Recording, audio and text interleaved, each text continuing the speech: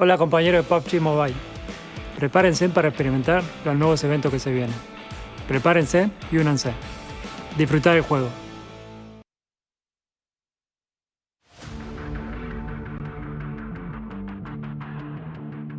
Olá, eu sou o Carrilho da Alpha7. Nós estamos jogando a Liga de Classificação da PMGC e a sensação é de dever cumprido. A gente vai trabalhar muito duro para conseguir E o meu jogador favorito nessa PMGC sou eu mesmo, porque eu sei o quanto eu trabalhei por isso. Vou dar meu melhor para deixar. Bom, eu estou muito animado por jogar contra o Sulkai, da PITTSBURGH. Já tive a oportunidade de jogar contra ele no passado e agora a revanche vai vir, pode ter certeza.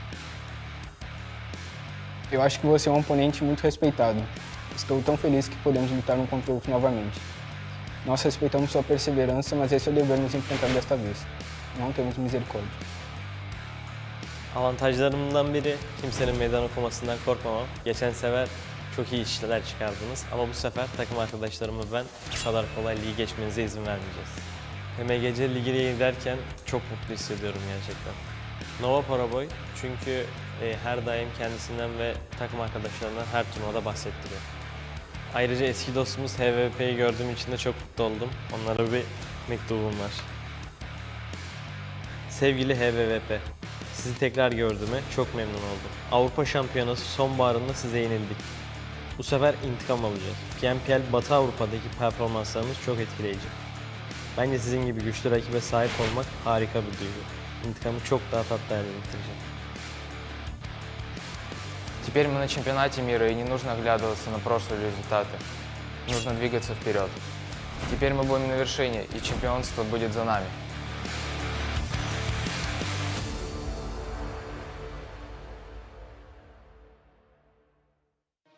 Welcome to the 2022 PUBG Mobile Global Championship. This year, we'll witness the world's best teams fight for their share of the $4 million prize pool across the PMGC League and final stages. The league stage will be held in Kuala Lumpur, Malaysia, with an all-new format consisting of 3 parts: groups, survival, and last chance.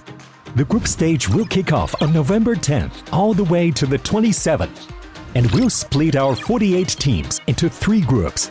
The top 3 from each group will advance directly to the finals, and the bottom 5 will be eliminated.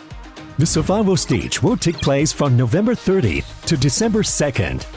The remaining teams from the group stage will battle to stay out of the bottom 8 spots to advance to the last chance, held on December 3rd and 4th, where the remaining 16 survivors will compete for the last 4 spots in the finals. The PMGC Grand Finals will be held from January 6th to 8th in Jakarta, Indonesia, where the 13 league finalists will compete with 3 special invite teams for the 2022 PMGC Championship Trophy and be crowned as the best PUBG Mobile team in the world.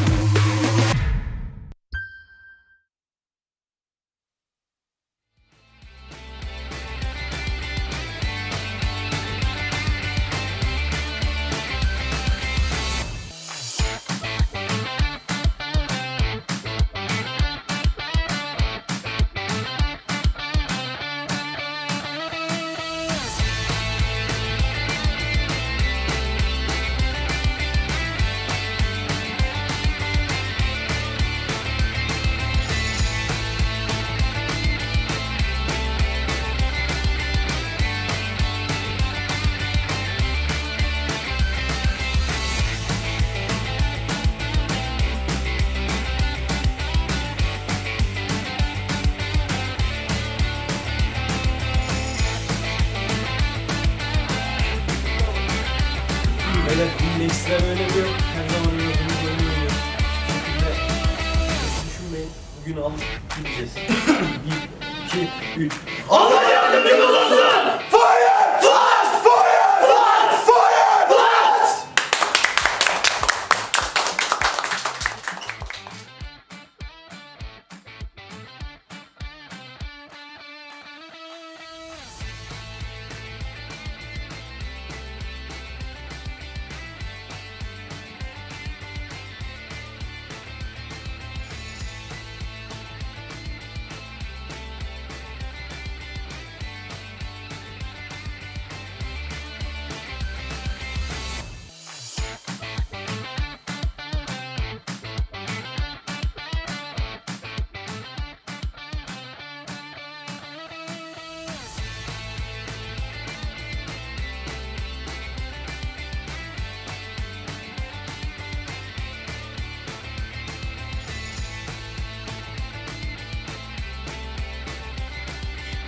Welcome, ladies and gents, to the PUBG Mobile Global Championship 2022. I'm Tutu, your host for today, and we're heading into our last day for the Group Green in week number 2 of PMGC in Kuala Lumpur, live in Malaysia. Right now with me, we have none other than sounds very delicious team, Donut at USG, Naoto as the fragger. Now, today is going to be the last day of Group Green. Now, do you feel any sort of pressure, and how are you feeling for you and your team as well? 最後の日からどのぐらいプレッシャーを感じですか？プレッシャーは全く感じてないです。Or he feels no pressure at all because he have a plan. He gonna stick to the plan. Oh, they got a new plan today. So speaking of plans, right? So far, the past few days you've been playing quite safe and a bit more conservative, but it doesn't reflect when it comes to the results. So can we know a bit of his sneaky bit of your plan, at least for today? 今日のゲームにチェンジストラテジー何が？ゲームストラテジーのチェンジ。ゲームプレイスタイル。はい。プレイスタイルは今までは保守的守りのイメージが強かったんですけど、最終日で自分たちのプレーを全力で出してもう敵をただひたすら倒すような動きをできたらなと思います。Alright, basically, yeah, the strategy that we came out didn't work out so well, but today we're gonna improve because we've seen some players replace, and then we're gonna improve today, and then yeah, we're gonna stick to the strategy that we have today. They're not gonna spill out the bins for now as we speak, definitely. So, since we talk about the changing of plans and everything, what are your expectations when it comes to your today's performance, like placement or even how many chickens you're expecting? 今日のあなたのゴールを。目標、はい。目標はまず11位以上に上がって、そのサバイバルステージに上がれたらなと思ってます。Yeah, we're gonna get the chicken dinner today, and then we're gonna improve, and then watch for us today. Okay, we're going to wait and see if that's going to happen. Now, this is going to be a bit of a trivia question. Out of your players, aside from your players, your team, do you have any other team or player that you look up to or respect so much? あなたのチーム以外一番やばいチーム。やばいチーム。やばいチーム、そういうチーム。強いチーム。はい。そうですね。個人的には中国のノバだったりはあるんですけど、今爆発的に動きだったりとても上手なのが HVVP と FF とかが最近上がってきてるので、本当にそこら辺はやばいなと思います。Yeah, obviously it's like the HVV team that we can see their performance is amazing, and also we also can see the Korean team. That's the team that we're going to watch, and that's the team we're going to look after. Okay, that's going to be the top teams for now. Definitely, I want to ask one more. Are you ready for game today? Yep. Yep. Let's go together. Are you ready for game today? Ready! Let's get into the game, guys. Woo! Let's go.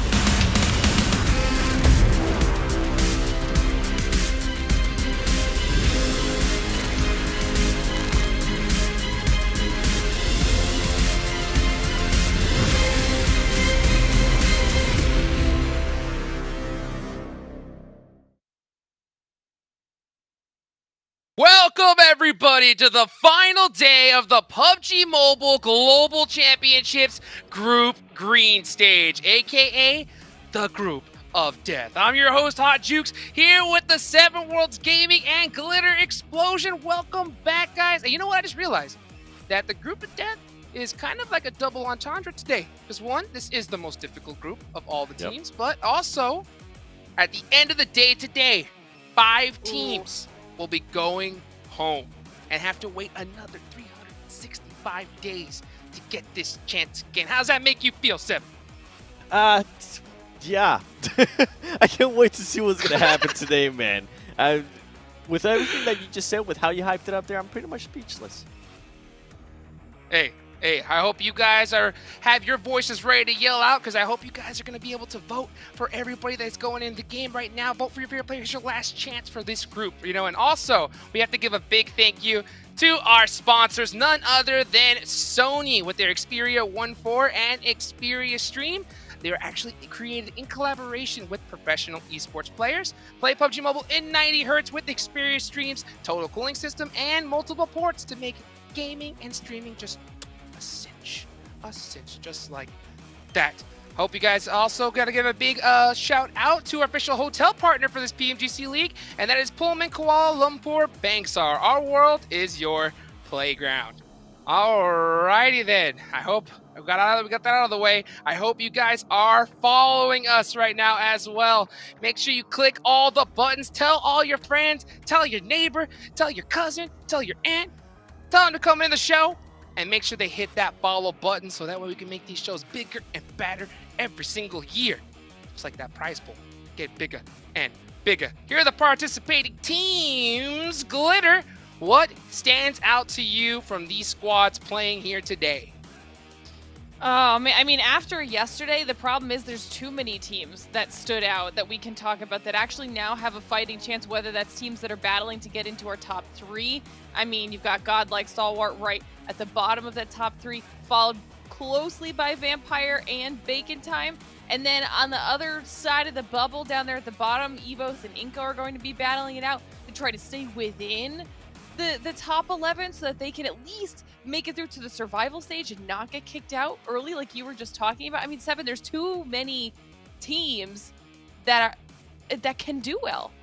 Yeah, and I think that's why I was speechless earlier, because there's just so many good teams that are actually going to be going towards survival stage that's going to become a group of death on its own, so you don't want to miss out any of that. And then we have the top 4 damage players here. By the way, GODLIKE STALWART top. He had a pop-off performance yesterday. This man was able to put up 18 eliminations and 4,354 damage in just one day, which was just absolutely ridiculous. I want to see what Tixie is going to be doing today. He had maybe his most quiet day yesterday. I am going to be looking forward to seeing him bounce back, Glitter. Yeah, and okay, now this is something we talked about at the end of the show. We needed to talk to all of you about it because this is going to be the teams with the most stolen elims. Okay, now, I don't know how everybody apparently has 20 across the board for 2, 3, and 4. GODLIKE STALWART at the top with 22. But this is kind of tying into what we talked about. I mean, that's 20 additional points going the way of all of these teams that have been missed out on by the other squads, and that's massive. If you're able to play cleanup crew like this, the ability to jump up the leaderboard is incredible, and we actually saw that happen with GODLIKE STALWART, with Fireflux. I mean, Vampire right behind them holding on to their spot in the top 4. It's just been so competitive after yesterday that the points are too close, and every stolen elim will matter. Oh my goodness. So every elimination's gonna be huge because 7, we have seen it so many times. How many times have we seen it now?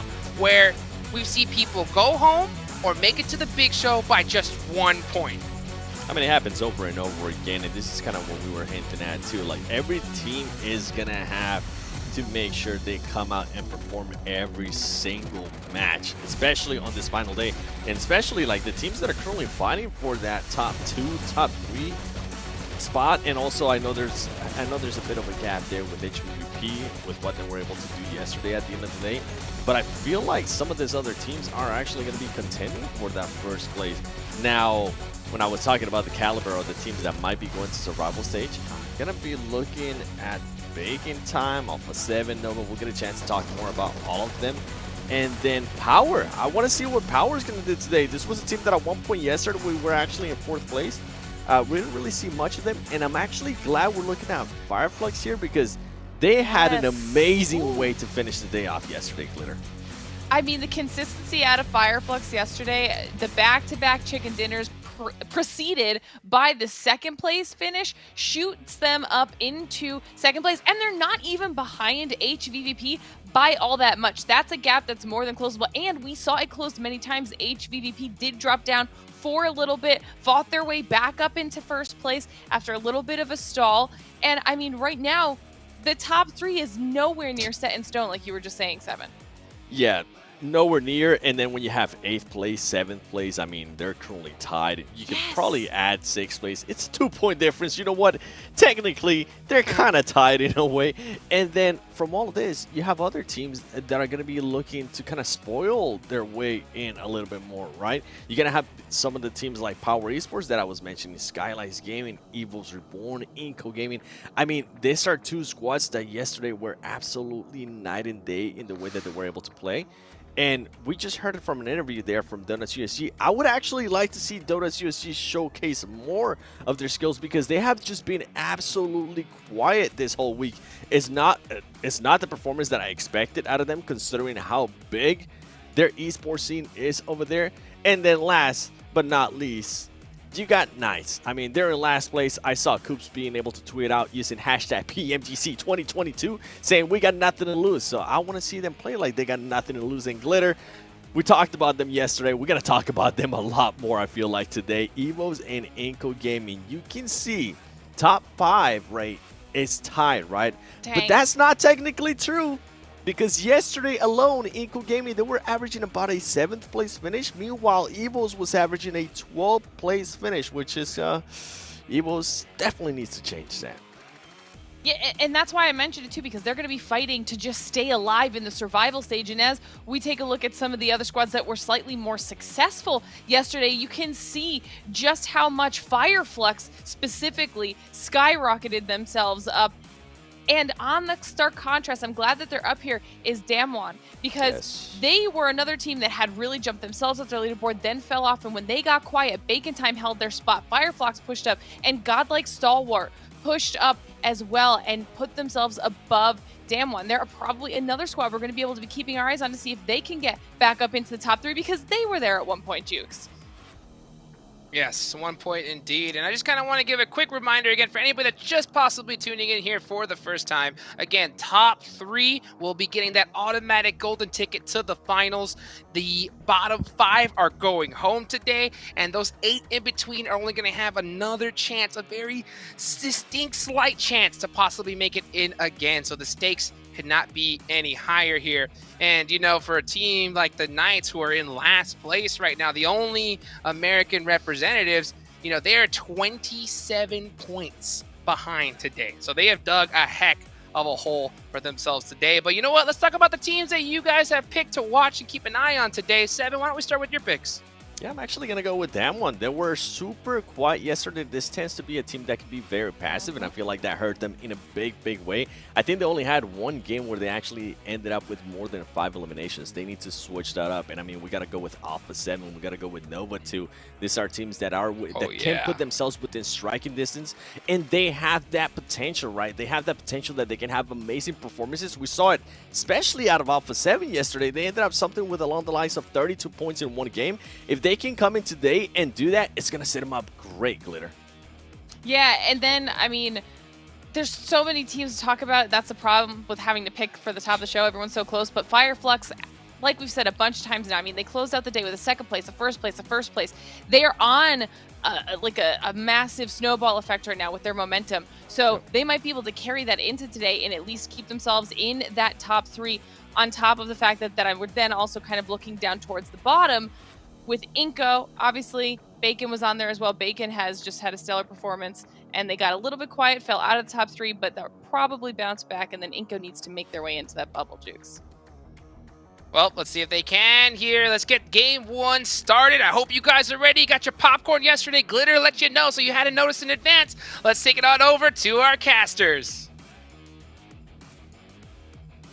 So much on the line for so many of these teams coming into today's games. It is the final day of Group Green, and we are so ready for this first Erangel, Zute.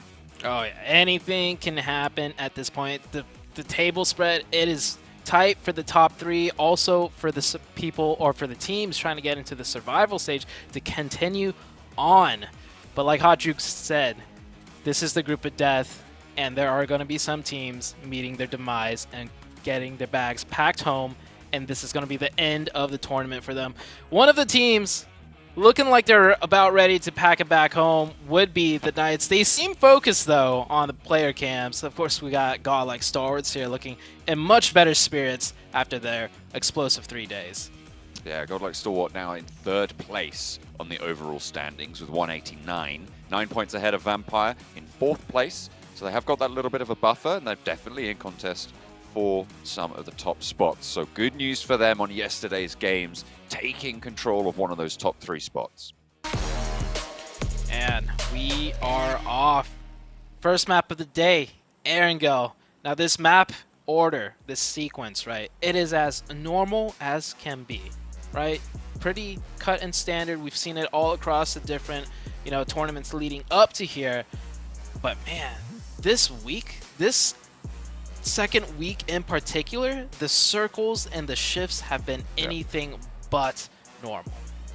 Yeah, it's been pretty crazy. We've seen some wild hard shift zone 1. We ended up near Stalber, I think, last time around over on Erangel, so it's really been quite the loop throwing. Yeah, north of Stalber, right? It's very, very unlikely to end up out there. We're on with a plane path, though, that's quite deep cut south here. Going to be struggling potentially to get up to that north side a little bit early on. I imagine this might prompt some hot drops. Yeah. We saw yesterday a very far eastern path, and that led to 2 casualties. Teams stretching towards the west, got caught on parachuting for like a vehicle, and another team got the better of them. So we might see the same thing happen here for teams trying to stretch up to the north. Big change. HVVP, Military Island, normally dropping up in North George. Yeah. That's probably the biggest change that I'm seeing right now, certainly the one that I've noticed. Tournament leaders currently changing their drop spot. Normally they're dropping out the vehicles and heading all the way up north, but I mean, they smelt all the teams dropping out early. Yeah.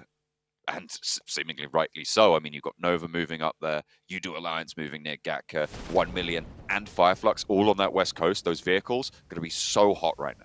I love that adjustment, though, because we were just talking about it, right? It's plane path super far south.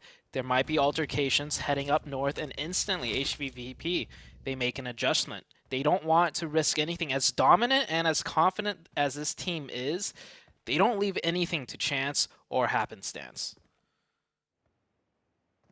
Got plenty more to play with moving forwards. It'll be interesting to see how they navigate going for the crossing back to the mainland, because the circle did pop. It goes to the east side, centering south of Yasnaya Fields, near that sort of shelter mansion in between school area on the hillsides. Repo Boy spotted out. That's Paraboy there. Yeah. Nova. It's Paraboy for you with the DP4X. Oh, this brings back memory. I remember the first time I met Paraboy. It was in the finals in Berlin, right? And luckily for me, goodness me, yeah, my booth I was representing, I believe Omen at the time, was right next to the Nova squad. And by then we've already heard like rumors and like there's this guy named Paraboy, this team called Nova, they're insane.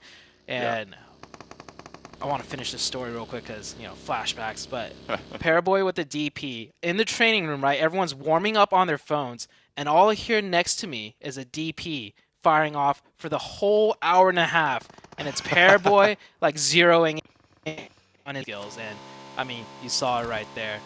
Hits the shots and gets the knock. It's a very valuable weapon, that long-range suppressive ability. The damage that it's able to put out and the magazine size as well. You can consistently hit those shots. You're going to be getting a lot of a reward for it. Down 1, they've grabbed a bike, a vehicle or 2. Currently split 2 and 2. 2 players back over towards school and apartments. That sort of area of the map. 2 a little bit further east, but they are just grabbing those vehicles, looking to regroup. Yeah, and they managed to pick up an elimination point onto either, I think, USG Donuts. Yeah, so we were talking earlier, Damwon Gaming, if you actually take a look at their map performances from yesterday, they had a really bad day. I believe you were saying they had only one top 10 finish in all of yesterday. Yeah, they came 5th in round 16 in the 16th match with 8 eliminations. So that's a decent game, right? But other than that, 11th, 14th, 14th, 12th, 16th. Wow.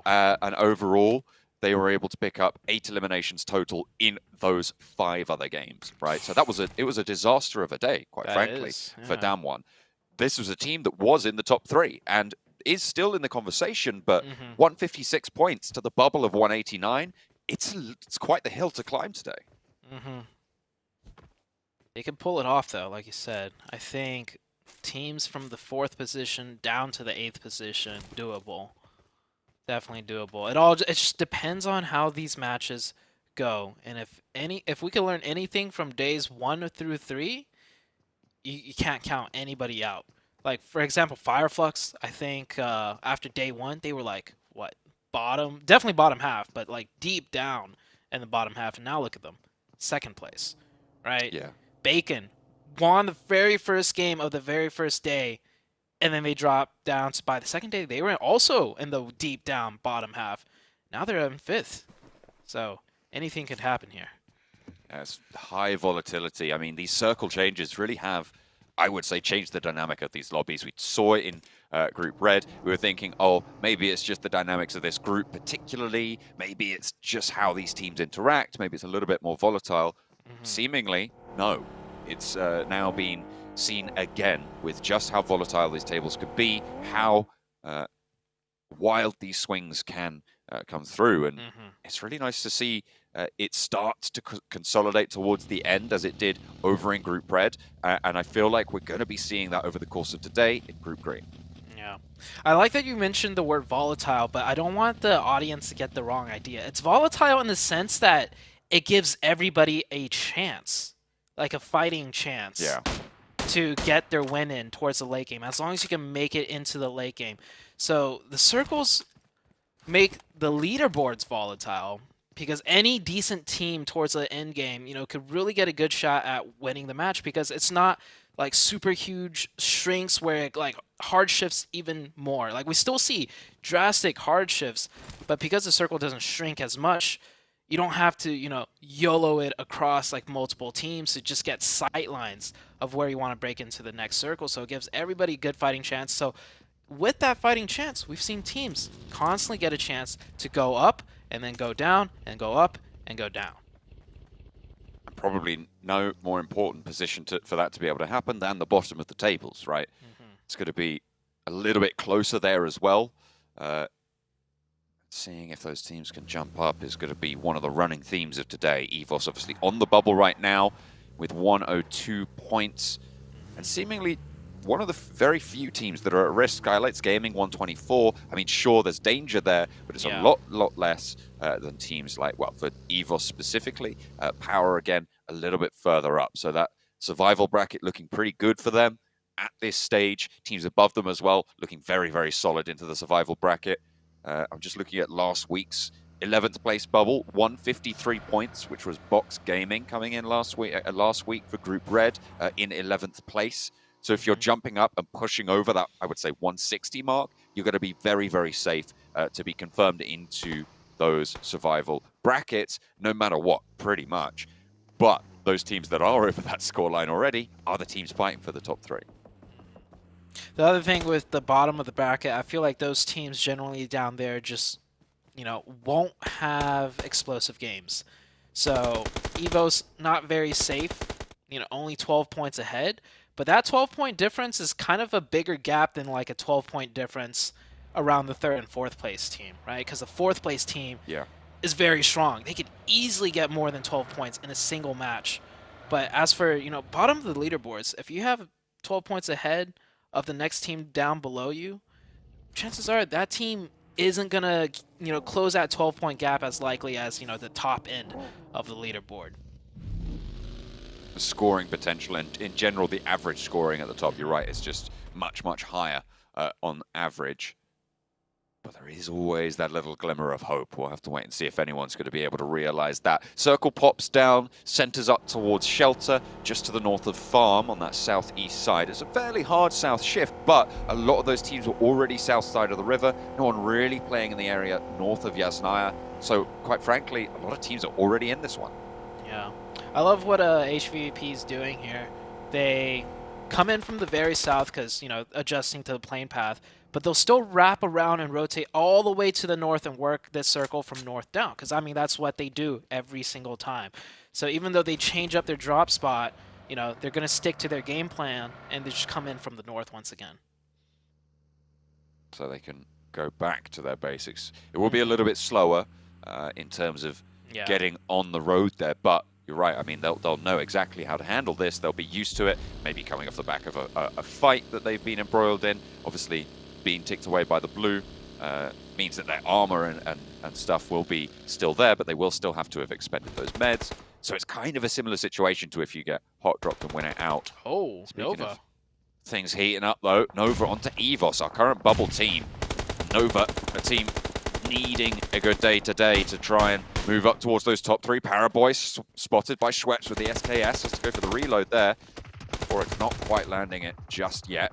Order up onto the roof already. Lizo down, Microboy down. The building already cleared by Nova, and now they can turn their attention over towards the backstop. The other duo from EVOS. Redface puts a nade in through the window, a reposition from Order. It isn't going to be good enough. He's not quick enough on the feet. Will go down to it. Yeah, Order saw that nade coming in and tried to juke it. And Nova, not a team that usually just takes engagement straight up, especially this early on, but Nova knows their backs are against the wall and they need to pick up points and chicken dinners here. So it works out for them as one of the EVOS player going to help gets third party. We have a team Molly going out, just confirming the pretty much knock of a down teammate. So EVO's now down to 1, and Nova's going to be able to full reset. They're fighting like near center circle. This is risky. Definitely risky for the Nova team. But they know what they have to do, and they have to take some risks now at this point to get up to the top 3.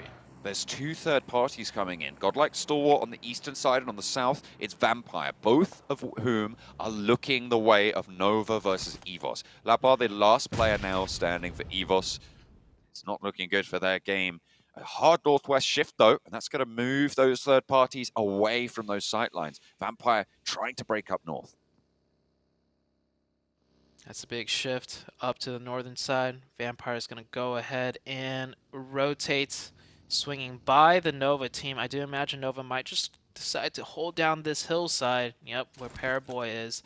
The EVOS fight not fully done quite yet. There's still 1 player left of EVOS, and I think Nova might be staying down there to finish up that point, potentially, because I don't see any better spot for them to rotate to. There is that dip smack dab in the center of the zone that no team have taken just yet, and Jimmy always being, you know, the little bit riskier scout to find better positions. Jimmy might end up sniffing that one out, but he's going to return back, and they're just going to play it slow from this position. Maybe they have readjusted and made that change, because, I mean, we saw Jimmy make some quite wild plays yesterday, once or twice, to be honest. With rotations. Uncharacteristically dangerous, I would say, and with a bit of a lack of foundation there. But it is, of course, Nova, and I'm sure that there's something that we don't know about it. Maybe it was a little bit of a misstep, but the road to hell is paved with good intentions. EVOS, 1 player left, looks for the shots, doesn't even really get a lick of damage in there. I think Paraboy didn't even take damage there either. Yeah, that AK close range, like if you can hit the shot, it does a lot of damage, but it just fires so slow. And Nova, they're taking risks, but then again, being very cautious, right? Jimmy went back up the hill to scoop up Paraboy to go down and take the safe compound rather than playing on the hilltop. I do think the hilltop is a strong position as far as vision goes, but maybe Jimmy, you know, thinking better of it, like, hey, it doesn't matter what we could see. We could kind of assume almost everything's already taken. So let's just see where this circle goes, and we'll plan our next step as a 4-man team, then potentially losing Paraboy, you know, up there by himself. But once they take care of EVOS, downhill, they might go back to a more comfortable 2-2 split, which is what we're kind of seeing right now. Meanwhile, everyone else just been chilling in the circle, waiting to see where the next shift goes. That middle gap pocket still open, a very strong position that nobody's taken up just quite yet. And let's just highlight as well, that was EVOS that went down. Our current bubble team, 102 points. Correct. So for all of those bottom 5 teams, this is a chance now to try and move up and challenge out those areas. The question is, how many of them will be able to do it at the same time? Because we've seen this a couple of times where a team that really needs it has a really good game, but then everyone above them also has a solid game. And they put that on the cards, and it kind of just negates the whole thing. So if you're a team at the bottom, not only do you want to try and challenge up towards EVOS, you need those other teams around you to also have a little bit of a lackluster performance. Here comes Vampire on the rotation, and they sniff it out. They're like, no way the spot's still open. They'll take it. It's on the edge of zone, however. I do think that blown up car there was what was deterring teams from taking this spot.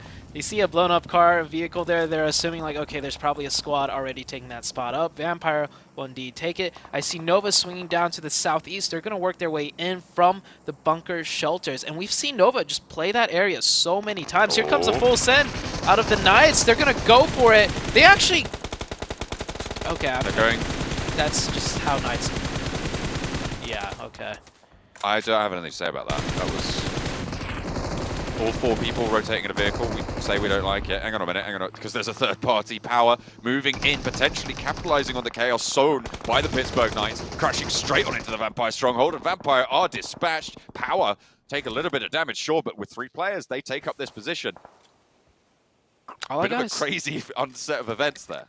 All I gotta say is, if you're gonna drive through that area, you stop and take the fight if there's a team there. There is no, oh, it's taken, let's keep driving. You're all going to get shot out. I don't know. Yeah. Like, if they full send crash that is a viable play. I've seen it happen quite a few times. Like POWR just did it.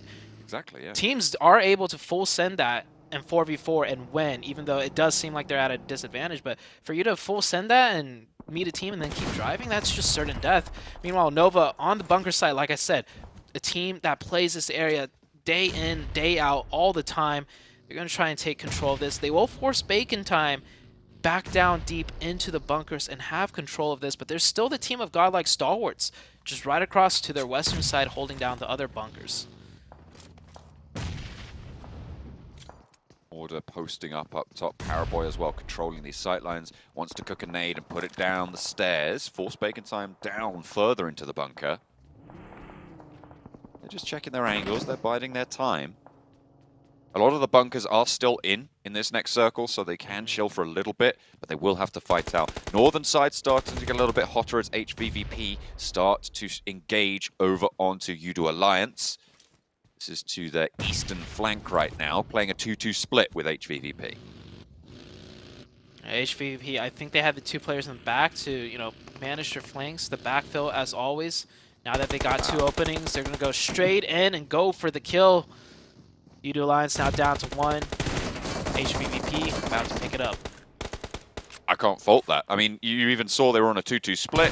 The 2 who took a fight said, we've got a knock, we've got some damage in. The other 2 around both flanks with the vehicles just came in. A beautiful pincer maneuver to Ballet. And there's that flank that they were worried about. USG Donuts take up that position. Luckily for HVVP, though, USG Donuts is only a 3-man team. Not as much firepower to do what HVVP did to Yoodo Alliance. And the next circle is about to shift, too. So that leaves less time for them to be aggressive on. The circle goes down to the south. Good news for Nova. They're in zone. STALWART Esports also in zone. Another team right now trying to hold that top 3 position. Meanwhile, Damwon Gaming on the back foot of things, needing to push past Alpha 7. They're both with the blue to their side right now, so everyone has to move south on this. Alpha 7 have the advantage in that they've got a knock over towards Osel. And that's going to mean the Damwon Kia have to figure out how to get this one back up. Or if they can at all, or it looks like they aren't. Carrillo puts that nade in. And Osal will fall. Down 1 on 3 players. They're very close to HVVP as well. Taking shots over towards Donuts USG. Bacon Time. Illusions of grandeur potentially going up against Nova. The buggy in the way. Are they actually fully trapped here? Yeah. I was surprised Bacon Time went all 4 into the bunker, because that's such a standard play. If everyone goes into the bunker, you just park a vehicle in the entrance and you just trap them in. I do think maybe Bacon Tom has an exit though. If they navigate the bunkers, they could come up and fight out through an open bunker. We'll see if that does happen as HVVP just doing HVVP things. Godlike STALWART picking up to 5 eliminations too though, so they're actually putting in work as well. Donuts USG, 3 players. HVVP want to fight out to the south, but there is potential for down one to backstab here. It looks like they're going to try and take that opportunity. HVVP turning and adjusting, going for that alternate fight. Kitsune, though, still wants to suppress Lufa in that shack and will do so beautifully with a nade posted right through the window. Not a lot you can do there. It's not like you can shut that letterbox. Down one. Out of the Alpha 7 frying pan and into the HVVP fire. Actually, Alpha 7 getting lit up as well. HVVP will need to move in further. Down one taking heavy casualties. Donuts USG also suffering from their sidelines. So much chaos right now happening on the northern side. We have 3 teams trying to just make their way slowly creeping into the circle. Another full send by USG Donuts here. Forced to try and take this dip when they lost Lupa, and it's not working out for them. Down to just 1 player, and that is Donuts out. Teams on the bottom of the leaderboard, not really making much, leeway into the EVOS going out early. There is still iNCO and 1 million, however. Bacon Time did find an exit strategy, and they found their exit strategy right into the jaws of Godlike STALWART. Seems like it's going all right for now. They have managed to get out. None of them are fully flushed just yet. It's like Isis is going to stick this res. Start caught. Top not answered on towards. One of the top damage dealers in the lobby right now. And he's fragging out with the rest of his team at the backup as well. Pika swings out wide. Top does finally get fallen. And there we will see actually Godlike STALWART backing it on up into the entrance because there will be other teams looking this way. Nice nade coming through from Action to seal the deal. There's actually HVVP on the northern side going to be trying to move on through. Alpha 7 giving them health for it. Kitsune will be one of the 2 players remaining. Flush is actually going out towards HVVP. This is a brilliant game for iNCO. The top team in those bottom 5, we're going to try and leapfrog on out of that red zone, of that danger zone, and playing from a really solid central compound. Look at that circle as well for them. HVVP Action taking a beating right now from Alpha 7, but Alpha 7 make a slight mistake. We'll lose a player unnecessarily. It is a 3v1. Alpha 7 should be able to finish this up. Kitsune, the IGL, last man standing, goes for the run over, and there we go. They do knock their own teammate with that. Luckily for them, he is only knocked. Sometimes vehicle explosions will finish a teammate out completely, so they'll get that revive. Alpha 7 with 7 eliminations and 3 up. They have a good vantage point to see the rest of the playing field, but everything is taken, as we can tell here. Well, that's not only good news now for iNCO, but good news for Godlike STALWART. 189 with 8 eliminations. Nova is able to pick up a power player.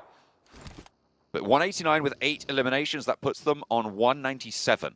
So they are within striking distance of HVVP this game. They can put themselves in that conversation. Unfortunately, they are kind of trapped out in the cold on the south side. Nova right now with 6 eliminations, doing very well for themselves as well. Oh, taking the 4v4 now with Godlike STALWART. They're making that full committal push. Top is down. Top is finished. That was actually stolen away by iNCO, so huge for iNCO to try and break through the bubble. STALWART, this is a 3v3 because we do have order down in the shack. Scry and Action both fall as well. Just Pika now tries to move past Jimmy. And with an M249, it feels like Jimmy is just a beast with this gun. It is so impactful when it's in his hands. We saw it yesterday over on Miramar. Seems like Erangel will feel its wrath too. Yeah, he's been rocking that M249 a lot. Last game on Erangel in that Wizard Tower, he was nailing shots with it. Speaking about getting pinned down though, Alpha 7 getting pinned, but a good nade right back. Skylights Gaming, they only have 2 players up. This could be the chance for Alpha 7 to go in and take this position over, this fortress of a position. Only the 1 player up now as Mythic leads the charge on into the building, looking for the flushes. See if they can pick up the rest of it. Just Nima on the outside, actually, by the wall, by the vehicle. They know he's there, spots the ankles, and in comes the swing. Revo does go down, but Carrillo's there for the backup. Revo, again, the only casualty here for Alpha 7. They'll have to res him one more time. What a takeover. Skylights Gaming was here first, and Alpha 7 down to 3-man was able to successfully make that push and take the position over.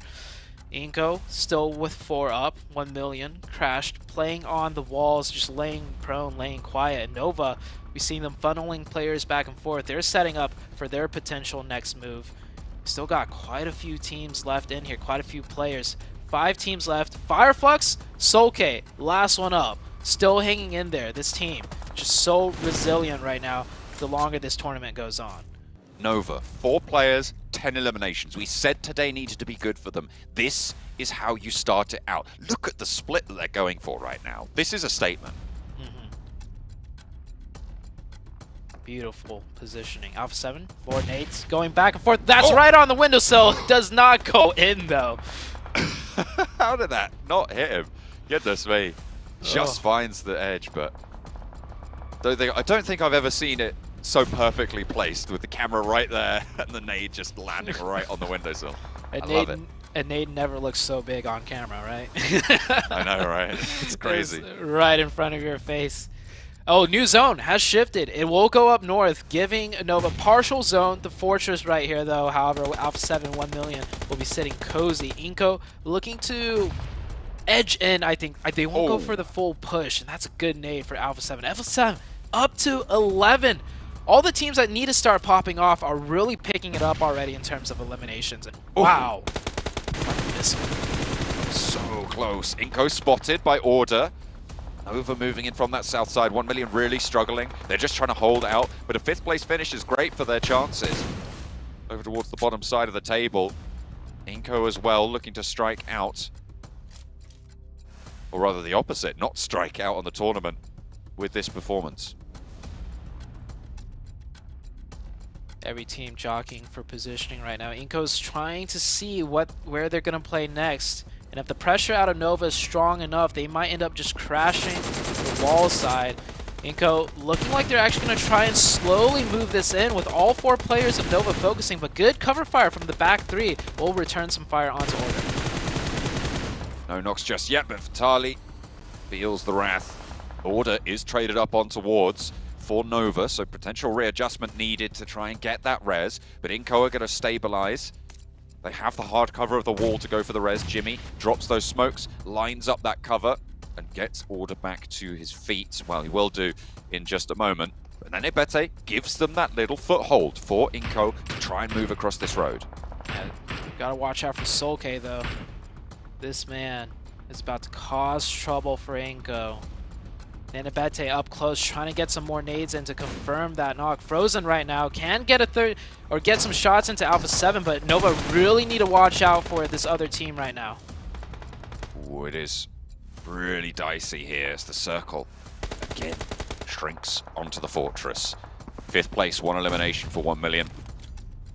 It's not much, but it'll do. It will put them, well, rather it will keep them towards the top of that elimination bracket. Not be happy about it. iNCO with a little bit more impact here. 5 eliminations and 4th place guaranteed, but Order lands the nade onto Ebete. Can't volley it back. Soulk, solo player, still undetected in the grass. He's gonna wait for one more player of iNCO to fall before he starts striking it. Oh, I was just gonna say, Frozen was able to spot out Alpha 7, meaning he should move away from that position. He was gonna get caught eventually. And he does get found. Nova lose a player right there. Alpha 7, look at that split. They have all the sides of the circle covered. They're looking to win this match, but Soulk now decides to strike with his grenades, and iNCO taken out.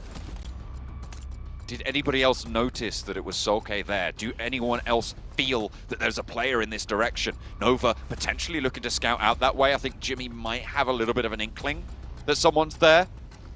They might have heard a nade, but might have expected it's just one of their other players. Soulk, actually a real chance to sneak across this road. No, Revo spots it. Order spots it. Yeah, Revo does take care of that. Order was knocked in the meantime. Now it's Alpha 7 versus Nova. 13 eliminations on the cards. Paraboy tries to dip out wide, and Jimmy now trying to hold it up for Nova. The only player remaining, Alpha 7. 1 versus 3. Jimmy left alone, but he's on the inside. Has got the building and cover. Rio is first to go down. And remember, he's still got that M249. There's plenty of bullets. Gets the flush. 1 versus 2. Jimmy playing from the door frame, will spot Revo on the run. I think the nade is there. 3 nades to put into this building. Can he find Jimmy? 17 eliminations, by the way. Jimmy in a 1v2. This is going to be the most difficult clutch for him ever. He needs to isolate the 1v1s. He finds Mythic isolated in the 1v1, but he runs back and forth to get a shot onto Revo. He needs to go for that drop shot right now for any chance. And Alpha 7, though, however, takes the match with 18 eliminations. However, Nova, second place finish with a lot of eliminations themselves. Trouble is, Alpha 7 was ahead of them, and Alpha 7's another team contending for that top spot, that top 3. Crazy games. Also a great game for iNCO, contending for that survival spot. They finished out in 4th place, I believe. Some really important games coming through from quite a few teams. iNCO, you're right, 4th place, with 5 Lux actually outlasting them there on the sneaky little play. But getting in there, getting a whole heap of points for it as well. Great news at the bottom of the tables, 1 million as well. Pretty deep into that game, a 5th place, 1 elimination. So great news on that front, but it's Alpha 7 to take that chicken dinner, coming in with an 18 elimination point game as well. That is going to be really, really good news for the squad, as well as Nova, both of whom were sat on 154 at the start of today. So this was a really important fight to see who was going to take that lead, but both of them get a whole heap of points. Yeah, just like we said, the leaderboards are starting to change. Once again, teams are setting themselves up for that position. EVOS on the bubble go out extremely early with 0 points. Vampire Esports as well kind of went down to the Pittsburgh Knights crash that was questionable at best. They will be dropping down even further. Alpha 7 on their tail and on the tail of the top 3 as well.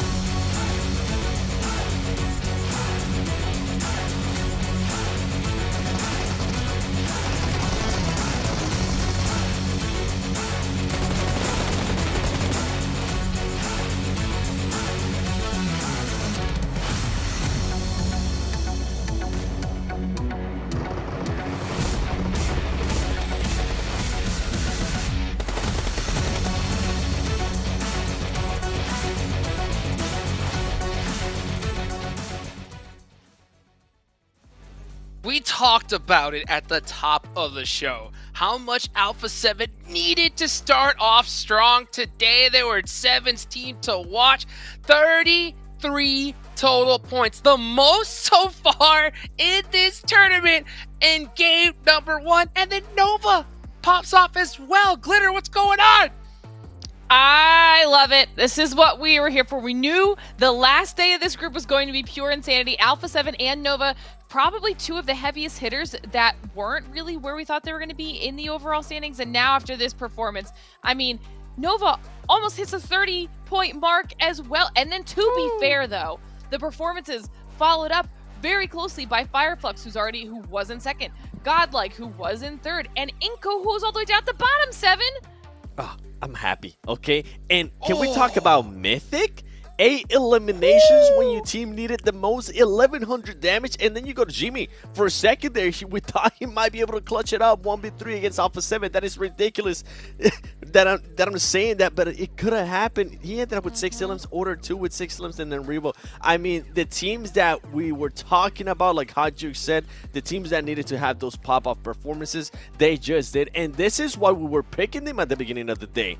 I mean, these teams have that potential. They have that potential to break the record of Group Green in regards to points, and Alpha 7 just did that.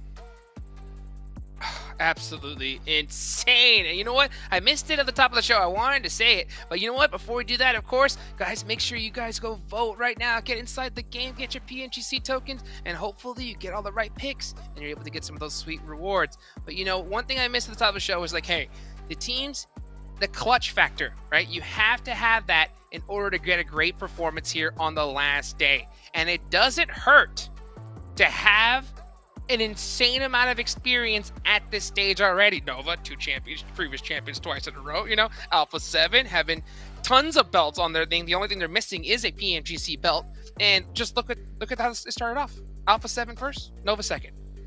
Yeah, and I mean, the aggressiveness out of Nova right from the get-go. You even mentioned, I mean, it seems like they did their homework yesterday. Yeah. They were looking to see what they were going to be able to cut off, maybe get some easy points. They were able to do that right off the bat with getting one of the players from Yoodo Alliance. And then on top of that, they just kept wanting to get into fights. When we saw the fight between Nova and EVOS, we saw Paraboy being able to hold the off angle, and that ultimately ended up helping out the team. So you can see this teams definitely came to play, and the teams that are at the top, the teams that were in that top 3, need to watch out. But something that you did mention though, Glitter, is Fireflux consistency continues into today. Literally, like if we are taking their performance from yesterday, they're now 4 games in a row where they don't finish outside of the top 3, and that was coming off of the back-to-back chickens. Now they have a 3rd place finish to start today off. I mean, Jukes, they're looking very strong. Oh, they're looking so strong. I mean, it's ridiculous to see how they're doing so far. And guys, if you always think there's always room for improvement, right? Go ahead and take out the survey and just leave some comments, you know, what you think we could do better, what more you want to see, you know, or what we're doing right. You know, all that kind of good stuff here. So, man, it's just, you know, the one thing you mentioned, Seven, earlier, when it came to Nova on Yoodo Alliance, that was insane. You know, they did their homework. They saw that that player would go loot first and then to the vehicle and just knock them out. Let's take a look at these overall rankings. Woo! What a push-up. Hello, right there, Alpha 7. From Alpha 7. Yeah, that's exactly what I'm looking at, too. And with HBVP actually not having a good performance there, guess what? Fireflux being able to push up a lot closer there. Godlike Stalwart. This is going to come down to the last game, Glitter. This is insane, too, because still the points are very, very close. I mean, yeah, Vampire drops down, Bacon drops down, Damwon continues their downward trend, but just that first page alone, that gap is still close. Well, this is amazing. Okay, we needed to see this too. iNCO, for the first time, are within the top 11, putting them in there for contention for the survival stage by 1 point, which this also kind of ties into what we were talking about with those stolen elims. Every single point that you can get on the board for your squad, it matters, okay? They are literally, they're neck and neck. They're almost identical in where they have their points distributed as well, Seven. iNCO deserves it too. We saw them not being too passive at the end of that game. We saw them being able to try to get those easy eliminations here and there. So you can tell that they felt the urgency. Now it becomes a question of, can they maintain that kind of urgency? Can they maintain that position? Because we have seen it go back and forth yesterday. As soon as EVOS dropped out of the top 11, we saw an urgency out of EVOS, and then they started stepping up their play. Going into Miramar, though, I am happy that Alpha 7 got a chicken dinner out of the way before the Miramar. I feel like they have been waiting always for the Miramar match to kickstart their day. That's not the case, and you can see going into Miramar, Glitter, Alpha 7 is one of the top performers. Yeah, I was going to say, now we've got the Miramar specialists already hot off of the first match, and this could be really massive for Alpha 7. We saw how close they got after that first match when it comes to top 3, and this is now their specialty. I mean, clearly they've got the best stats, but to be fair, every other top squad around them, Nova, HVVP, and Vampire Esports, all also doing well on Miramar. Looks like they're going to start taking out some of their competition. Yep, it's about that time. I mean, it's so crazy just to see how Alpha 7 dominated that first match. I mean, they're just going to be big chillin' here in Miramar. Hopefully they just don't get a little too overconfident. Still got some work to do, but man, are they in a good position. Let's take a look at y'all's teams to watch. Of course, 7, you had to pick that Alpha 7 pick. That makes total sense here. But hey, I also see you pick 1 million. I did pick 1 million because what we saw there on their overall, guess what? They, with the performance out of EVOS, with the performance out of iNCO, now is a 3-team race for that 11th spot. And I also picked EVOS because of what I mentioned earlier. Now they're not in the top 11. Now they're going to feel that urgency that they felt yesterday. And we know what they were capable of. And I do see that you have iNCO on your teams to watch, Glitter? Because for the exact same reason. Now iNCO's in the top 11. You know they don't want to let that go. And like you said, they're playing more aggressively than we've seen them play so far, and it looks good on them. So if they can keep this up, they might be able to continue at least giving themselves a little bit of breathing room when it comes to their back and forth with EVOS, focus on some of those teams above them. And then I want to see what we can do with the consistency out of Fireflux, and then obviously Nova, looking good. Yep. Something to keep an eye on, by the way, going into this Miramar. What's up? Vampire Esports needs to watch out for Knights. Knights got nothing to lose, so we might end up actually seeing some fights there early. Do it. Well, hey, let's take a look right now. We're ready to go. The players are loaded and ready. Let's go ahead and take it on over to John, Allen, and Zute for some Miramar action. It's time for Miramar, an Alpha 7 special, potentially, on the cards coming through for this squad. And it couldn't be at a more vital time in the tournament. We are starting to see the teams that are willing to go that extra mile start to step up. Yeah, I think everybody has been just stepping up constantly, besides the teams towards the bottom, right? But even teams that started out in the bottom have found their way near the top, or at least in the mid-pack at some point. Now, this is the very last day for this group. First game's done and out of the way. That sometimes does set the tone and pacing for a lot of these teams. And some teams that really needed the points, you know, they kind of fluffed it. EVOS in particular, they were on that bubble and they got knocked out. 0 points gained, taken out early, and a team also just passed them up. That could do a lot of, you know, mental stress for a team like EVOS. And these are all champion teams in their own right, from their own regions, right? So you cannot give those opportunities to these players. Even the teams towards the bottom of the tables, right? They absolutely have that caliber of play, but they can seize those opportunities should they present themselves. So you cannot give an inch. Otherwise that mile might be taken and it might not be your choice. Playing path, not too bad. Coming in from the east, stretching to the northwest. Might be some altercations, but any team stretching down to the southwest, there shouldn't be too many, right? Maybe you'll get a Chuma team and a Valdemar team, and then some trash loot south of Los Leones. We've seen some teams elect to go there. But otherwise, I don't think we'll see any big altercations here. Nova dropping out right over Minas Generalis. That is their typical loot location. Picado being taken up by the Knights, and everything does look pretty normal to start off this Miramar match.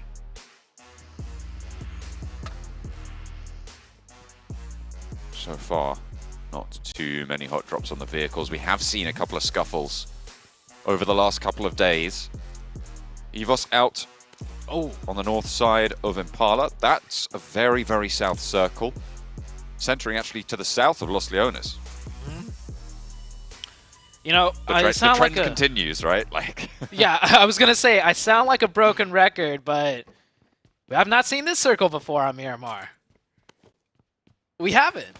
It's yeah. I mean, we just have not. That's fair. In certainly not in Group Green. I mean, we've had. Yeah. I think we had a south-leaning finish. We had a circle that had a lot of the water near Los Higos still in it for a long time over in Group Red. That was fun. That was quite an interesting game. It was interesting. I'll leave it at that. You go back and watch it last week if you're watching at home. I definitely recommend that. But yeah, we've not seen it lean this far to the east. That south coast can gain a lot of value from this. And the playing path also, you know, stretching to the north. So for teams to navigate Miramar from north to south, I would say it's more difficult. If you take a look at the way the roads are laid out on the map and Miramar in general, a lot of the roads run east to west. Not a lot of, you know, straight shots from north to south besides on the far east and far west. So we might see a lot of teams have to elect to do, you know, the looping rotations, which does end up, you know, having a huge congestion on both the east and the west. And if you were to go from north to south, it's just you're going over hills. Like, there's no straight shot road from the north down to the south, and if there is one, there's usually some central choke point where a team on the high ground can really camp it out. So this is probably going to be the most difficult Miramar game in terms of rotations, given the plane path as well being so far to the north. So potentially that direct approach route is going to be tricky. So teams like Down One could have a better time of it. You could see them moving down that west coast and coming in from the side, right? Moving past Bahia de Mar and playing that south coast road to come in from the side. So I imagine that we might see a couple more teams follow suit. I'm looking at Bacon Time and El Pozo and even HVVP up north. Although, to be fair, you can't count them out. Just sort of slowly moving in with the circle from that north side. I think depending on how fast they rotate, they might just go for the straight shot, like straight down the middle. I've noticed this before in competitive matches with circles exactly like this. So many teams try to do the wrap that one oddball team that just goes straight down the middle, they actually find a better, chance at, navigating the zones as compared to everyone else. So it's kind of like, do what everybody else is not doing, and it ends up being better. It's like mind games pretty much. But we'll see what happens here as the Knights rotating very early out of Picado, sub 5 minutes once again. Xenox taking a little snooze in his car right there, just chilling. He has tipped it a little bit, seemingly irrecoverable. We'll have to run a little bit further forward. Solar spotted by Coops. Engaging with Fireflux at this stage might be dangerous given that they've got a player out in the open, but it looks like Fireflux just want nothing to do with it. They are going to completely disengage. Solus not going to catch too much flak. Might spin out there. I think they might have caught a tire, but Coops gives up the ghost. Doesn't want to shed any more ammo. Here comes the save. Gets the car untipped. The Knights just having a lot of vehicle problems today. We saw in the last game a very interesting vehicle problem that led to the death of all 4 players. Once again, vehicle getting tipped. But yeah, Fireflux, everyone should be prioritizing fair, rotations. I don't think the issue is with the vehicle on that one. I think it's... yeah. Anyway, we'll leave it at that. Because at this point, I am just being mean. So we'll move on. Yeah, as poor as the Knights' performance are, though, you mentioned something earlier. Like all of these teams that are here competing in this group are champions in their own right, and that's the same for the Knights. It just goes to show how much the competition skill level ramps up once you hit the global stage and you take the best of the best from all around the globe. It can make some regions look like they don't even know what they're doing. Yeah, which is odd, right? It's kind of crazy, and I mean, those microcosmic metas do develop over time. It seems like maybe Pittsburgh Knights are finding out all about that, but you're going to be watching other regions, or well, certainly you should be if you're playing at this level. You should be watching all of those other regions. It's just necessary to do that, to research, how do I think those dynamics are going to impact into the games that we play, or the play style that we generally try and implement for teams that are coming in from a region that haven't done that. They will just be blindsided by it. Yeah. You got to keep in mind, though, no matter what lobby you play in, there's always got to be one team that's last, right? It's true. It's true. Yeah. There's always got to be one team that's last, one team that's in 15th. Saw some risky rotations coming out. That player from 1 million almost getting taken down by EVOS. I'm surprised he did not go down. He was like, there's 4 players of EVOS really close by. And he managed to just, drive right by and not get taken out. STALWART Esports coming in, doing the straight shot approach, I believe, from the north, coming in very slow. Same with iNCO. iNCO actually just playing on the edge of this first circle. They're in Graveyard, like right next to them. STALWART's going to rotate right on by. Do see a few teams doing that wrap. Bacon Time, Damwon Gaming, Skylights, Alpha 7 coming in from the eastern side. HVVP looking like they're going to do not a straight shot, but they're just going to edge in near the top and see where the first circle shows before deciding on what to do. 8 teams so far have made that south rotation. POWR probably the team that is most likely to move a little bit closer. They're all the way on the east side. iNCO over in Graveyard might spot GODLIKE STALWART on their march south. Scry under pressure from Becker, but has to go for the reload. Top is there as well, a little bit on the broadside, but none of those bullets really landing on the damage. Might have done a little bit to the vehicles, but nothing more than that. Yeah, just a little bit. Here comes the next circle shift. You see how fast teams... It's Los Leones. Oh, yeah. What better way to have the first game of Miramar be in Los Leones? I mean, it could still shift off, but with how well the circles have blessed us as casters, maybe not for the players, it might very well be a Los Leones finish. Urban environments are such an interesting dynamic for looking to place in those sort of 3rd through 7th positions, right? Because at certain points you do know that your game isn't going to be a win, so you just try and maximize, right? You try and optimize for point gain, and you're thinking, you know, I think we can get a 4th place. But when you go into an urban environment, that dynamic really, really changes. You all of a sudden have a situation as the Pittsburgh Knights get spotted. Repo Boy up the top. Sorry, I'll come back to that because Pittsburgh Knights now on the ridgeline in a fight against the Yoodo Alliance team. Teams both at the bottom of the tables. Pittsburgh Knights 16th place, 15th place for Yoodo Alliance. Nade being cooked around the side. Not going to find the damage. That was a nice long nade there from Repo Boy on the top rope. Wants to put another one in behind. Coops is getting rezzed right now, but the bounce is there. Not quite going to find the damage. Xenox gets a crucial knock onto a Yoodo Alliance player. That's going to slow things down for them just a little bit. Tenson's actually going to wrap around the side. That Overwatch player just reloading, leaving that one Yoodo Alliance player to fend off a swarm of players. And the Knights, I mean, it's very, very aggressive. It could go very bad if the Yoodo Alliance played a little bit tighter, but USG Donuts now in the backside going for a 3rd party. Xenox does go down. Yoodo Alliance might be able to get this revive, and yeah, just unnecessarily aggressive there. I know the Knights feel the pressure. They feel like they need to get things done, but you can't just throw caution to the wind entirely. This is how you lose players, and this is how you get taken out. We saw it in the Erangel. We're seeing it here again. Pittsburgh Knights get a little bit too big for their boots. Will be busted back just a little bit. 3 players still active though, and they do pick up a point for it. So, you know, they do get something in this scenario. Only Xenox going down. It was Donuts USG third-partying onto that as well. They were behind Yoodo Alliance's position, so it was sort of 8 barrels pointed towards the Pittsburgh Knights in that spot, and you know teams are going to be surrounding you at this stage. Yeah. I understand the urgency, definitely, for the Knights. I think they wanted to push Yoodo Alliance off or get deeper, or at least make it to the high ground, because that position is very strong in a circle like Los Leones. Unfortunately for them, they will not be able to do it. Not a lot of teams actually centered in Los Leones, as you can see. STALWART Esports on the northern side. HVVP actually wrapped down to the south to work their way in here.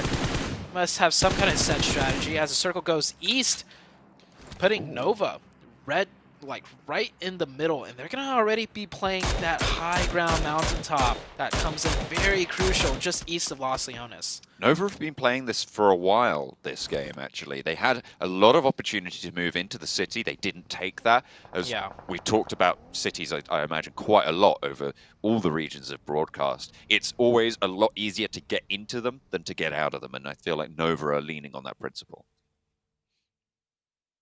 Rightly so. HVVP coming in on that southern swing. They're going to be running into a lot of teams here, but I mean, that works out for HVVP, honestly, as 2 teams fighting, Bacon Time and EVOS, with HVVP on the backside looking to maybe third party all of this. Bacon Time actually are just going to prioritize the rotation. Redface might be able to get revived, as you can see HVVP actually circling down around, so they don't want to take this fight. They want to come in from the southeast probably with that new circle shift. Try and play for the hills to the south of Los Leones. Maybe even leapfrog this engagement, because Bacon Time, this is a really solid position for the current circle, but they're right on the edge of this next one, and they will have to move in most likely. HVVP roll up. Pick up a nice little flush there, add the first point to the tally. And keep on trucking, split into the vehicles. It just seems like it's so easy for them to find eliminations. Like, that one player should have been rotating in his buggy, but instead, I guess he steps out on the ridge line, which is a great spot to take shots at HVVP. HVVP are in vehicles, and then they somehow knock them and get a point. So they stalk their prey. They stalk their prey like a pride of lions. I'm telling you, this is pack hunting right now. These wolves are out and they are hungry. They find a straggler and they isolate it and they control the ground around it. They wear it down. It is brutal. It is brutal. HVVP certainly living they up should to that, not be able to survive this one, John. As good as they are. I was just singing their praises and all of a sudden they roll up this hillside. Hang on a minute, Meku's there. Oh, Licked of it away, course. red face. Of course. Flushed out. Only Kitsune down. I mean, it's HVVP. You can doubt them all you like, but sometimes it is just going to go their way. Kitsune does get flushed, however, and they're down to 3 on the south side. They have got a little bit of an opening. Yeah. But there's Damwon Gaming out over the top and Bacon Time out over the top, and that was a messy entranceway in. Surprisingly, they pick up 1 and only lose 1 player. And if Tixie somehow bends back Bacon Time on his own, but yeah, here we go. Damwon Gaming from the other side. Now HVVP is feeling the brunt force of everything. As good as a team as they are, they can't get away with everything. We'll probably check back in on them like in 5 minutes, and they're probably 3 strong with like 7 eliminations somehow. But Nova sitting very comfortable. It has shifted off Los Leones. It could go back into it if we get a Western shift. Well, this could be a big game for Nova now. Matic taking shots over to Lapar from EVOS. Microboy is there as well and will need to be careful of that cover. But Tixie has the back of Matic.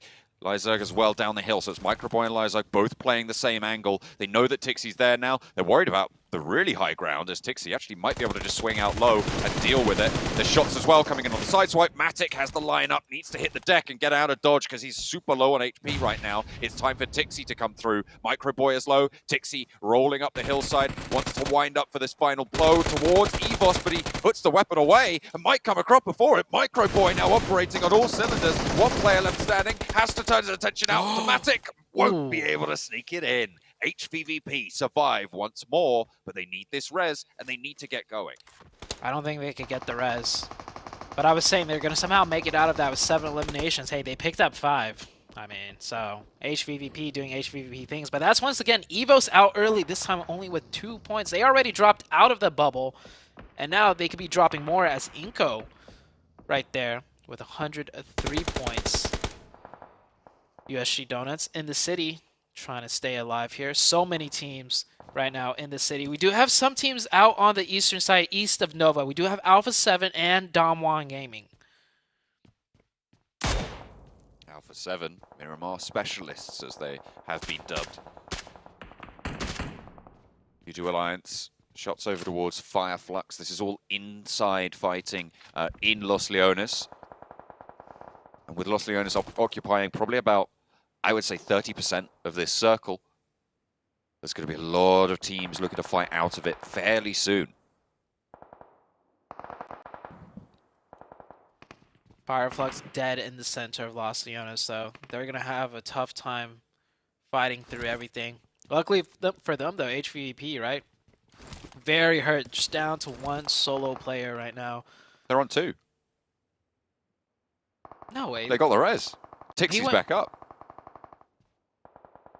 Oh. I guess they carried it. Fair enough. All right. More power to them, right?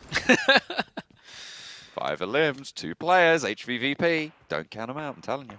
Yeah. Got Stalwarts on the northwest, sitting more comfortable than all the teams in the middle. They could navigate this a little bit more easily as they aren't in the dead heart of things. Scry with that Scar long range. Ravenclaw getting really banged up here. This is a 4v4 though for Damwon Gaming. And Damwon Gaming, I feel like they're feeling the pressure, which might make them play a bit more aggressive. Now, this isn't fully isolated since you do have Nova in the distance right there with really great sightlines. There's a chance that if Damwon Gaming can get 1 opening, they push this in and try and pick up these points. They just don't know it's Alpha 7, however. Alpha 7 and Nova is a real big roadblock. It's a very big problem.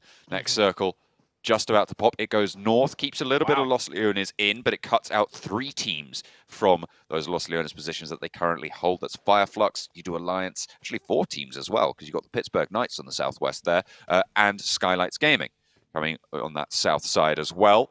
So every one of those teams is going to have to either leave and swing around or try and move north through the city. It's going to be tricky for them. Yeah, definitely tricky. Nova right now, the biggest thing on their mind is what is their exit strategy once it shifts off of them, and then also they need to be able to pick up some points. Very difficult. This is almost HVVP. What? They just rolled straight in, and they're going straight into the middle. POWR right there. TIXI's super low, and they're just going right through everybody. Somehow, they've managed to stay alive for it. TIXI, sliver of HP, managed to get cover. They're in the circle. I like how you ended that with, they're in the circle.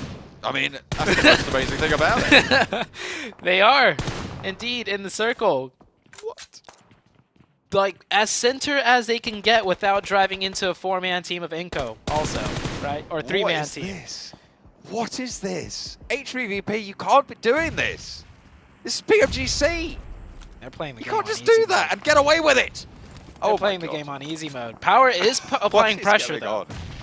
POWR are applying pressure. All they heard was 1 buggy, so they know it's 2 players at the very most. And POWR, right now, in a comfortable enough spot in the leaderboards, like safety-wise in the group of survival, to be playing a little bit bigger and louder. So they're throwing those nades, trying to get something done. One of their players is knocked, though, on the other side of the road. I think they were trying to finish this fight before going for the revive, but none of the nades are connecting, and they will send one over after applying pressure. But this could work out for HVVP if they get that next knock. Grenades coming through, though.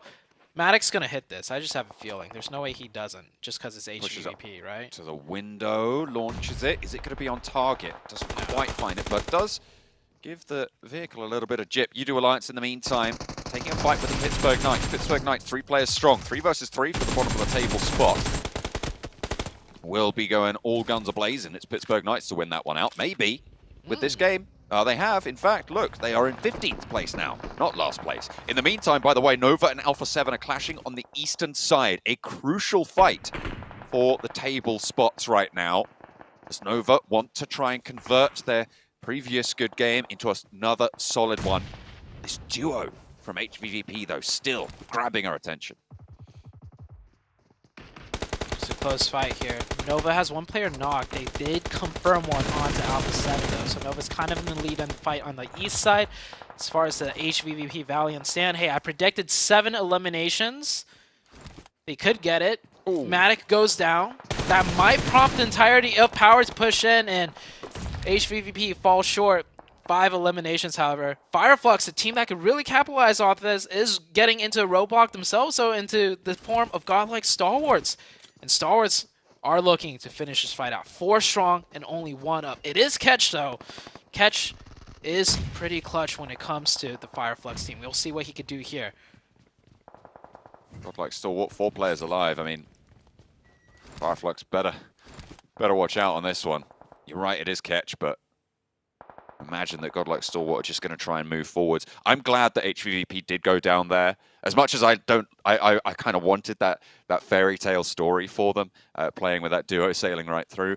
They should have gone down in that scenario. That is necessary for me to remain sane. Otherwise, I might have. For competitive integrity, you are not allowed to do that, HVVP. Otherwise, I might have had to have been committed if they got away with that. USG Donuts here.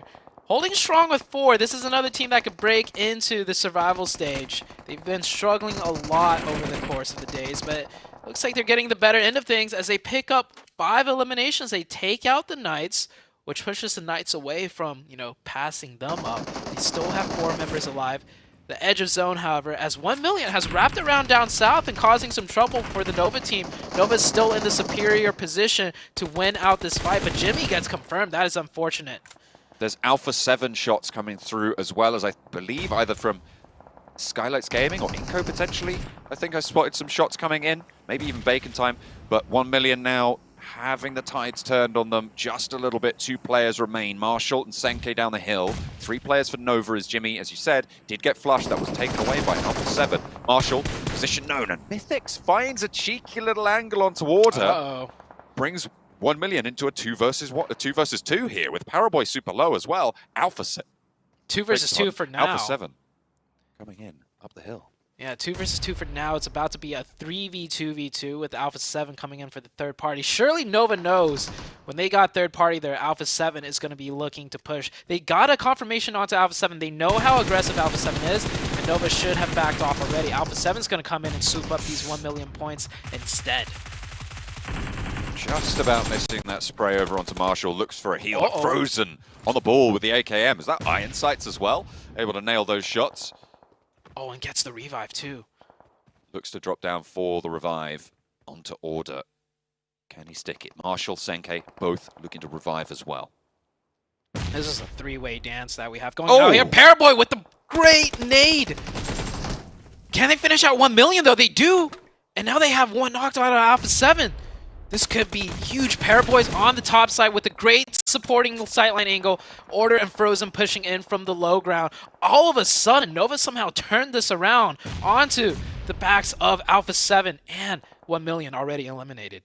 And it could not be a worse time for it. Alpha 7, 4th place. They were on that chase. They were looking good to be able to step off this fight if they were able to close it down with Nova. Can they find that final opening? Paraboy does get spotted. Carrillo takes him down through the gap in the rock.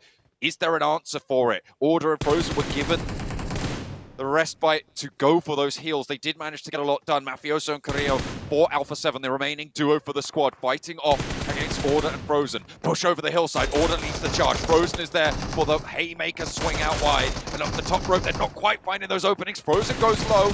Order still going in though.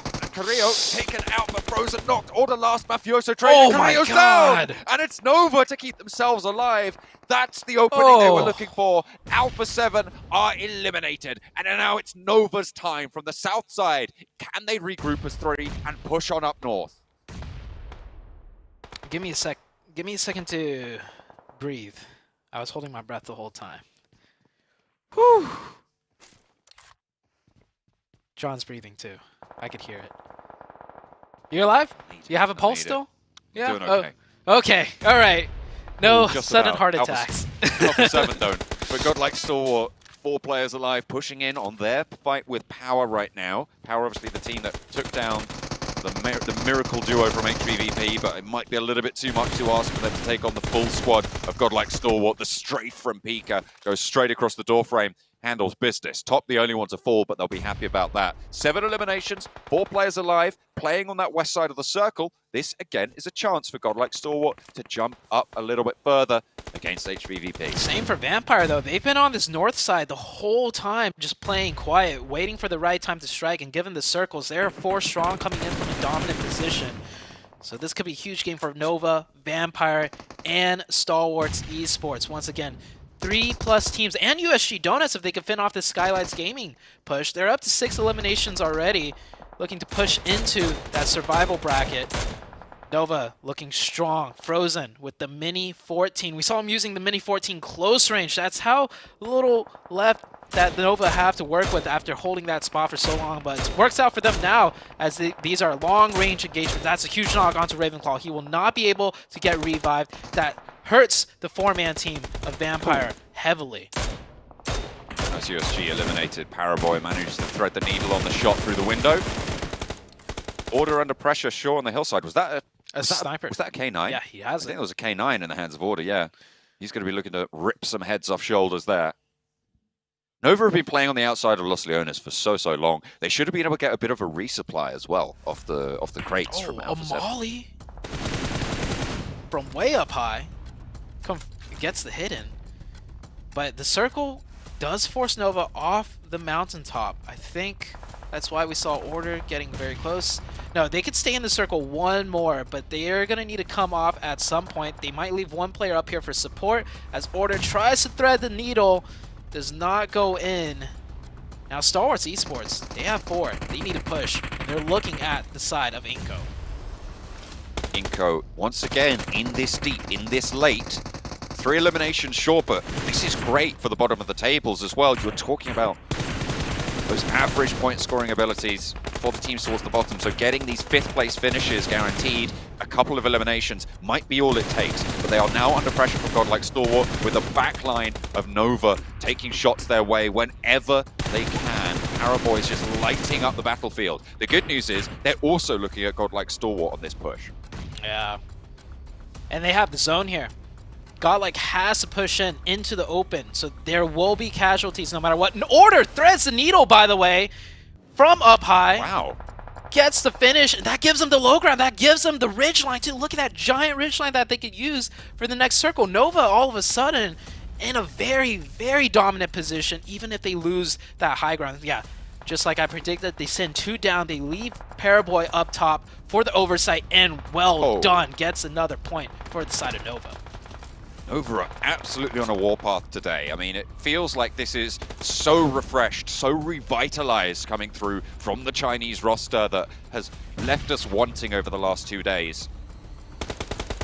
A high frag game over on Erangel, now coming into Miramar. I think they're up to 12 eliminations on this one so far. Yep, there we go, looking for more as Order lines up action, knocks him down. Top looking for this res, keeping them at 3, that's the goal.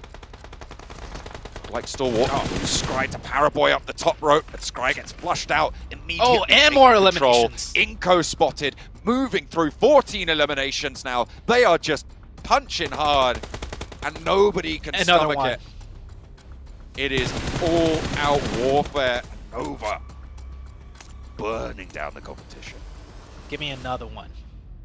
I think the last 6 knocks, maybe even 7, were all done by Nova here.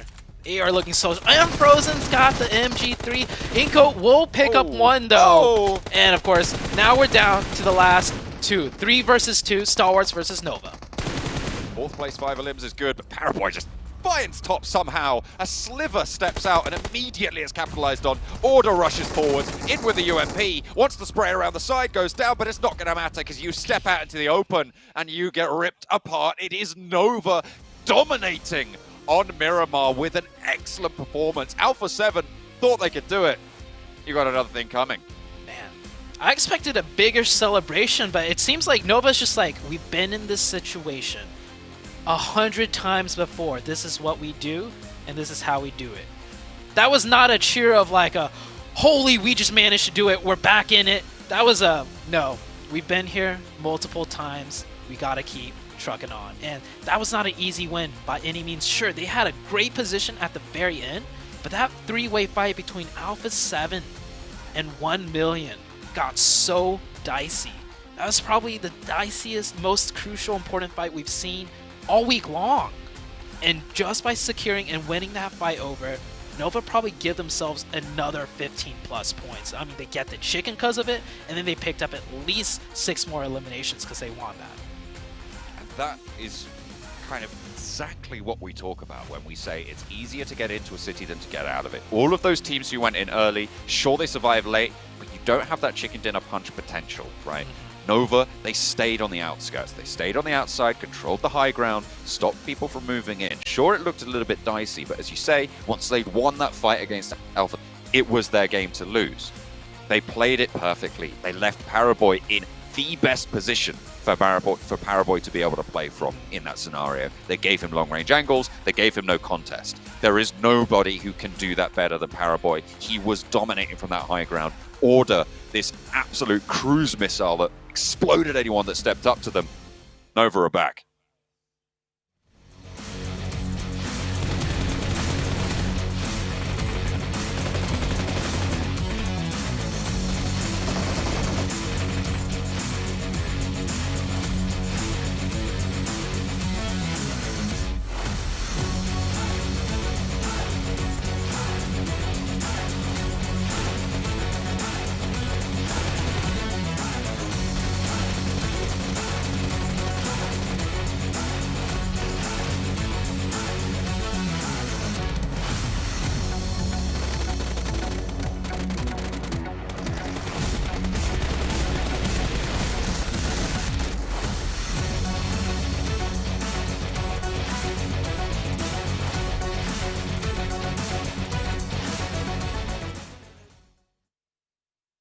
And here comes Nova. Alpha 7 having one of the best performances we see in game number 1. And Nova said, you know what? We're going to put a stop to that right there. Take them out and then have an insane elimination chicken dinner right in the next match. I mean, this team did their homework and they came to play today, 7. They definitely did, and this continues on with what we were saying earlier. Those two teams, the one you mentioned earlier, Alpha 7 with the first match, and now Nova with the second match, continuing with the performance that they showcased earlier in Ergo. 17 eliminations, and I love what John was able to mention there earlier. Paraboy being able to get those off angles, being able to have the high ground worked out perfectly for them. And in regards to everybody else, I mean, this team, Glitter, they had almost 3 players with 1,000 damage. Nova is back. I mean, this is insane, as we can see on the head-to-head. I mean, Order with 7 elims, but Frozen at over 1,200 damage? Are you kidding me? I mean, this was just a pop-off performance, and for Nova, they had more eliminations in this match than they did in 4 of their games, the first 4 games from yesterday. So, like Jukes was saying, they have completely done their homework. They turned it around from yesterday to today, and they are doing what needs to be done in order to get into that top 3. Say less. Say less. I mean, you couldn't ask for a better games or better starts today in general. I mean, their first game, they did great. Second game, they did even more insane. And I can only imagine how they're going to do in Sandhawk, because Sandhawk, you know, Nova loves to play in the jungle. So, I mean, it's just ridiculous to see them show up. And I kind of had a feeling the second I saw that match 1, that little snipe on Yoodo Alliance, I was like, Nova, they're going to bring some heat today. And they have. All right, let's go ahead and take it to a quick break, and we'll be right back with some more PUBG Mobile action.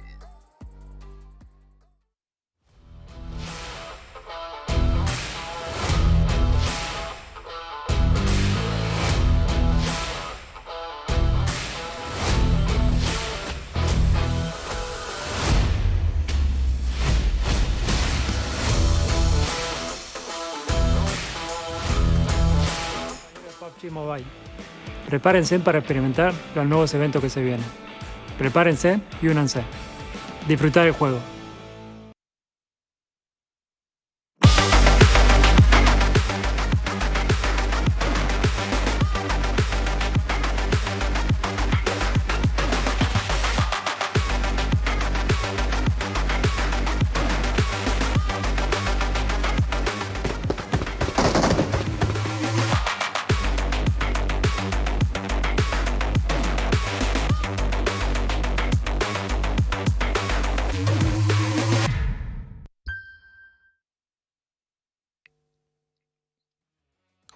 And we are back just like that. Oh my goodness, I am so pumped up for this round. I'm your host Jukes. I'm here with 7WG and Glitter Explosion. We're about to reach the second half of the day here, and we always like that sandwich of Sandhawk right in the middle to keep things extra hype. Speaking of hype, of course, I gotta give a big thank you to Sony, our sponsor here for this tournament. Gotta give a bit, just to let you know, Sony Xperia 1.4 and the Xperia Stream allow you guys to play PUBG Mobile in 90 hertz. It was created in collaboration with professional esports players, and with Xperia Stream's multiple ports and cooling system allows you to play PUBG Mobile just like that. So guys, let's take a look at the overall rankings. Let's not waste any more time here. Let's see how the leaderboards have moved. And welcome back, Nova. Welcome back. Hey, where's Alpha 7? Where's Alpha 7? What happened? Wow. Forget okay, Alpha 7. Yeah. Sheesh.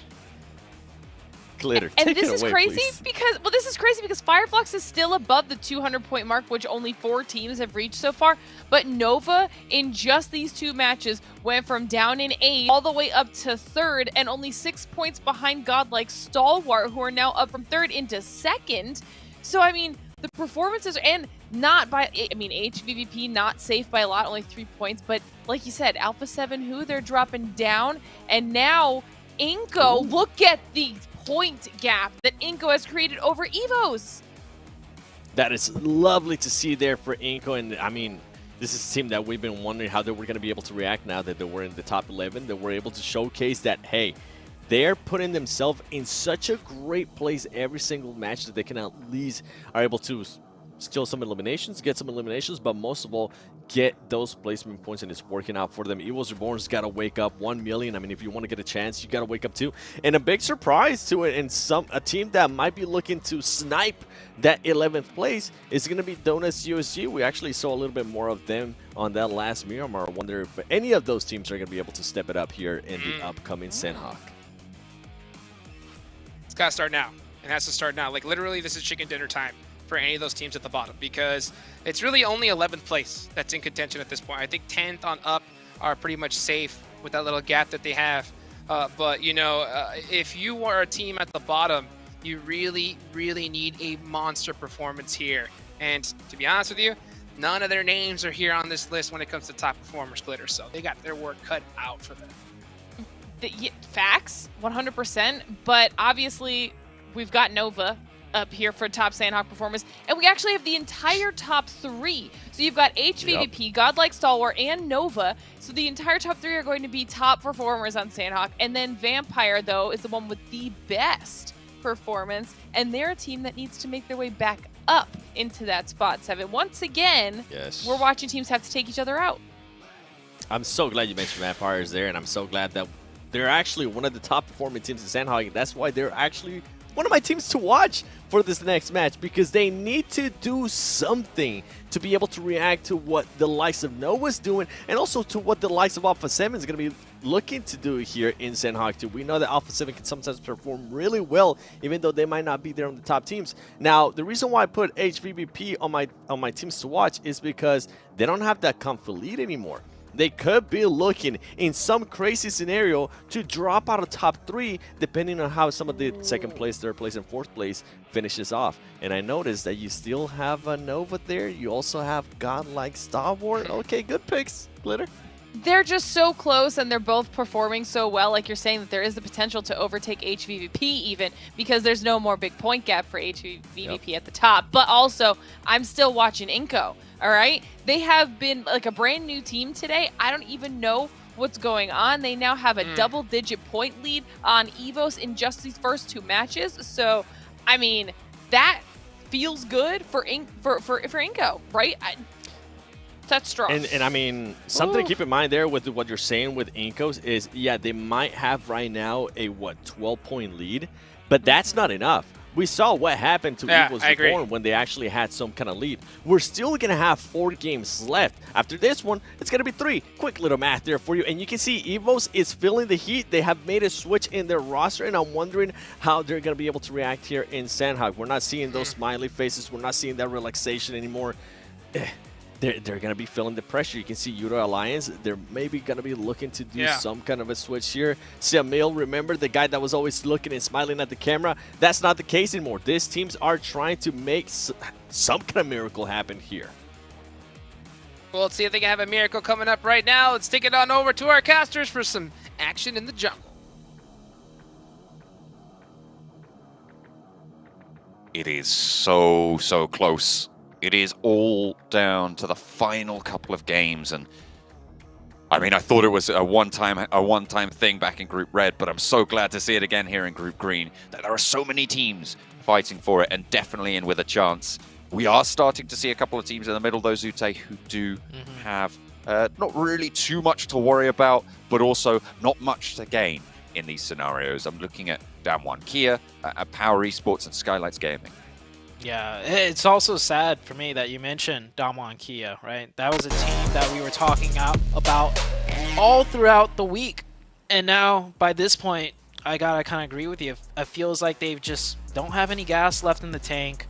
And they've had just consistently, not even bad well, I guess it is bad if they're not getting any points to go up the leaderboards. But they're just, slipping down. See Paraboy there, doing a quick little neck stretch before he gets into the start of this game. And by the way, this is like typical Nova fashion. They always show up towards the very end when they really need to get it done, but I don't want to jinx it just yet. They could still easily not make it in the top 3. Anybody near that, 4th, 5th place area could still break into the top 3. So things are still wire tight right now. Yeah, we're looking at, I would say, 7 teams that can make it into the top 3 at this stage, with only 4 maps left to play, including this one. That is really, really close. Bacon time, 182. Probably an outside chance at this stage, but still very much within striking range of Nova in 212 on the third place bubble at the top.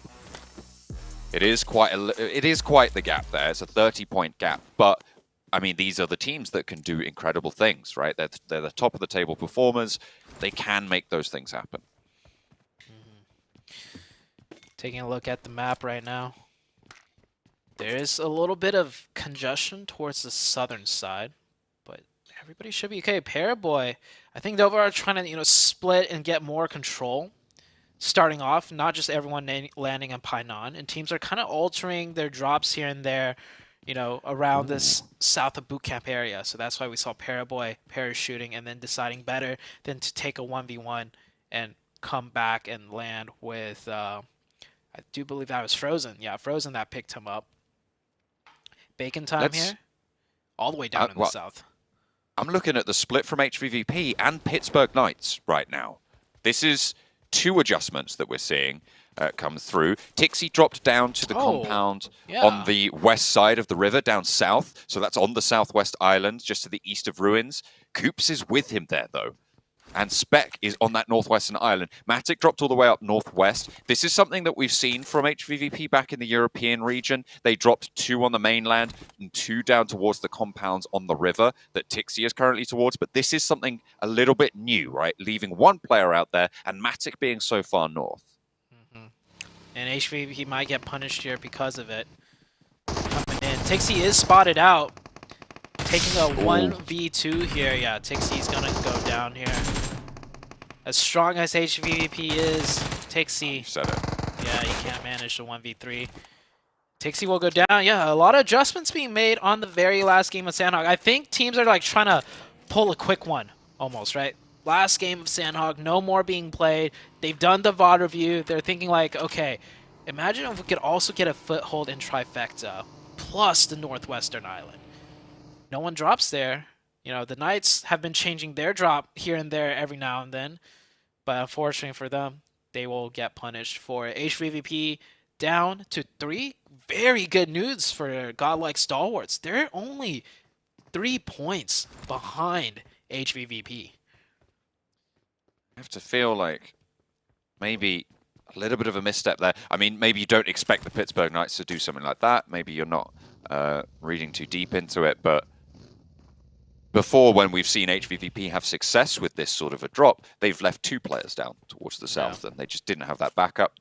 With 2 players, I think HVVP could probably take on the Pittsburgh Knights at this stage. They are just that good. But they just don't have that sort of prowess. iNCO move in fast onto the south side. This is the east shoreline that they've managed to take up in Trifecta. Xenox will be the only player from the Pittsburgh Knights on this side of the river. This could play in big for the Knights. They don't know Xenox's position. So if one player... I almost want to say if one player of the Knights gets knocked on the other side of the river, it might actually work out in favor for them. Because that might prompt a push for iNCO, but I don't think iNCO's going to push. iNCO did a really fast rotation here from the quarry area to get dead set center. This is the center of the zone. Oh, Xenox throwing a nade. That will let iNCO know there's a player on their side of the river. Unless I think someone could chuck a nade from all the way from the other side of the river with that much accuracy. They should be a little bit more aware now. Spec is going to put one up. So maybe they're going to see that and think, oh, it was just that. It was just the wind. Don't worry about it. Just a creaky floorboard. Xenox proning around here. Meanwhile, rest of the map, everyone else is playing it slow. iNCO, the only one playing it fast, making that quick rotation. HVVP also did lose one, of course. I feel like I just want to touch on it again real quick. I think that was a mistake because as you're parachuting down, you should be able to see, the Knights. And the Knights have played this position before, so you could be a little bit more cautious. Pull your parachute early, see 2 other shoots, and then have enough time to back up and join the rest of your team right on that northwestern island. So a little bit of a slip up, I have to say, for HVVP. This is actually a fairly crucial engagement for the Pittsburgh Knights as well, because iNCO, as we've been talking about, is the current bubble team. If Pittsburgh Knights want a chance. Taking them down here would be great news. Just getting any points for the Knights at this point would be great news. It's true. Yeah. Nova on the hill. They've rolled up to the back of iNCO's position, but will have sightlines over towards Pittsburgh Knights as well. That's going to, I imagine, play pretty difficult for pretty much any movement now on these compounds. Yeah. Nova's used to getting at least one side of the bridge due to the fact that they drop and pine on, right? It's so close. But iNCO, like we said earlier, did a very extremely fast rotation, so beat Nova to the punch. Now Nova don't have access way to that area, which is a spot that they usually leverage into their overall strategy and rotation on Sandhawk, so Nova's going to have to improvise a little bit now, in my opinion. See if they can come up with the goods. POWR taking a knee towards GODLIKE STALWART, which is very good news for their run. Remember, a 3-point difference between the second and first place teams right now. It's pretty huge. Will not be the nicest of feelings for HVVP to go into the final 3 games on the back foot, not in that first position. They haven't been out of that first position since they took it. There was a tie during one game with Vampire. Yeah. But other than that, they haven't been out of that first position. So losing it here would be pretty horrible. Ooh. A south shift on the circle, that's quite interesting. It's going to make it difficult for the teams on the northwest. That's Vampire and HVVP. But do you choose west or do you choose east? I choose the middle. I think Nova has a great opportunity here. There's that bridge down to the south, which is a little bit... Actually, I don't think they should go for it. Because if it goes up to the north, they're put in a tough spot. Yeah, this circle is a doozy, for sure. Do you know the Knights are in a good spot? Alpha 7! Oh! They were on an absolute tear game number 1, put up a strong fight game number 2 against Nova, and just like that, 2 down to a nade. Skylights Gaming, an unlikely contender to be the ones to take down Alpha 7, looking like they will in Alpha 7 early here on Sandhawk. But this is one of the teams that is now unburdened by the tables, right? This is a team on 142 points, no one really pushing up from underneath, nowhere really they can go up top. So they can just go for these plays and try and make it work. Skylights Gaming, hang on a minute, Frozen's in the mix of it. Somehow, a little bit of a third party coming through from Nova up the top of the hill. I mean, it's the power of this hill to the east, right? Can they use that control? Skylights Gaming will have to learn to share with Alpha 7. Fireflux just picked up 3, I believe, on the north side right there against USG Donuts. Fireflux do lose 1 member. This is a team that was in the top 3 just before the last game, and they are bumped out. They're in 4th place now, so they have to fight for their spot in the top 3 once again. Starting it off strong, I would have to say, with 3 points. They do lose 1. Alpha 7 managed to hold here that third party from distance, slow things down for Skylights Gaming, and keep Alpha 7 alive just a little bit longer here.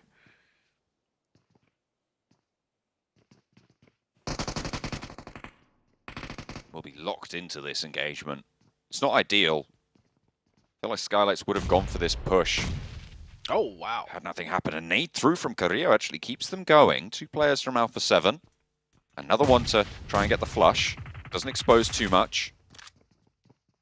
Turns their attention over towards the duo across the way. Doesn't get that flush with the nade. Carrillo steps out. No sightlines from Nova right now. Carrillo. I thought that was going to hit. Nearly landing that nade, but Mafia Boy stays tucked in.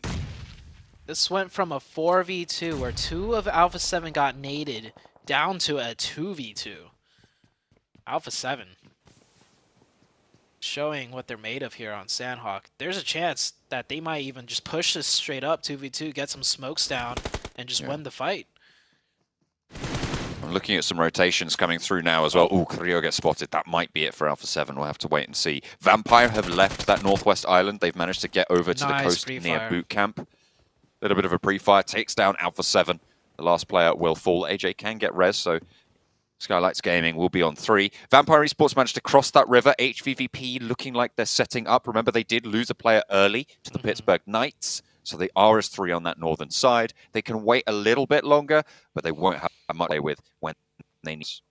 Yeah, and the Knights are well aware where the HVVP team is going to be coming in from as a 3-man team. So the Knights should be a little bit prepared for that. Next circle about to shift. POWR on the east side with EVOS, taking shots back at one another. Next circle comes out and it centers right on up. It will be the eastern side. That giant hill that Nova has control of will come in huge here. They will be taking it. Meanwhile, the teams on the south, Yoodo Alliance, Bacon Time, and Damwon Gaming, and 1 million will have to move in a bit more. The question for me on HVVP's side is, do they go and cross and try and sweep through PITTSBURGH Knights with Damwon Gaming coming in, as you say, from that western edge, or do they try and move to the north of boot camp? I mean, it'd be bold, but they could even swing up to the north bridge and come in that way. It's difficult for HVVP no matter how you cut it, because they can get an easy rotation into the north side, but moving from the north down south through boot camp, right, is really difficult. I mean, every option that they have here is not an easy one to make, especially being a three-man team. So losing Tixie early on, I think, especially on Sandhawk, really impacts your punching power and your maneuverability on the rest of the map. We've seen stranger things happen, though. GODLIKE Stalwart now 1 point behind when you add in the eliminations from second place. This is a team that we not necessarily had discounted earlier in the week, but hadn't seen what we wanted to from the squad, and they have since impressed. They have been here to play. They had their step up yesterday, and they seem to be continuing it today. Nova, though, obviously the new addition to that heavy hitters. Today has been mental for them. And with the position they have, it's a potential for yet another really good game. Yeah. Weren't they 8th at the start of the day? 7th or 8th? I think they might have been. Yeah, somewhere down there, like barely hovering in the first page. And after 2 massive games, they're in first. Another knock coming through. I don't know if he'll be able to get that confirmation, but Nova playing a 1-1-2 split. 2 at the compound south of the hill, 1 at the top of the hill, and then 1 in a more forward position out of the form of order here. Nova are just maximizing control, maximizing point opportunities, most importantly. And that is how you win the game, right? In the end, it is all about how many points you're able to get out of it. Do whatever you can to get the most possible. Molotov forwards from the party. EVOS yet to go for this committed push, but you know how many third parties are going to be coming through. Fireflux are out to the west of this engagement. GODLIKE Stalwart currently controlling boot camp. And that river crossing out to the west of it still a little bit fraught with danger. Kitsune from HVVP is trying to make a cross right now, actually making it to the cliffs underneath boot camp. The other pair from HVVP just providing a little bit of oversight. Next circle is going to pop. It goes down south, but it stays on that eastern island. The bridge still in zone. Bacon Time, Damwon Gaming, 1 million. Multiple teams, HVDP as well. And on the northeast side here, we finally have a fight breaking out. Both of these teams need to move in. They're going to take the fight with each other, and that's good for EVOS. 2 duds in a row when they were the bubble, dropping out of the bubble, finally showing signs of life and fight to try and break back in. 3 eliminations on the game, keeping all 4 of themselves alive. It is, as you say, a good start, but they're going to have to fight through Fireflux and Skylights Gaming ahead of them. Nova will be looking out every direction the entire time as well, because this circle did go right on top of them once more. Maybe not a super high frag game. They can just suppress everyone back, but it is going to be a lot of pressure to push through. Man, just look at the different sightlines Nova has everywhere. You have Order on the north side peeking into boot camp and that ridge line where they got a knock onto Vampire. You have Frozen watching the trifecta compound. And then even from that position, you just saw Paraboy taking sightlines on the southern bridge. Here comes the push now for the Knights. They have to push in as they do lose some of the circle. They know they got to make this push eventually, and to do it now. It's a 3v3, I believe, as one of iNCO is down. Xenox gets the heal off. If they could get this revive onto Spec, it'll be a 4v3. They need to do this quick, though, because Damwon Gaming coming in on their backside. This is a very important fight for iNCO to try and hold out on. They've lost a player. That'll take the wind out of their sails a little bit. Shot through the window from Coops, but takes a lot of damage, and the final blow from a nade from Squash. iNCO are moving in, looking good. Damwon, as you say, they are pressuring in this entire time, but there is still a lot to do. Squash falls down, gets flushed, and the PITTSBURGH Knights playing with these shotguns. This meta is so brutal in these close-range engagements. They just need to try and hold it on, but with 2 players left, they might have EVOS biting at their heels, falling down here. Damwon Gaming pushing across the river now, getting involved. The Knights feel the pressure. They're just going to go ahead and go forwards and take the 2v2 instead of worrying about Damwon down to the 1v1. Oh, no. They'll clutch it up, but Damwon Gaming coming in strong here. Unless if Tensa pulls out some insane clutch, this should be the end for the Knights. The Knights will pick up 4 elimination points, however. Nades raining in, multiple angles being taken. It is not looking good for the Knights. Damwon Gaming coming in strong here, picking up 3 eliminations. If they get the chicken, maybe they could get a shot back in top 3, but highly doubtful. HVVP, however, yeah, difficult zone. They're just down to 1, I believe, and not even showing much, capabilities of being able to fight back. New circle right on to the likes of Nova. This could get tricky for them as multiple teams will be looking their way now. I mean, this is a chance for Nova to jump up. This is a chance for GODLIKE Stalwart. Currently, GODLIKE Stalwart only that 1 point behind. They just need another elimination to draw level, and they lose. And HVVP lose the tiebreaker. They've only had 1 chicken dinner this tournament. GODLIKE Stalwart looking to push in. Nova looking to push in as well. Fireflux down to 1, unlikely that they can take that push. But Vampire with 3 eliminations on the north side. They also have a little bit of potential, as you say. Nova has readjusted to this new zone, but still playing split as always. It seems like Nova just understand the map dynamics so well and just understanding other teams, what they could get away with in terms of playing split. EVO's taking the fight with GODLIKE Stalwarts. One of them is knocked. That nade might knock a player or at least do some massive damage. Microboy tosses it. Will he get it? No, throws it towards the wrong tree. Lappard is down. Only 2 of EVO's is up. Stalwarts Esports can get the full reset and then take the fight to EVOS once again and eliminate them here with numbers advantage.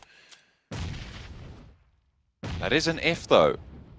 They have to make sure that they can execute on this. And such a tentative position, especially with Nova still alive. You do not want to be losing out and dropping down to that 3rd place. Although potentially it's even HVVP that drops down to 3rd after this game. Oh yeah, imagine. Yeah, Nova's in a great spot to get a lot of points. Stalwarts only need, like you said, or Stalwarts actually did pass them up. They've done it. Yeah, with the tiebreaker and chicken dinner. Nova can't lose Jimmy here, though.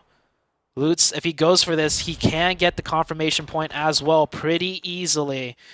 But with the circle being so centered on them, I think he's going to do that a little bit later and pick up some more placement points first just by surviving.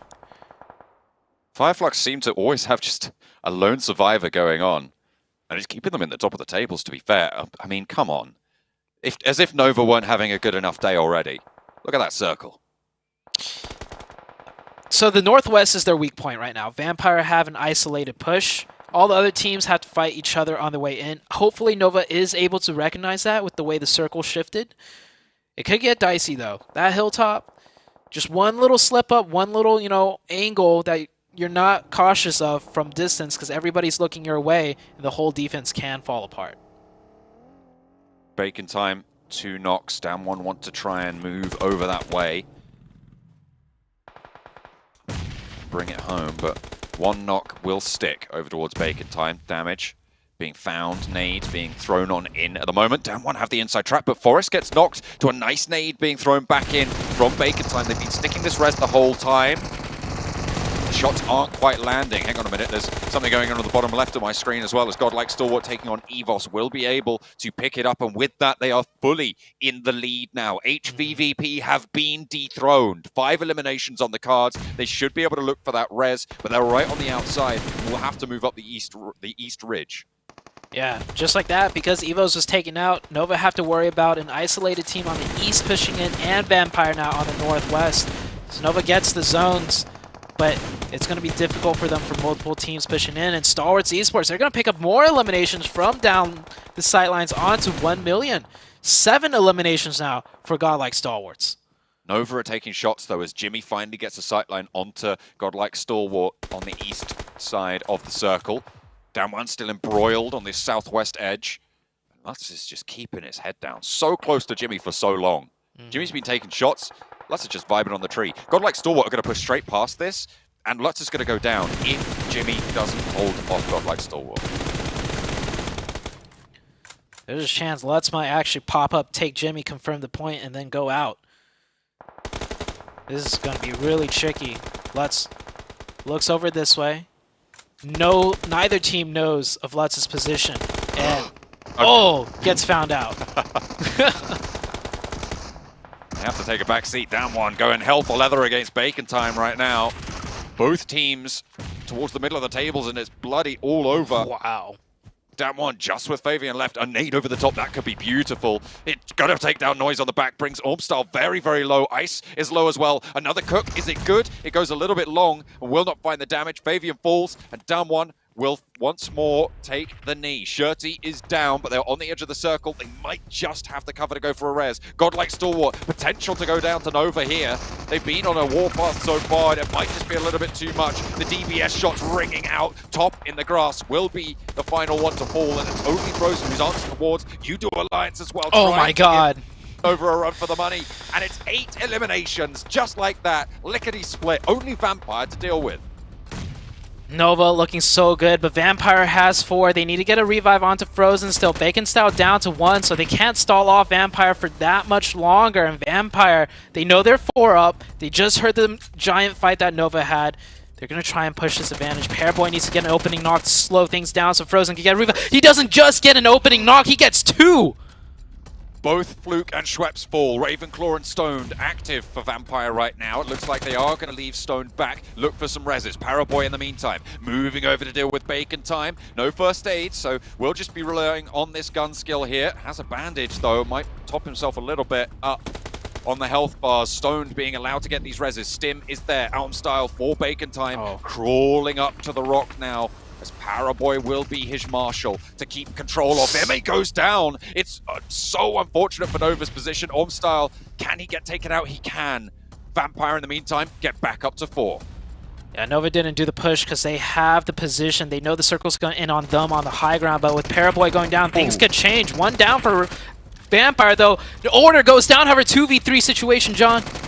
Jimmy from down low and Frozen on the off angle. Can Jimmy hold it out? One falls to his barrel. The next is up is Schweppes. Fluke jumps over from the top rope. Oh my god, Jimmy! Up for Nova to keep them in the top. They will hold the top of the mountain and they will lay claim to the tables because with that, Nova should be able to jump up. Vampire with a big game there as well. Might be in contest even for that 3rd spot against HVVP.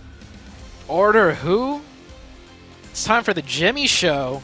Jimmy, the close-range clutch player coming in this time. Order didn't even need to get involved in that fight. And once again, look at how calm and reserved they are. They do this. This is incredible from Nova. This is why they're back-to-back champions, right? This is world championship stuff right now. I will say, they kind of got the circles there, but still. It's Nova. True. And Frozen. But I mean, there was a lot of times where it looked a little bit more shaky than maybe they would have liked. We didn't get to see the full engagement between Godlike Stalwarts and Nova, right? Godlike did have to push in from the blue. They were at a disadvantage there. But it's a 4-man team of Godlike Stalwarts. Any team less formidable, than Nova and like maybe HPPV and another top team, they could have fallen. But Nova held it strong, and plus, Yoodo Alliance did come in with a quick third party, and that got shut down too. My question is, can HVVP survive in these top 3? A question we didn't think we were going to ask ourselves. Nova's taken their toll on them, and they are at risk.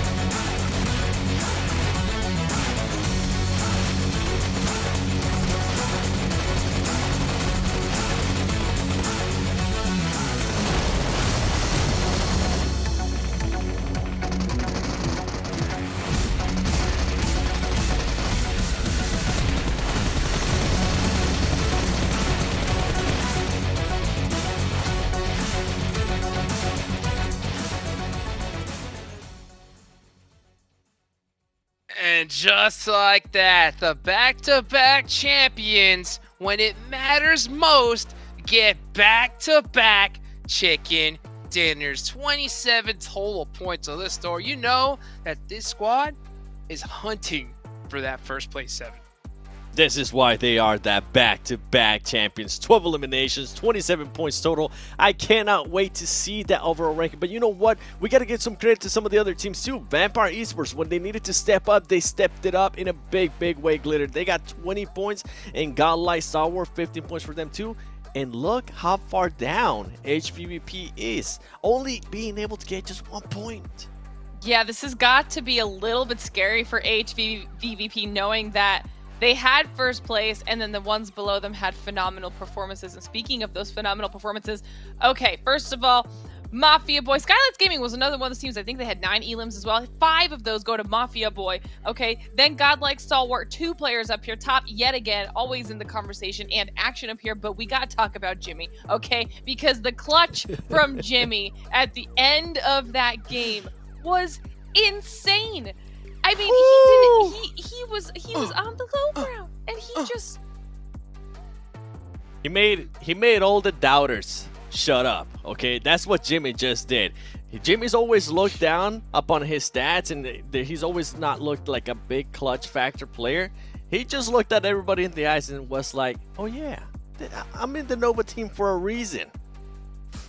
Great performance. Big bad Jimmy. I mean, just great performance from Nova overall. We were talking about it backstage in the green room, right? Just like, you see the way they control the map, it's ridiculous. You know, there's the pressure fire that they have for it. Not to mention, they have that Nova factor, the fact that their name is Nova. You know, if you get eliminated by that squad, no matter where you're at on the leaderboard, I mean, Glitter, you said this yourself, right? No matter where they're at on the leaderboard, they have to be careful. You don't want to take that fight early on, right?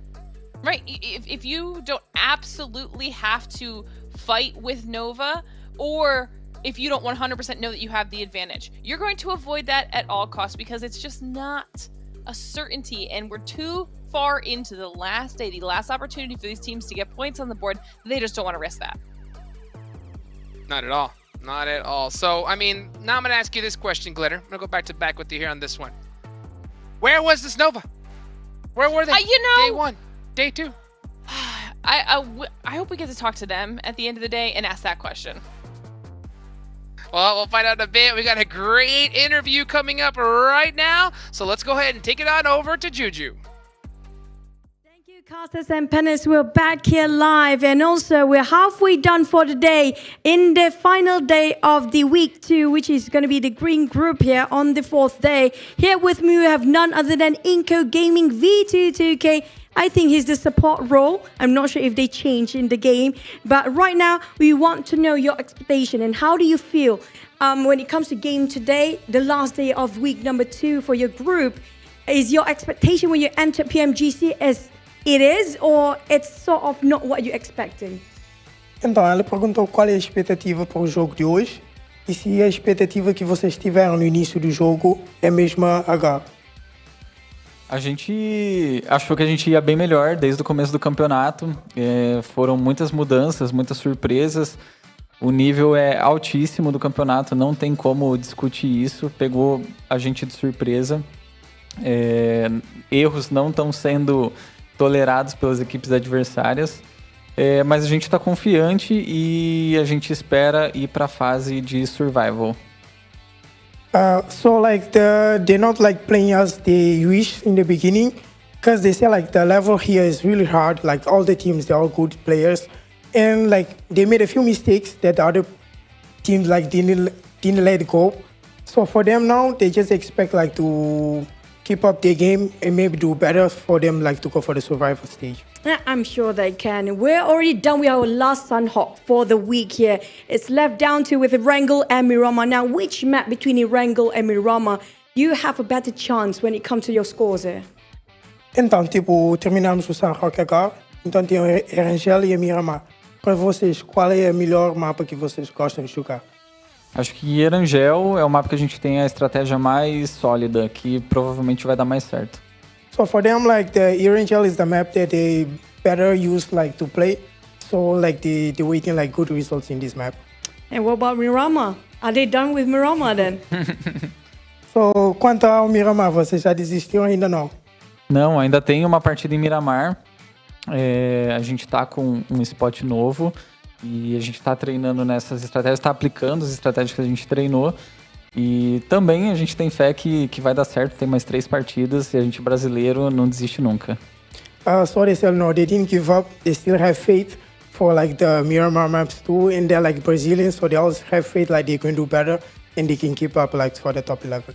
Never give up. You can do it. I know you can do it. Go Eco Gaming all the way. And thank you so much, V22K. I think that's it from us. We're going to toss it back to our casters and panelists. Take it away.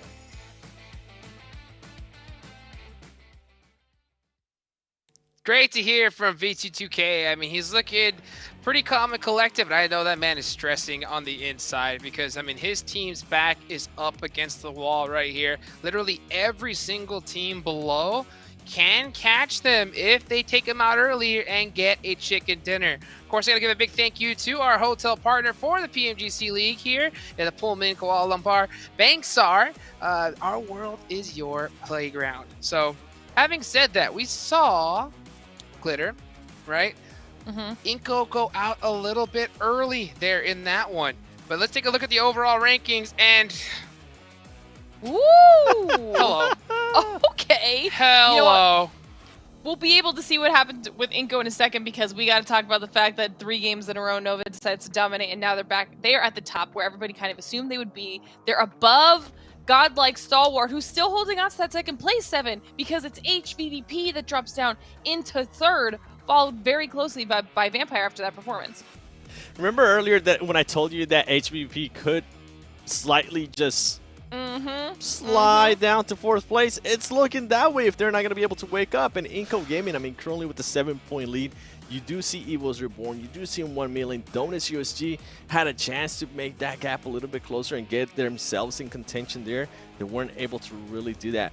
I am going to be looking forward to seeing what iNCO Gaming is going to be doing in this upcoming Erangel because we've seen them getting very, very stuck down the middle of the circle, putting themselves in great place, and it's just a completely different team that we have seen, Glitter. This team puts themselves in just such a good place, and then they start trying to frag out. They're not too passive. You can see that they're going for those placement points, but they also want to get the eliminations.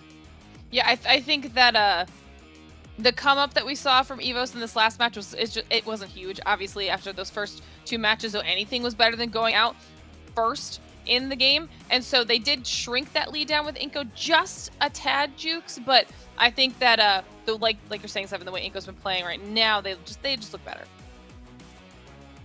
This is the hardest part of the entire tournament right here because you have to think about this whole game differently. All these IGLs, their brains are going 100 miles per hour because if you're like iNCO, you know that there's this massive target on your back. So are you going to change drop locations because you're in fear people are going to hot drop on you? All this comes into play here, Seven. It definitely does, and that's why I have 1 million in my teams to watch, because this is a team that definitely needs to do something right now in this Erangel. If they don't, their dreams and hopes are pretty much going to be over trying to make it to survival stage. With Nova, I'm going to be hoping that Nova continues showing why they are that back-to-back champion. For whoever doubted them out there, they're showing that they're here to stay. And for Alpha 7, they want to continue on doing with what Nova is currently doing. You saw Alpha 7 start off really hot, but stuff hasn't been working out for them. They need to spark it up, and they need to spark it up now, Glitter. Yeah, I mean, I'm on the Nova train as well. I think that they're just kind of dominating right now. I also wanted to keep my eyes on GODLIKE and EVO, see if they can continue to claw their way back in.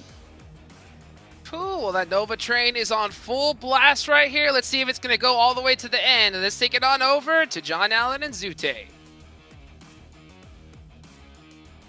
3 more matches remain now, and it is so crazy. We didn't think we'd be in a world where HVVP weren't at the top of the tables, but here we are, 3rd place, and they're at risk. Yeah, and then Nova shooting up to 1st place. I remember yesterday, I was thinking like, Nova can make survival stage at least, right? But look, they're in 1st place now after 3 explosive first 3 games. And it's like Nova just does not disappoint. They always put on a show, and it's like other tournaments that they play in. They're not in first place in the beginning, but towards the end, that clutch factor just starts kicking in, and they start shooting their way up there. EVOS continue to chop and change their roster a little bit. Redface is back in full apart. So EVOS gonna see if that will work out for them for the time being. Everybody's just gonna feel the pressure at this stage. It's now that mentality can really save a team. If you have that strong mental game, it can carry you through situations like this, especially for a team like HVVP. Oh yeah, I think HVVP might be a little shooketh. You know, maybe flashbacks of going against Nova before, where Nova just towards the end stages start clutching it up, and they're seeing it happen once again. This time around, though, they're not even, you know, in the grand finals yet. There's a chance that they could drop out of the top 3, and as far as the survival stage goes, sure, there's going to be less strong teams in the survival group because all the top teams in the top 3 move on. But it is still quite scary, in my opinion, to try and make it into the grand finals from the survival, because only 4 out of 24 teams, right, can make it on if you're relegated down to the survival stage. Yeah, it is pretty cruel. Actually a repeat, but in reverse of the first plane path that we had on Erangel today. Was it the first or the second? I can't quite remember. But either way, another south plane path coming through. Are we going to see HVVP repeat their drop on that West military base? I imagine that we might do. See if they do opt to go for that. But I mean, it is crazy. Coming into the day, I was thinking about, you know, how we might tell the story of maybe the Chinese teams aren't as strong as we thought they were, with LGD not making it last week and now Nova not making it this week. But I got completely bamboozled by Nova today. It has been incredible. The highest elimination count now by a fairly significant margin over HVVP. 4 chicken dinners as well, more than anybody else in this lobby. And it's all come from today. Yeah. Quite an insane start for them. And HVVP did, in fact, drop down there to the south. I think for good reason, too. We saw in the very first game 2 casualties early on. And is this the exact same circle that we had on the south plane path before? I think it might be. Pretty close. I mean, the center of the circle is kind of where it ended. The Knights not stretching up to Pachinki because they need every point they get. They spot 1 lone player dropping here, and they're going to go for a quick isolation. Redface, smart for him to go up on the rooftop, but quickly caught in the off angle. Down to 1 HP, no first aid kits. This should be the end for Redface here. Very difficult to get anything done there. 2 players move out, actually hops over, but Tensa goes clay pigeon shooting. Will take it down. First blood goes through to the Pittsburgh Knights. Still, I mean, at this stage, I'm kind of counting them out of being even able to get up to that survival stage bracket. iNCO 117, EVOS 110. That's the fight we're sort of looking at, with 1 million as that outside chance to maybe be able to drop up into that table with a good point scoring game. But with a couple games left, you do know every team not yet in that bubble is going to be trying their hardest to get every little desperate point they can get. And that can lead to teams like, not necessarily, you know, getting taken out by them, but it can lead to teams taking like hard casualties because they're so point starved and point hungry. There's a cheeky little question there that came through. 57% of the answers were right. It was Buradam coming through to take home the first group red of the league play. That is a team coming from Thailand. They did incredibly well to step up in that first week, and it was really, really cool to see that resurgence. It was also fairly late, comparable to Nova's rise in this week's games. The last day, things always change up in the last day. 1 million doing a little wheelie on the side with that tricycle. Man, the tricycle, such a terrible vehicle. It's just awful. I don't know why they have it in the game still. Like, no one likes it. You can't even have any cool skins with it, in my opinion, right? Like, if PUBG Mobile were to do like a cool collab, they'd like, you know, like we got the Tesla, We got multiple sports cars. Who's gonna settle for?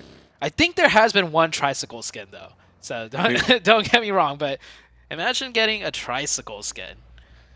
Oof. I don't want to. Don't make me do that. Maybe maybe Hagrid's bike from Harry Potter, you know? Get a little skin on that. No, that's actually a great idea.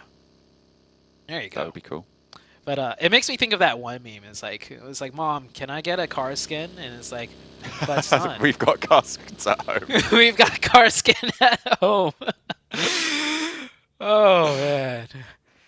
All right, let's get back into the game. So the circle, like you mentioned, pretty centered around where the first game of Erangel ended. Of course, who knows where it could go. Every circle has been crazy as far as where it's been ending. This first circle looking very standard. Could end up in school for all we know. But for all the teams, everyone's spread out. Everyone's doing their looting. Nothing really tricky besides that first blood that the Knights got onto EVOS, which does hurt EVOS quite a bit. That's a team looking to get into that top 11. And just, hard start for them.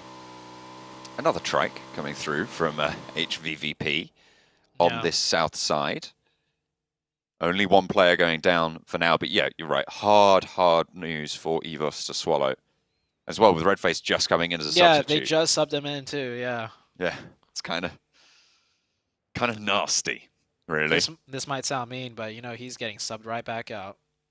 I'm joking. Maybe. That's I might not be wrong, but it's like EVOS could feel the crunch too, right?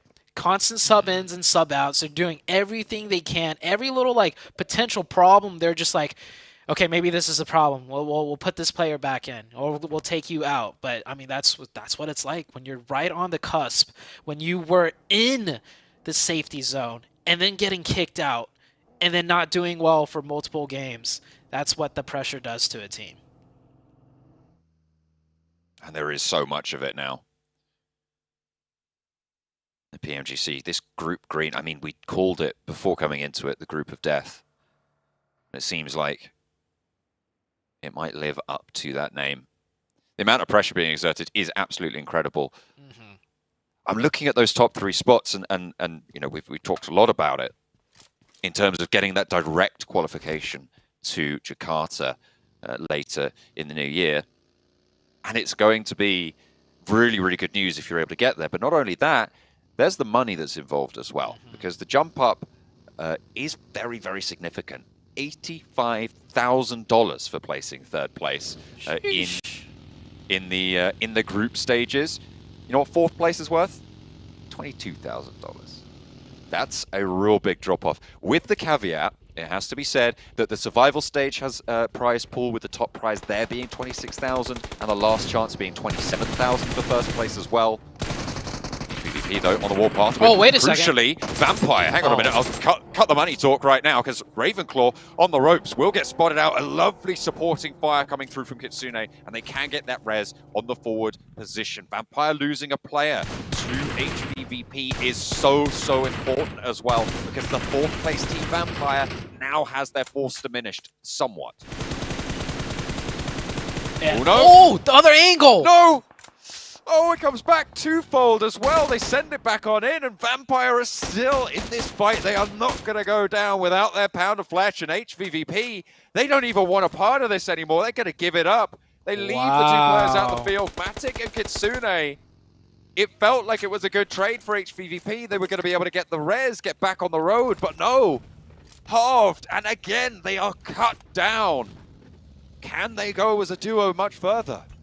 This is catastrophe for HVVP. It's not just Vampires that are celebrating, you know, picking up those points. It's also Fireflux, Bacon Time, and Alpha 7. All of these teams immediately are like, all right, HVVP down to 2. Still got a few more games to go. We could pull this off. HVVP, though, multiple teams now, just all of a sudden, they're smelling blood in the water. And they're weak. HVVP down to 2. New zone pops out. Ships hard to the west. I don't think we've seen a zone in here either yet on a game of Erangel, so we're going to be in for another fun one. Nova getting central position over towards the apartments yet again. They moved in nice and early with an outpost over in school. Damwon are going to crash into the back. Frozen swiftly nice spins around and gets out of there. I mean, you've just fully disengaged. You see 4 players move in as well. Sung might be able to find an angle onto the vehicle, but already that wall is there. The divot is there. A nice, timely evacuation from the school for Frozen. Holds back in with the rest of Nova. I don't think Nova are happy with their position, though. I think they either wanted the doghouses, you know, south of school on the high ground or the school building itself, but a little bit split up and both positions taken. Then again, this is only Circle 2. If the Circle keeps ending around on them, it gets a little bit dicier because we've seen that school compound just getting filled with teams. And Vampire now losing another player, the team to take down 2 of HVVP, losing 1 in the process, might lose another one. And not just to any team, it's Fireflux. But Vampire, so resilient, answers right back. Now, most of the times, teams would decide to leave here, but it is so crucial for them to get this revive. They need every player up, and they're going to do what they can. Fireflux taking a knock if they lose a player here. I mean, this fight is just good news for HVVP in general. Both of them fighting off against one another means that there's going to be fewer teams chasing them as hard, right? There's more damage done to them.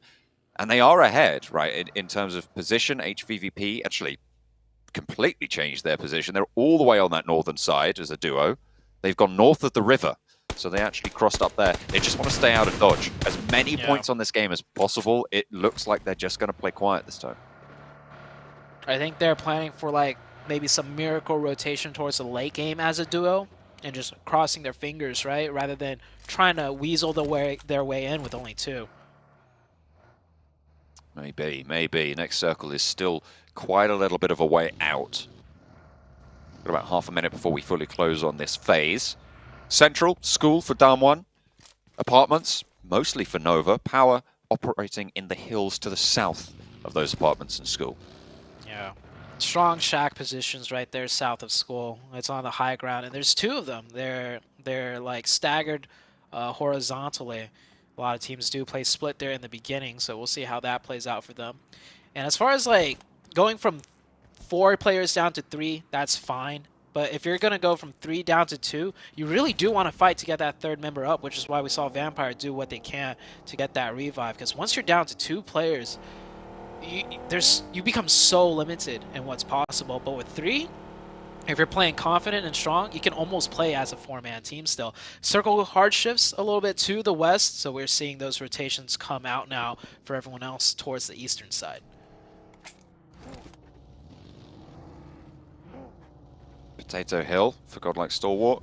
We'll be able to probably spot out a couple of rotations coming through from this eastern side. Might be a major linchpin to be able to scout that north side of Potato Hill, probably one of the prime rotation areas. But I think a lot of teams are going to know this and head a little bit further south, one of whom, EVOS, close to Bacon Time.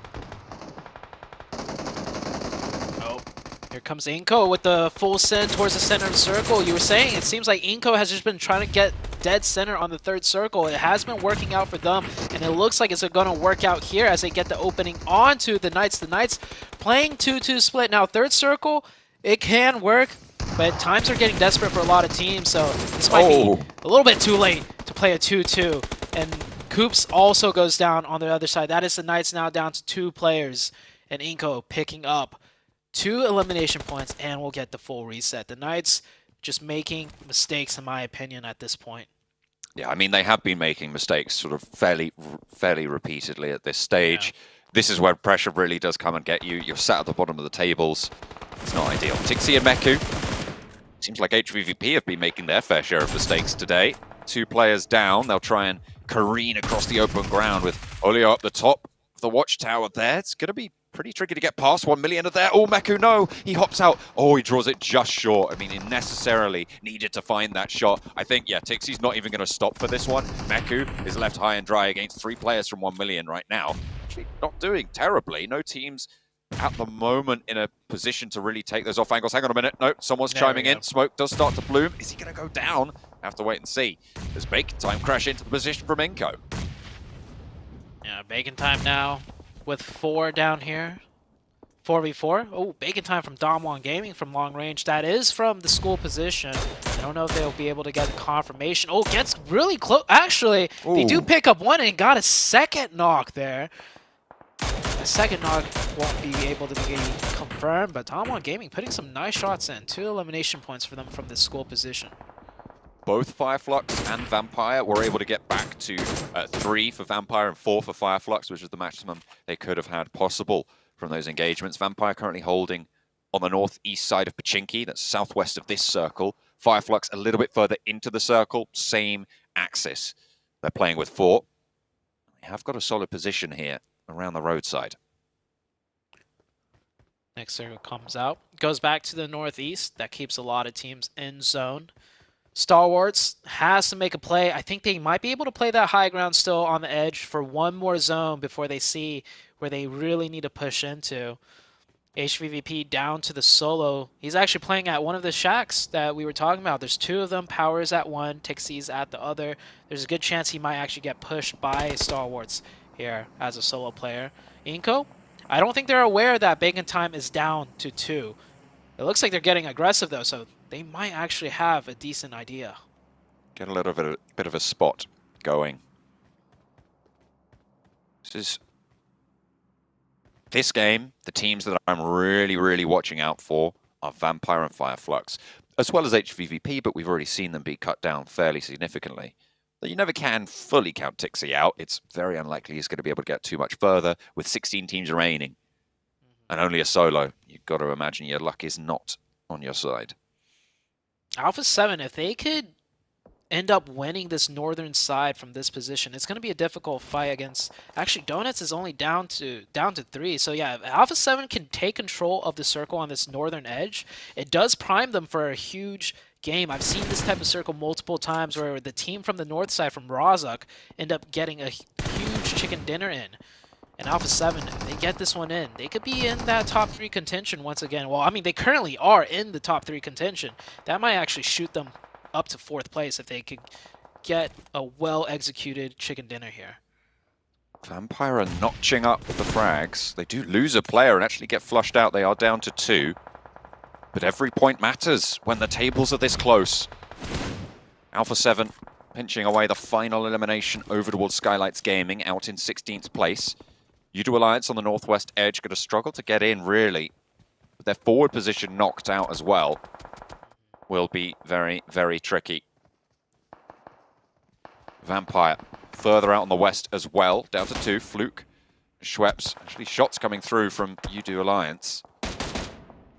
Right down the middle of this valley as well. They can't move up to the hillside. There are teams looking out that way. They just have to keep moving forwards.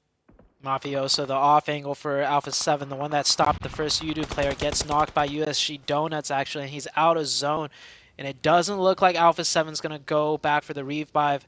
Unfortunately for them, USG Donuts, they go up there to confirm it, which does expose the rest of the Alpha 7 team to that angle because he was their anchor point in the flank. USG Donuts, though, don't have much time to utilize that position as the circle is closing, so they might be safe for now.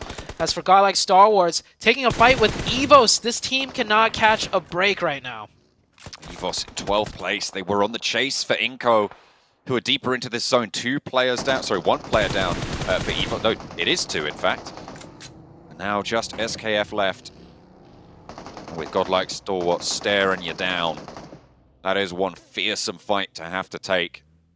The other knock is all the way out down south, so no chance that you go for this res. SKF, you imagine this game's just about to finish for him. Going out, 15th place, can you imagine? Really quite brutal. Vampire struggling in their own right. They've got 4 eliminations. They've just managed to outrun the blue, but the circle pops. It goes down. I think it keeps TIXI in. Yeah, TIXI is still in for HVVP. And with Vampire going down, it's good. But Fireflux are also going to have that shot this game. Yeah, the shift does prompt Fireflux to have to fight their way in. Yeah, Alpha 7 losing control of the north side when their anchor point got taken. They realized they can't hold the north. They will be forced to play in that ditch. Not much room not much that they could do there besides hoping they could survive and get into the next zone. So okay, setting up a forward position here. 1 million, still in zone, in a good strong spot, but they're down to 3. They might be pressured by one of the teams not in the zone from the west side, but there's quite a few teams. They might get caught up with one another. I'm looking at Yoodo Alliance, Alpha 7. the 2 members of Vampire and Fireflux all need to look this way. 1 Million's actually going to take the warehouse, smelling it out that it is unoccupied. Okay, they managed to cross the cover. I mean, out in the headshot hills, you step over a ridgeline, you're going to need a new helmet. It is so difficult to move in this territory. With this number of teams out there as well, all looking to move, chaos. That's the only thing that's going to happen. Pittsburgh Knights getting crunched in as 1 Million make that cross, and they are going to force their way through. No sightlines really from across the road just yet, but Senke might try and line up a couple. I wonder if they think the Pittsburgh Knights are in that forward position. Alpha 7 will have to move ahead. Yoodo Alliance. Fireflux for me is really a big part of this. Vampire did get eliminated, and that's a little bit of a relief for HVVP, but 3 points gained on the elimination total. HVVP just Tixie remaining on that south side. Very interesting rotation for Yoodo Alliance. They're looking to sweep and control more rather than just going into the zone. Good pressure play by them, though. It forces Fireflux back into a corner. This could have been Fireflux's position, but that small maneuver by Yoodo Alliance will pressure them away. Meanwhile, Damwon Gaming still just putting in massive amounts of damage everywhere. Already impressive, in my opinion, for them to pick up 2 points from in here. Nova has been in the elimination feed, taking some shots, and yeah, Fireflux forced into this crash, into this push. 4v4 situation. None of them go down on the initial crash, though, but here comes the util, the nades, and I spoke too soon. Let's us find out, and confirmed. It's not even a 4v4 as well, because you've got Bacon time to worry about, playing a little bit further up the road in the garage. You've got shots coming through from across the road. Squash gets spotted, and Solke manages to get a really crucial knock. A nade to follow it up, gets the instant flush. And Fireflux are not done just yet. I mean, they're powerful. In these engagements, they go for the crash. Unfortunately, it might just be too much for them. The knock goes through over to their squad as well on the south of the wall. Ketch is trying to crawl on back through towards the rest of the roster. Might be allowed to do so. That smoke on the windowsill will bloom on out. In the meantime, Yoodo Alliance are just being forced up to these horrible ridgelines. Just trying to find anything. Look at Tixie, still going, by the way. Still alive and will be in the next circle. Unfortunately, Godlike Stalwart, they've been swimming around for a while, and finally they might jump out the water and snap him away. Nova, I just realized, actually won a crucial fight with POWR. They lost the zone in school, but they took over the doghouses up here, which is very strong. They run into Tixie, though, and Tixie takes out one of Nova, but it's actually Godlike Stalwarts that confirms the point. And now Godlike Stalwarts is here with 4 strong. Nova has a really tough fight ahead of them. They do somewhat have the positional advantage as far as this position being a better spot to rein in nades. But this is 4 members of Stalwarts we're talking about, and they're not going to all clump up for free for the Nova team to nade. There are now 3 teams, by the way, on the south side of that compound on the road. They are playing in 3 separate buildings with 3 separate teams. It's really chock-a-block. No one wants to make that step. Nades over from Frozen towards Godlike Stalwart. Find that opening knock after losing their player. They do need to try and even those numbers. Over the side, Missile launches the nade. Wants to put the damage in action. Top both fall down, but 2 from Nova are answered towards. Just Pika left for the squad. Lit up, flushed out as well. Coming through, I think. Yep, that is going to come through from Pika, and now Jimmy moves up. The man of the hour for Nova. Last player standing, but Osel is just on such a brilliant sideswipe. Jimmy, however, can get it done. Time and time again today, he has stood up. Even over the course of yesterday, Jimmy has amazed us, and once more, he pulls it out the bag. Keeps Nova the only team now alive in the top 3. Great clutch for Jimmy once again. Jimmy has been absolutely showing up today on the last day of all days. Alpha 7 gets finished out by USG Donuts. Damwon Gaming with their prime spot in school. That's the position that Nova wanted, but we saw them hesitate just for a split second, and they lost it. But now Damwon Gaming with 4 up, full control of the western side. And the only teams up that could contest Damwon Gaming are all caught on each other on the west. Someone may be in for a little bit of a treat here. I'm still paying attention to Fireflux, by the way. One of the teams, well, the only team really now at the moment that has a solid chance, I would say, overlapping HVVP's 3rd place position. They're currently on 210 points total. So they're 13 points behind HVVP. iNCO, in the meantime, will try and make them work for it. Then Ebete giving a lot of damage over. Will be able to find that first knock. Solpe has to leap out the window. Drops down as Vitali's on that off angle. And the chase is on. Ketch is actually giving the Ketch! Oh, he goes for one, goes for two as well. Ketch is so good for this roster. He's done so much work and we need to fight on out. Vitali's position now given away. Bacon time know where he is. And Ketch is still alive. Fireflux with 4 eliminations. Putting themselves really close to that marker. They're still 11 points behind HVVP, and they'll need to clamber up further. The placement points, however, at 7 do start to rack up.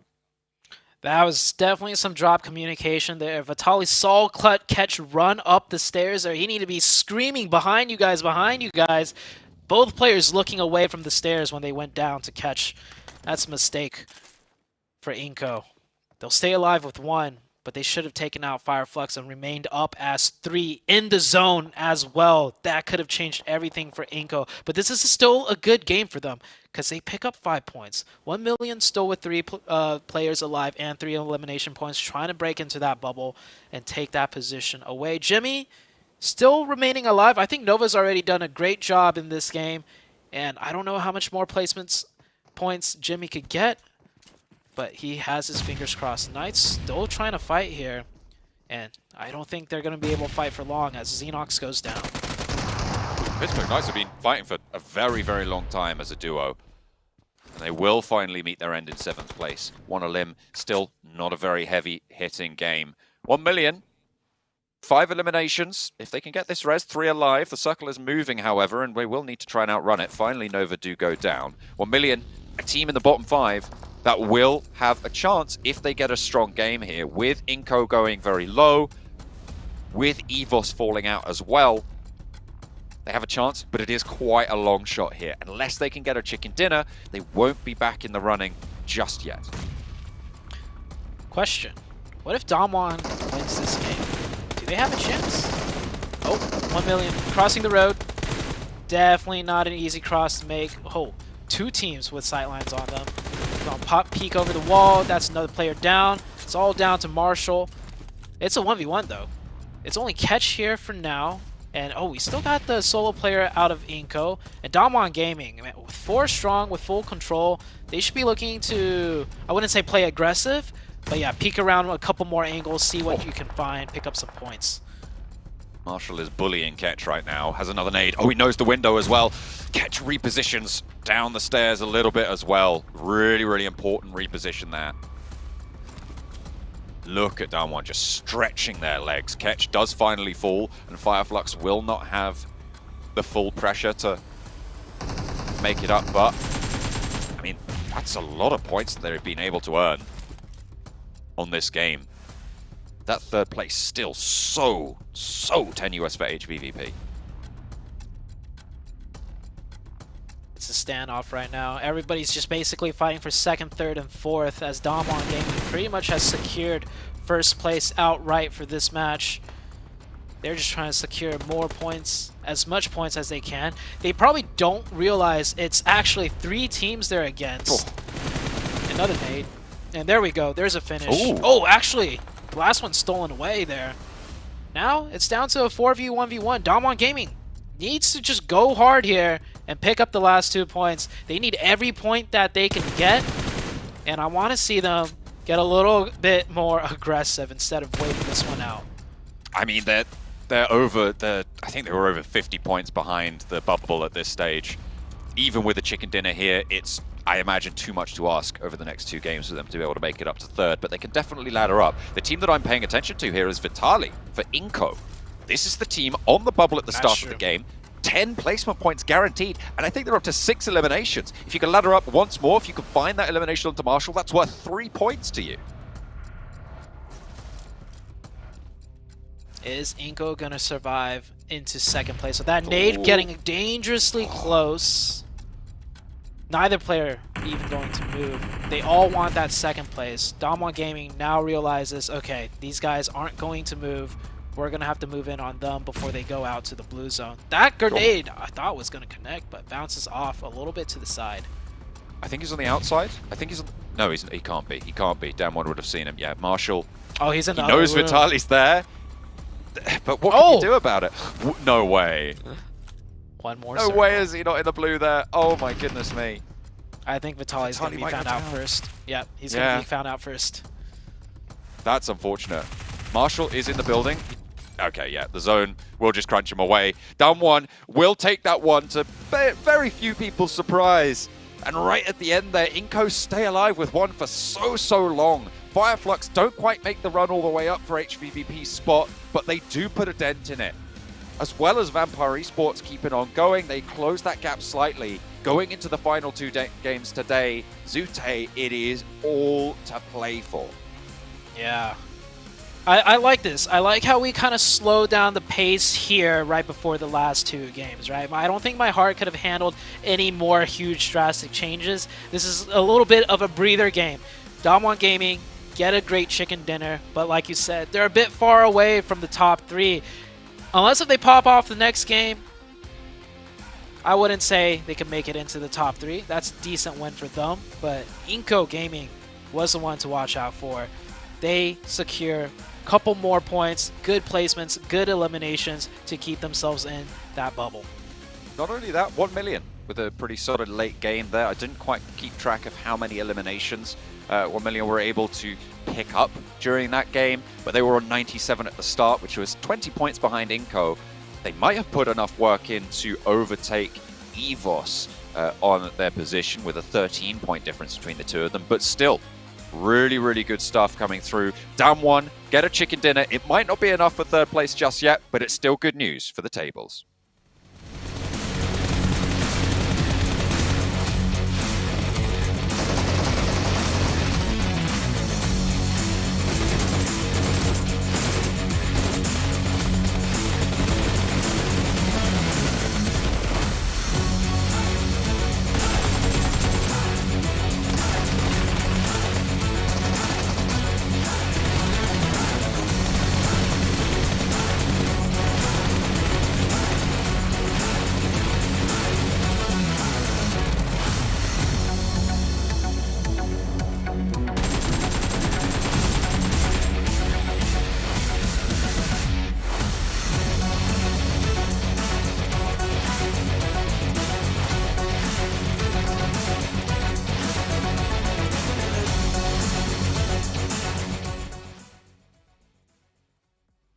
Damwon Kia end up winning that one with 23 points on the board. 1 million end up getting some good points as well. I know 7 Glitter, y'all guys have been keeping an eye on them all day today. And then iNCO Gaming, man, the squad that has everything to lose right now put up some good points. I know they got to be feeling really good here, 7. Yeah, for iNCO Gaming, I mean, this is the perfect scenario, right? You do have a good performance at a 1 million, like you were mentioning, but they're able to counter with the 16-point finish here. And then Nova continuing on their streak, Glitter getting 11 points, and you don't see Alpha 7 anywhere up there. Which is kind of crazy, but also HVVP wasn't really having a huge game in this last match either, so we'll have to see what that ends up doing to the overall standings. Let's take a look here. A little bit of a head-to-head between Ketch and Naoto. And we actually have some pretty even numbers across the board. And what's huge though, 7, have we seen this yet? Have we seen 50% of the team contribution from one player with 5 elims, almost 1k damage? I mean, that's a big game for USG. It is, and I think that might be a first one. By the way, I love to see some Fireflux players there because that was a team that was starting to fall asleep a little bit, kind of like Damwon Gaming was. It's a great bounce back here halfway through the day. Huge bounce back for them. I mean, so many of these teams have just so much pressure on. There's only 2 matches left for the day, everybody. Don't go anywhere. We'll be right back after this break.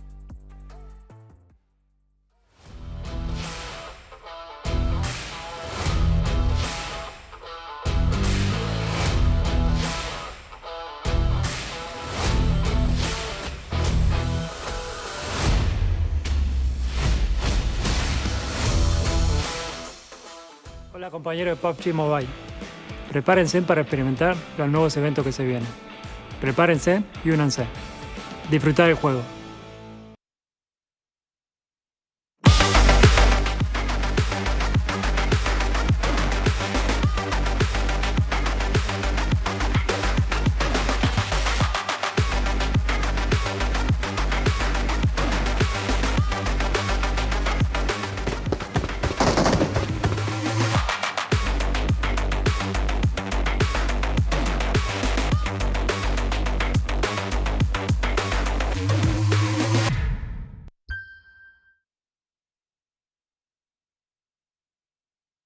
And we're back, everybody. Man, 2 more matches left here today. 5 teams going home and have to wait a whole year before they get this chance again.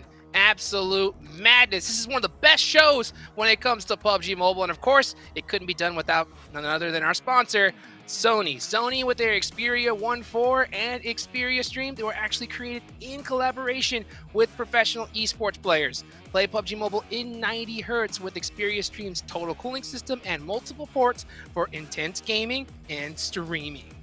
Man, I'll tell you what, speaking of intense, it's time to take a look at the overall rankings. And I think it's now time to also start coming up with our conspiracy theories here. Glitter, 7. Look at this board. HVVP is in 3rd place. And you know they have a massive target on their back here, Glitter.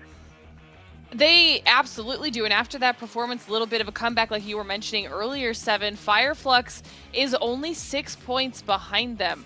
So if I were HVVP, I would be starting to get a little bit nervous here. That forces Vampire Esports down, but only 3 points behind Fireflux. I mean, this is a tight race. You see that Damwon after that performance, they're up here on this first page now.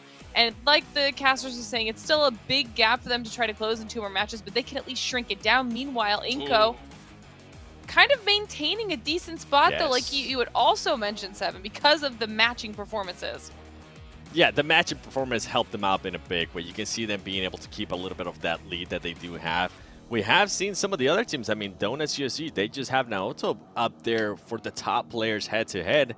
I wonder if maybe those teams can have a pop-up performances, because that's what 1 million EVOS and Donuts is going to need.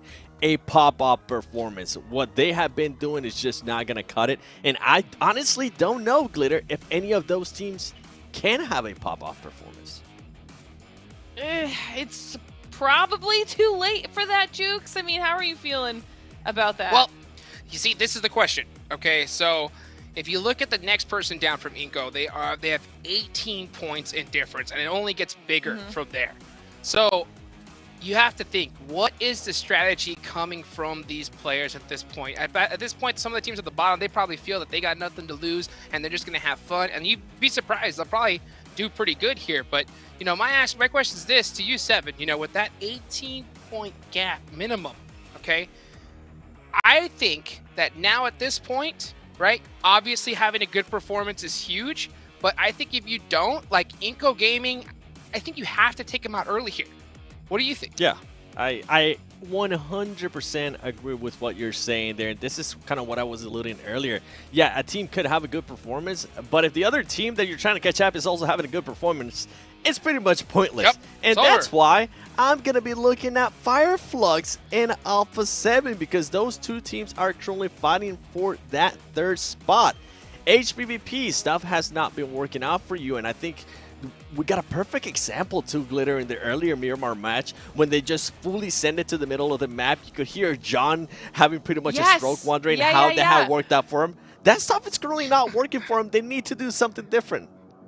Which is crazy, too, because they were at the top of the leaderboard until, I don't know, 4 games ago. So this is got to be really, really rough. They need to clutch up in these last 2 matches and kind of regain a little bit of that former glory. I'm keeping my eyes on Nova and iNCO. All right, iNCO still needs to maintain themselves just inside that bubble so they can at least make it to the survival stage. And then, of course, a Damwon. After the performance they just had, they tend to snowball a little bit and see if they can keep it up. Yep.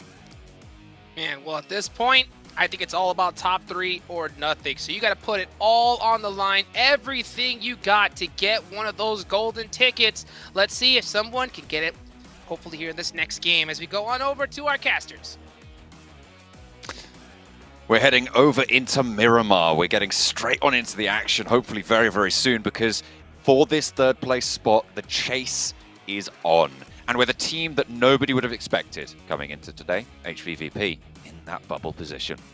Yeah, HVVP going from 1st place the entirety of the week, the entirety of this tournament, all of a sudden looking like they might not even make top 3. That's a huge, drastic drop off. I mean, if you take a look at their performances today, they had an okay game number 1, but game number 2, 3, and 4 just riddled with mistakes and sloppiness, and that has let the other teams really surpass them, that of Nova and Godlike STALWART Esports, and who knows, maybe even Fireflux or another team below Fireflux will knock them out of the top 3.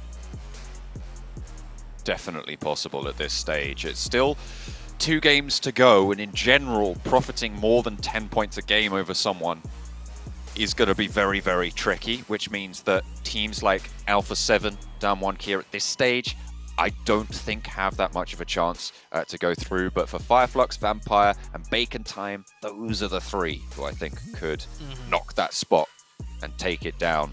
Godlike STALWART, not out of the woods just yet as well. Remember, they still could be overtaken by a team like Fireflux, but their points total of 239 is so much more to try and jump on over. And as I said, trying to profit more than 10 points a game over someone at the top of those tables is going to be really, really hard. And Fireflux, they're 21 points behind. That would mean a little bit more than 10 per game. Yeah. Worst case scenario for Godlike, it'd be HVVP and Fireflux stepping up, right? Which would essentially knock them out of the top 3.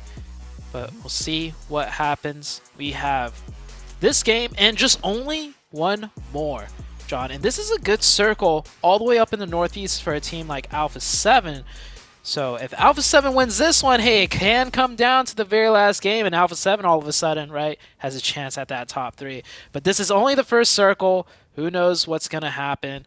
But it looks at least a favorable start for the team of Alpha 7. I'm also looking at what HVVP are going to do. I mean, we keep talking about them because they are in the crucial position. They're going to move up to La Copperia. They can move in along that northern side and take some control there. Miramar is the map where they have their only chicken dinner as well. And playing from this north side, it can give them a little bit of confidence. Hopefully, they can get there without losing a player or making a little bit of a mistake. Hang on a minute, Fireflux. Uh-oh. Having a bit of a scrap with Nova, but I don't think either of them really have the weaponry to go for this engagement. Solke moving forward to the micro Uzi. I like it. Spots the back of the bus. I like it. I like how Order was also so cautious to the point that he didn't even get back on the bike, because then he'd have to drive forwards just a little bit. And if Solke found the gun in that first shack, you know, that could have been the end for him. But both teams just on a scramble for any sort of points they could get. You know, Order, he probably picked up that bike about 500 meters away, found a pistol, saw a player parachuting, stretching a little bit, and just gunned it. Try to get those shots in. I mean, you do go for those. And if Fireflux had lost a player there, that could have essentially cut down their run for this 3rd place as well. Oh, yeah. They're currently 6 points behind HVVP. Absolutely within striking distance. Vampire, 215, 9 points behind HVVP. Oh, it is so, so dangerous. It's kind of all I'm paying attention to, I'll be honest.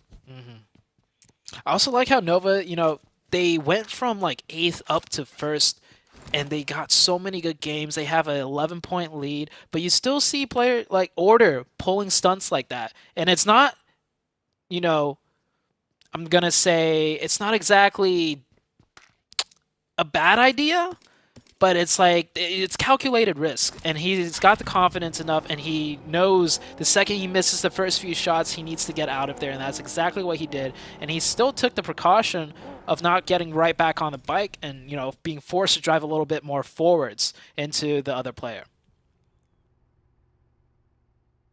So far today, Nova have earned 96 points. 96 points in 4 matches. 4 matches. That's almost a 25-point average today. That is insane. It is unlike, I think, anything I've ever seen, to be honest, especially at a PMGC level. 6 points. Let's just say they got 100 points in 4 games, right? To make the math simple. That means in 4 games, they have done almost more, like half of what they've done in 3 days. Yeah, that's, I mean, 154 was their total after the first 3 days, right? Uh-huh. So they are currently what is that? You put me on the spot now. 58 points less than they've been able to earn over the 3 days in the first 4 games. There's a lot of percentages and maths that could be further done with that, but I'm going to leave that to you if you want to. The bottom line is it's really bloody impressive. Is what yes. they've done. To put it in simple terms, without all the numbers. But yeah, first circle, teams are starting to rotate 5 minutes in. This circle we did see the other day, except it ended way, way far in the north in a very familiar area. I'm thinking this one's going to pull back a little bit more central into a spot that teams probably have already played. I can't even remember if we've seen a circle in here. We definitely have a couple in the northern side to start off with, though. Donuts USG currently moving around near water treatment, getting north fairly early, snaking their way through the hills of Miramar. Nova currently just to the west side of Junkyard, moving over their own hills as well. Miracle workers here today. Look at that Paraboy, just stretching it out, just keeping it loose. That's how he lands all his long-range shots. Got to keep it relaxed and loose. Keep the trigger finger ready, but not too tight. That's how you miss your shots. I was saying how Alpha 7 is in a good spot to start off the map with the circle being so far northeast. Another team that I didn't touch on, though, is Vampire Esports. They're coming in from the Campo Militar side, which is even further northeast of Alpha 7. So Vampire will essentially be able to have their backs clear for the entirety of the game, unless if they overextend a little bit, but that could work out really well for them. Certainly could, and especially given their position on the tables, it's going to be nice to have a little bit of a peaceful game to start things off, get towards those top sort of 7 positions without too much of a problem, and then start to light things up. Top 5 rate for the map, notably lacking HVVP, but Vampire Esports are there. Fireflux aren't there either, but still, it's good news for the Vampire squad. Definitely so.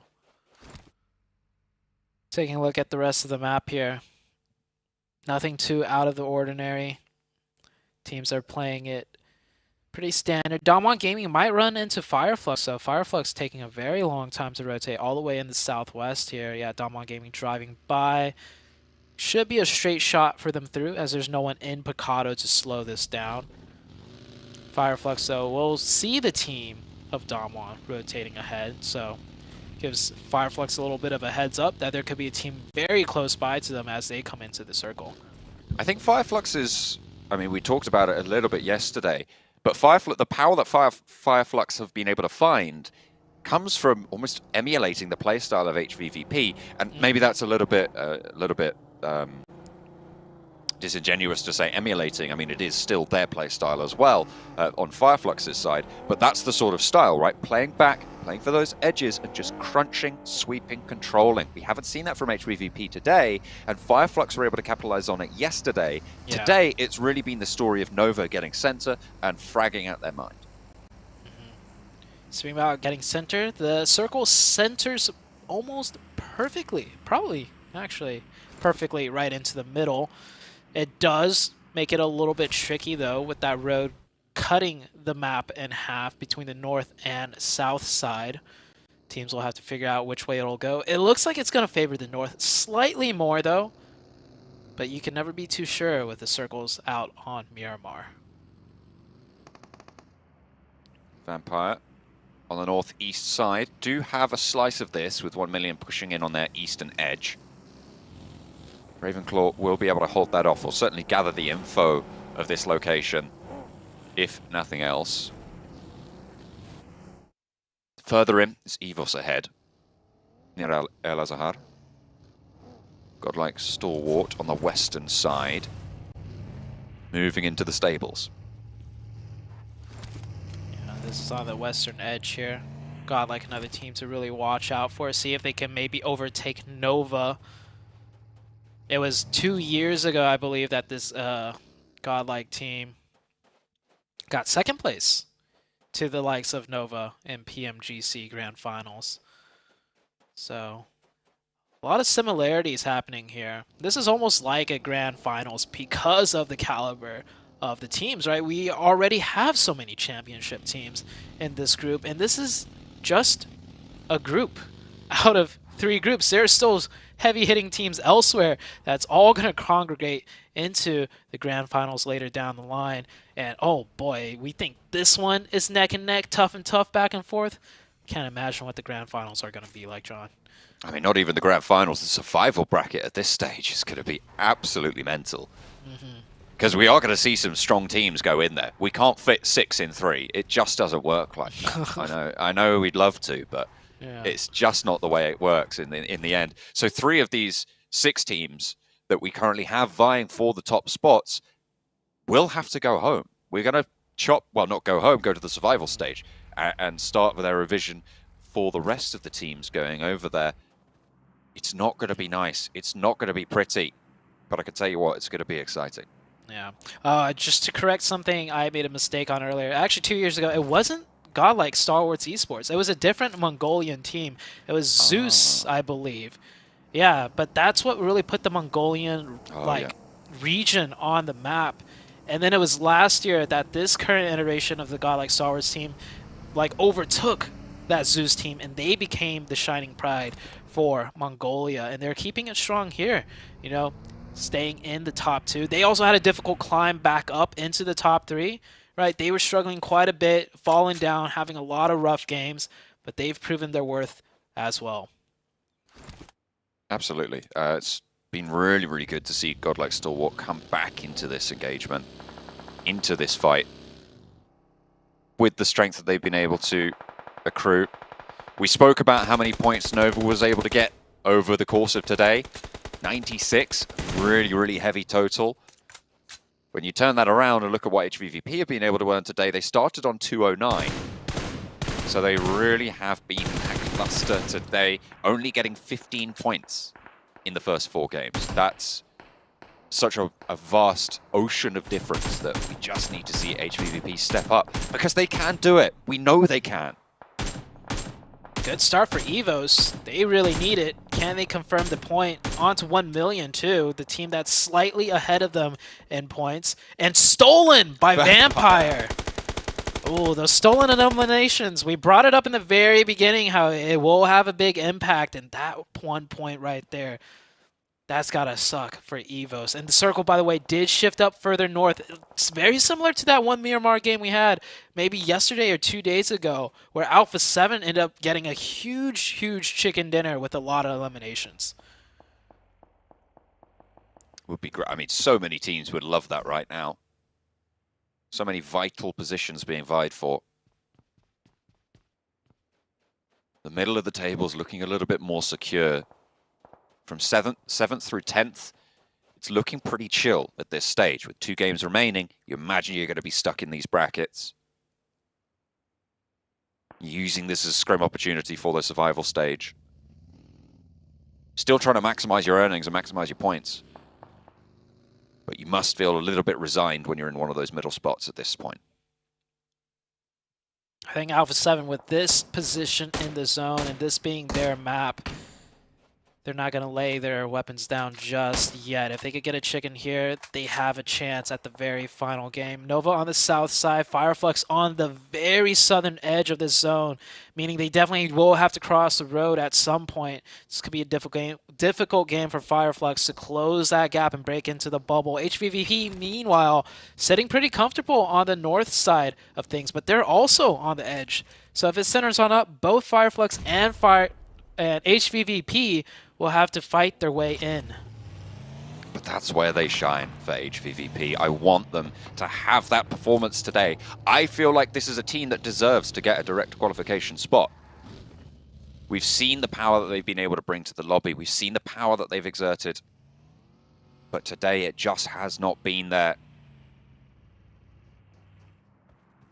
And in the final 2 games, they'll need to pull it out of the bag to keep themselves going, or they'll be bumped down to the survival stage, which would be bad news for them and even worse news for everybody else. Even worse news for everybody else.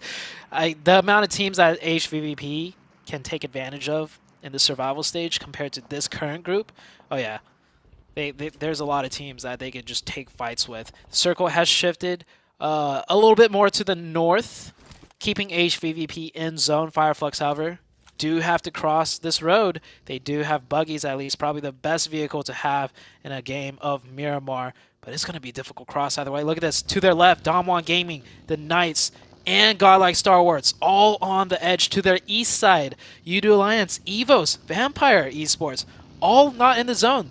This rotation for Fireflux might be the last one they make here on Miramar. Into the Valley of Death they ride. They ride strong and pull up on the position. Damwon yet to find an opening knock as Pittsburgh Knights taking shots out this way as well at both of the teams. Solus, Ketch, Lutz, all at the backside of the building. One does go down, but Sung is answered on towards, and Damwon lose the longhouse. Osal there on the hold, sprayed around the corner, and this is the push from Fireflux. That's so smart. They needed it to work, and it has. They've taken control of the building, but they still have to move up north. The disengage comes through from Damwon, and they'll need to push in. In the meantime, Godlike STALWART from the west side, moving in past Skylights Gaming, trying to take this fight, doing so fairly well. Unfortunately, though, on the south side, Nova have the bead over towards Damwon, and they're going to force them into the push over towards Venom, towards the rest of 1 million as well. Yeah, Damwon with a good chicken, but that was slight mishap, slight mistake in their defense, and they're down to one member suddenly. Such a smart move by Fireflux. So, wait, hold on. Fireflux down to... Oh, yeah, they're not in the zone yet after winning that. They still have to fight past the Knights, and yeah, Fireflux down to 2. One member knocked. Damwon Gaming is out. They are taking a fight against the Knights right now on that southern edge. Here's that fight. Coops is pushing Lutz and the other member of Fireflux. I don't think this is going to work out for them. Coops actually gets run over. Run down. Lutz is still active for Fireflux. It's Xenox and Spec for Pittsburgh Knights. Lutz is getting the heal off. Solke moving on up. Lutz gets the flush. That information was being given back over. Solke not going to be an easy res, to be sure.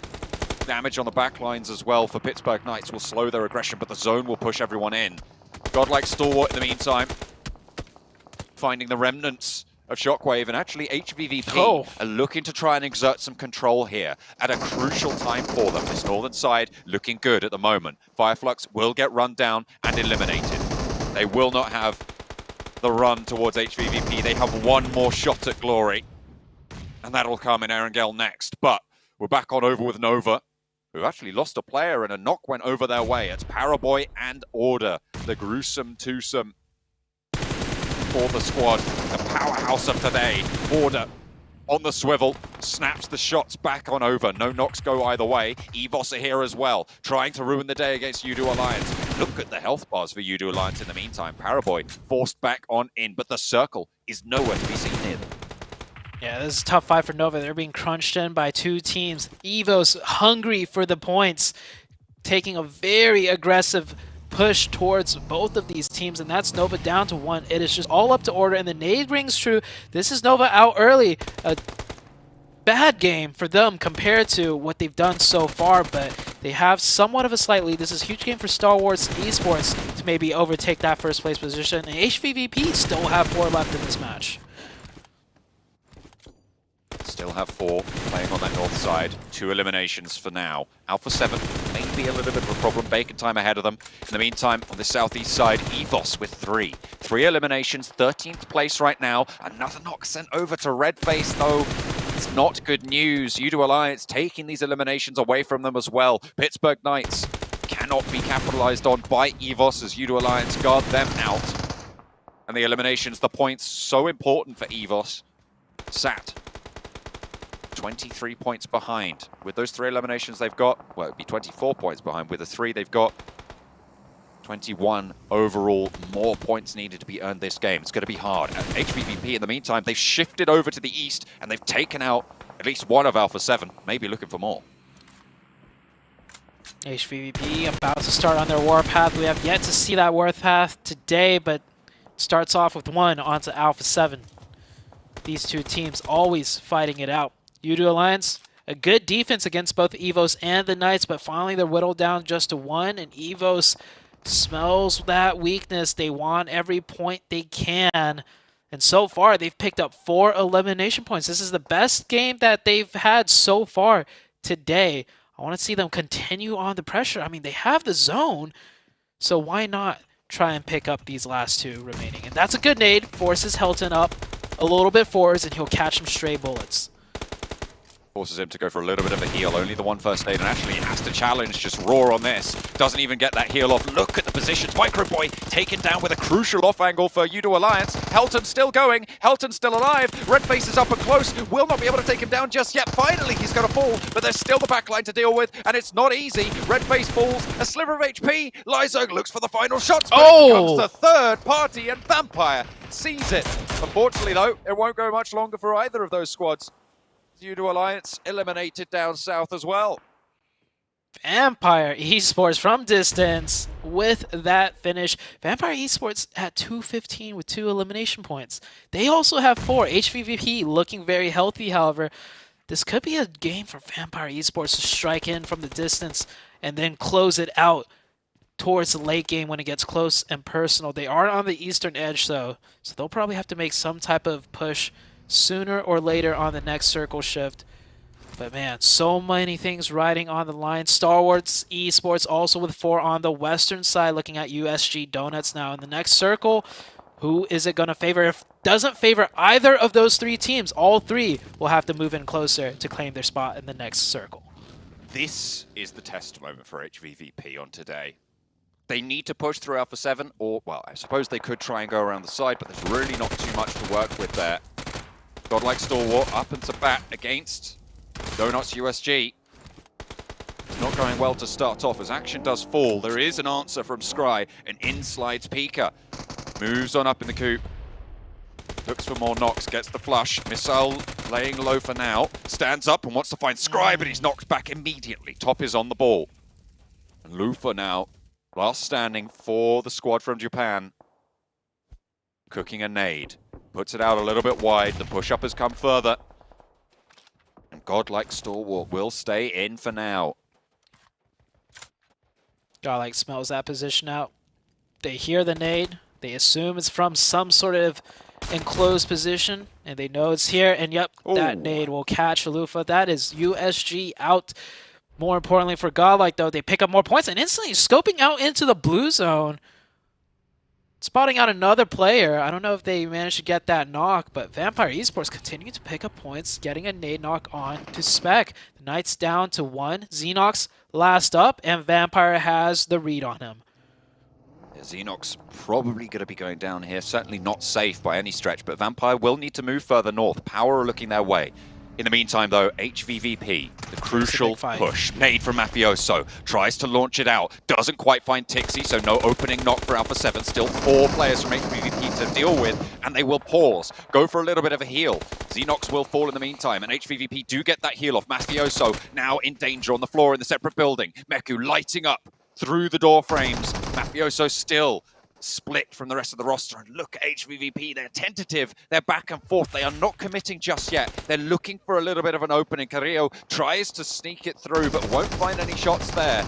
Tixi around the corner, but he goes down first, and it's so poor. The second follows. Mafioso is finding the shots that he needs, and Mythic now plays with Carrillo across the way. It's 2 versus 2, HVVP, and down again is Matic. Meku last standing for the squad from CIS, coming through, top qualifier from the European Championship, and again, they fumble the ball. HVVP fall. Down in 9, 3 eliminations. Vampire staying up with 2. They have 3 eliminations themselves in hand, but they are in a dangerous spot.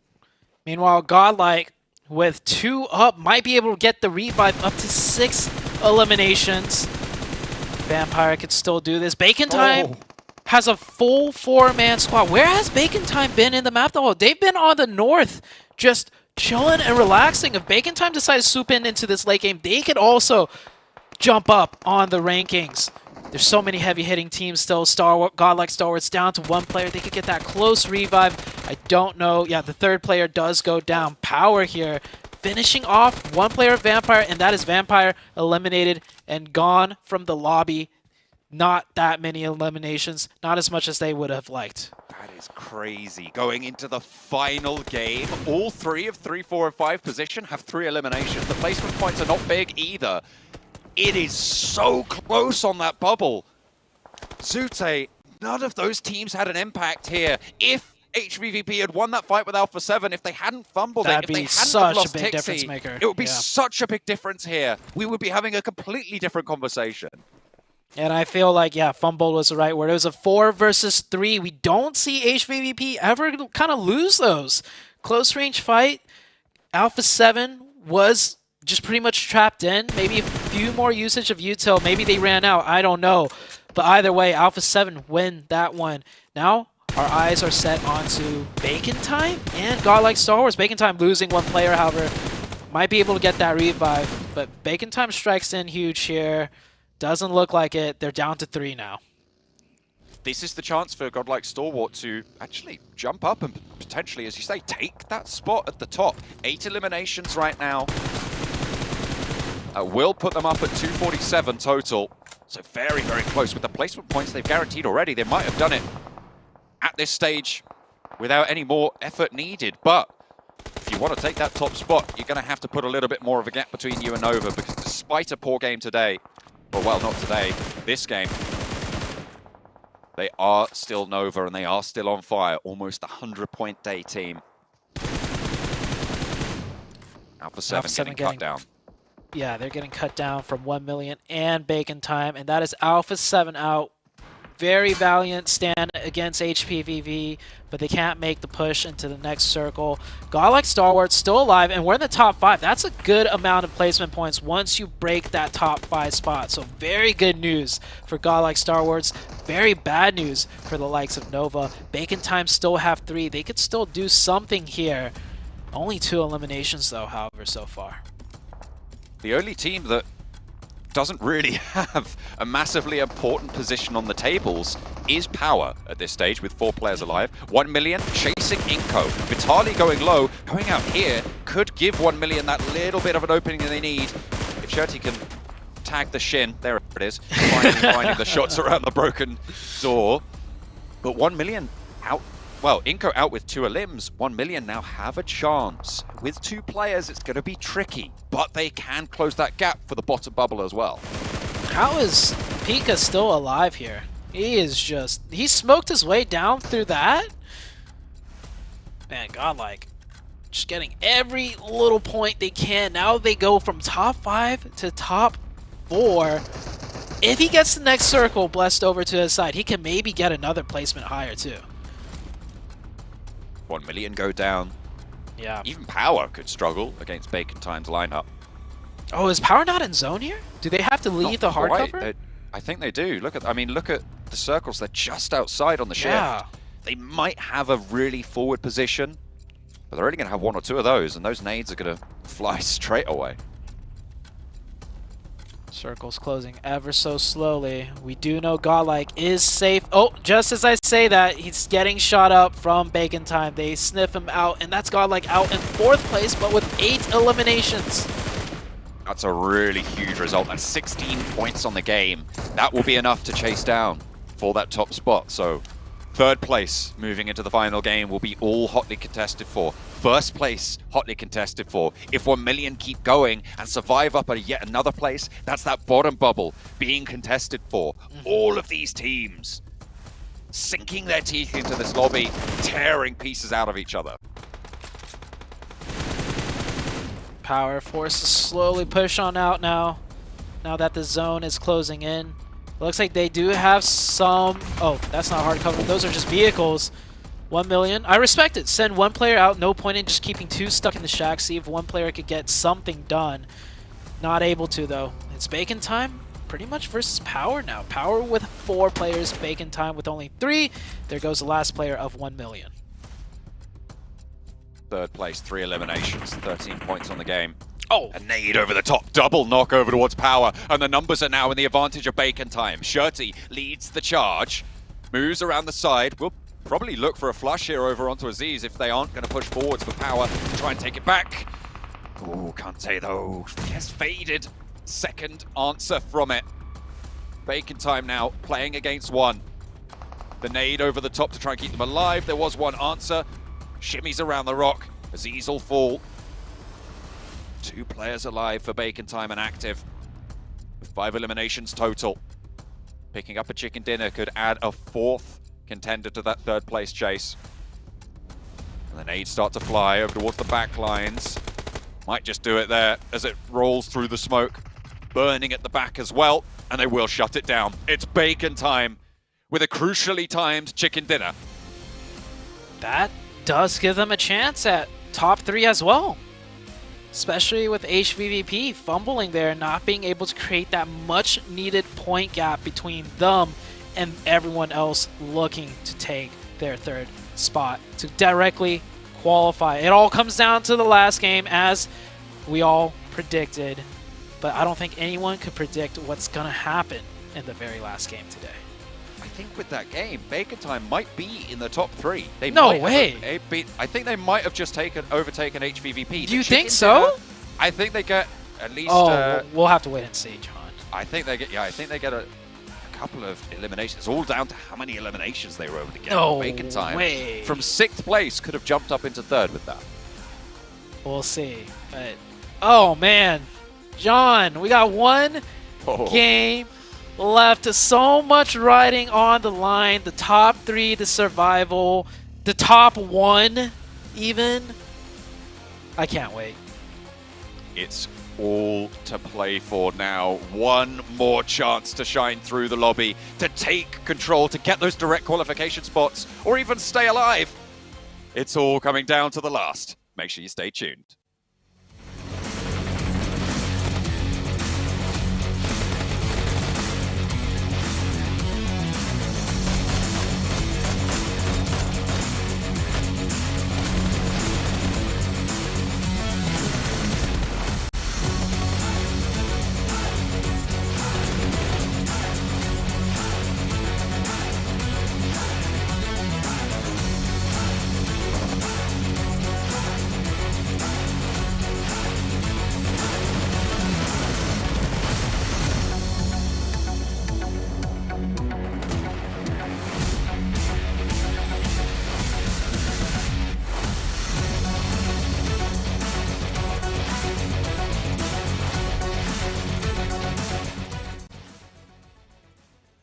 And it's Bacon Time, clutching it up right when they need to. This is going to come down to the last and final game here. It definitely is. I mean, so many teams that needed to perform have definitely performed here. You mentioned it perfectly.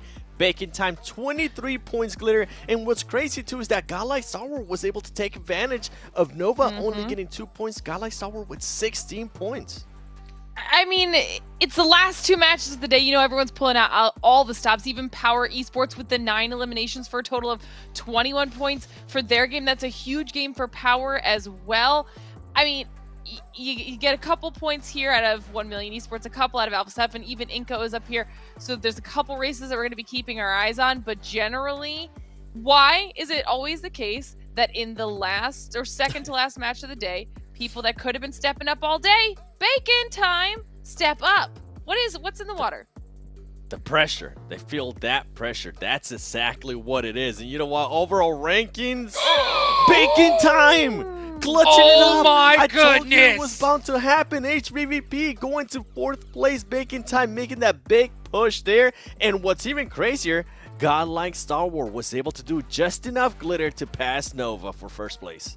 This is the first time the entire weekend that HVVP has not been in the top 3.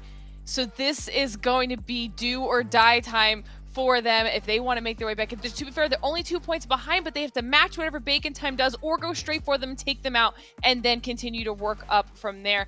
GODLIKE STALWART, amazing positioning. They've now got 3 points above Nova, so they look very, very comfortable. There's gaps that are being formed, and as we look at the bottom half of the bubble, 7, iNCO has been just matching everything that 1 Million Esports has brought to the table today. They definitely have. They've been canceling out whatever iNCO Gaming is doing. You can see it over and over again. 1 million needs to find a way to just stop iNCO Gaming from getting into that late game. And I was actually going back and looking at that first page because there's just so much crazy stuff going on. Some teams are just 10 points away from also being able to make that jump up to third place. It's not safe for anybody, Glitter. And the best part here is that we are going to be going into Erangel. We know which teams have been the top teams there. Some teams have actually faltered. I need to call out Nova. Nova played a completely different style than what we have seen throughout so far today. Whenever Nova is actually split and they have their players kind of doing their own thing, they do so much better. In this last game, they were all together and it was just a completely different Nova. I'm hoping that we see a Nova that is going to be split. And talking about top Erangel performance, Fireflux. That is great to see because that's a team that can definitely jump to third place. I was just going to say that's another team that is 1,000,000% in the running. If Fireflux have a pop-off performance, they are skyrocketing right back up the leaderboard. So you know that Nova, Godlike, Stalwart, and now Bacon Time, who apparently is also a top Erangel performer, is going to be keeping their eyes on them. There's so much for all of these teams to be keeping track of right now that heading into this final match, I actually think it's going to be really interesting to see the playstyle decisions that are made by the teams that are desperate to get into the top 3 and those that are already there and need to hold it. Yep. Oh my goodness. I mean, there's 3 squads that could easily jump into that top 3 without even thinking twice here. So, I mean, it's so crazy. There's so many things to think about here. I mean, not to mention you got those teams at the bottom who have no chance at this point. So literally, they could go and spoil and just say, hey, we don't want any of these teams to go into the next stage. I mean, it's crazy. Go. Jukes, Knights and HVVP. Yes. Knights and HVVP. Oh my gosh. That's the situation you are describing. Knights can shut everything down for them. They've got nothing to lose. Nothing to lose at this point, and HVP has everything to lose. So let's take a look at y'all's teams to watch, but there's too many. There's so many of them, and look at these picks. I mean, I think, yeah, that makes sense. That makes definitely sense right there. Can these squads hold on? And in Bacon Time, jumping in right when it needed to be here, 7. They definitely have, Glitter. You know what? I actually want you to take it first. I want you to take it first for me, please. I'm just really stressed out right now. Okay, now that I realized the potential that Knights have to play that spoiler role for HVVP, who is obviously a pick for both of us, that could be just the most insane opportunity. I hope we're able to kind of follow that and see how that turns out. You know that Godlike, Stalwart, and Nova want to be holding those spots. They don't even have a big gap separating the 2 of them, let alone them from 3rd and everybody else below them. And the fact that Nova was one of the only teams not on top Erangel performance, like you were saying, 7, you were hinting at that earlier, they are going to have to step it up in the last match. And for me, with HVVP, I'm going to be looking at the urgency that now they're going to have, right? They've been this top team for 3 days. Now, in the last day, they're not even in the top 3. They're looking at survival stage at this point. Is this team, how are they going to be playing? We've seen them do crazy stuff. It worked out in the first 30 days. So far today, maybe it worked out a little bit in the first Miramar. After that, nothing has really worked out for them. Are they going to be trying to be the aggressive team that we have seen in the first 3 days? Or are they not going to be seeing that aggressive team? With Godlike Stalwart, are we going to be seeing that patient, right? Waiting for the right moment to strike and being able to third party because they do currently have the lead. And with Nova, you heard me mention it earlier, if they are going to be playing split, that is when we end up seeing the best Nova. That is when we end up seeing the likes of Jimmy, Order, Paraboy, and everybody else being able to just clutch up and put up those performances. But the big question mark, Hot Jukes, you alluded to it, is that spoiler role from the bottom teams. We saw a little bit in this past Miramar. I think it might happen here, and a lot of the teams that are currently fighting for the top 3 need to watch out for that. You know, it's not even just the bottom teams. It's also those middle teams, right? They can do whatever they want at this point, and not to mention you may have a middle squad who's got a huge, a pretty thick jump, and they may try to do his miracle shot and take out these squads early and go nuts. I don't know what's going to happen, but here it comes down to this, the final match here of this group. Let's take it on over to our casters for one last time. I'm so jealous of y'all. Oh, it was crazy in Group Red, and it's getting crazier by the moment here in Group Green. The group of death. We're at 24 out of 24. We have reached that 100% mark, and we're about to go psycho. Imagine the story, the tragic story of HPVV. First place the entire tournament, and then on the last day, not even making the top 3. That could be non-fiction very soon, not just a story, depending on how this last match goes. And as a joke, I was saying, John, and it's all because of bacon time. It is. It really is. They're in that third place now. The fact that they're in that third place by, I think, what was it, 2 points? Yeah. In the overall rankings. That is insane. That they are so close to it. But going into our final Erangel, it's a south plane again, Zute. It's a little bit further north this time. But could it be yet another instance of HVVP being denied their primary drop? I think this last one, they're going to be like, you know what? No, we drop north. Because the 2 Erangel games today, the 2 other Erangel games today, yeah, you're right. Very southern plane path, and they were forced to drop south because they didn't want to deal with dropping north, stretching for a vehicle and running into a different team. But both Erangel games have been very poor for them. So this being the last one of the day, and this plane path being slightly more north than the other ones, I think they might take the, slight change and just drop north for the vehicles and go up to North George Pool. We'll see very shortly how things go. As for everyone else, I don't think anything's really going to change for them, and I don't see HPVV stretching for that southern side, so they will go north. Fingers crossed they don't run into Fireflux, though, because that's the other team dropping north for South George Pool. They might be in somewhat of a collision. Potentially, you can see the light blue dots on the map right now. You can see Meku as well on the left-hand side of your screen. Close to POWR, a little bit close to Nova as well. Potential for a big hot drop.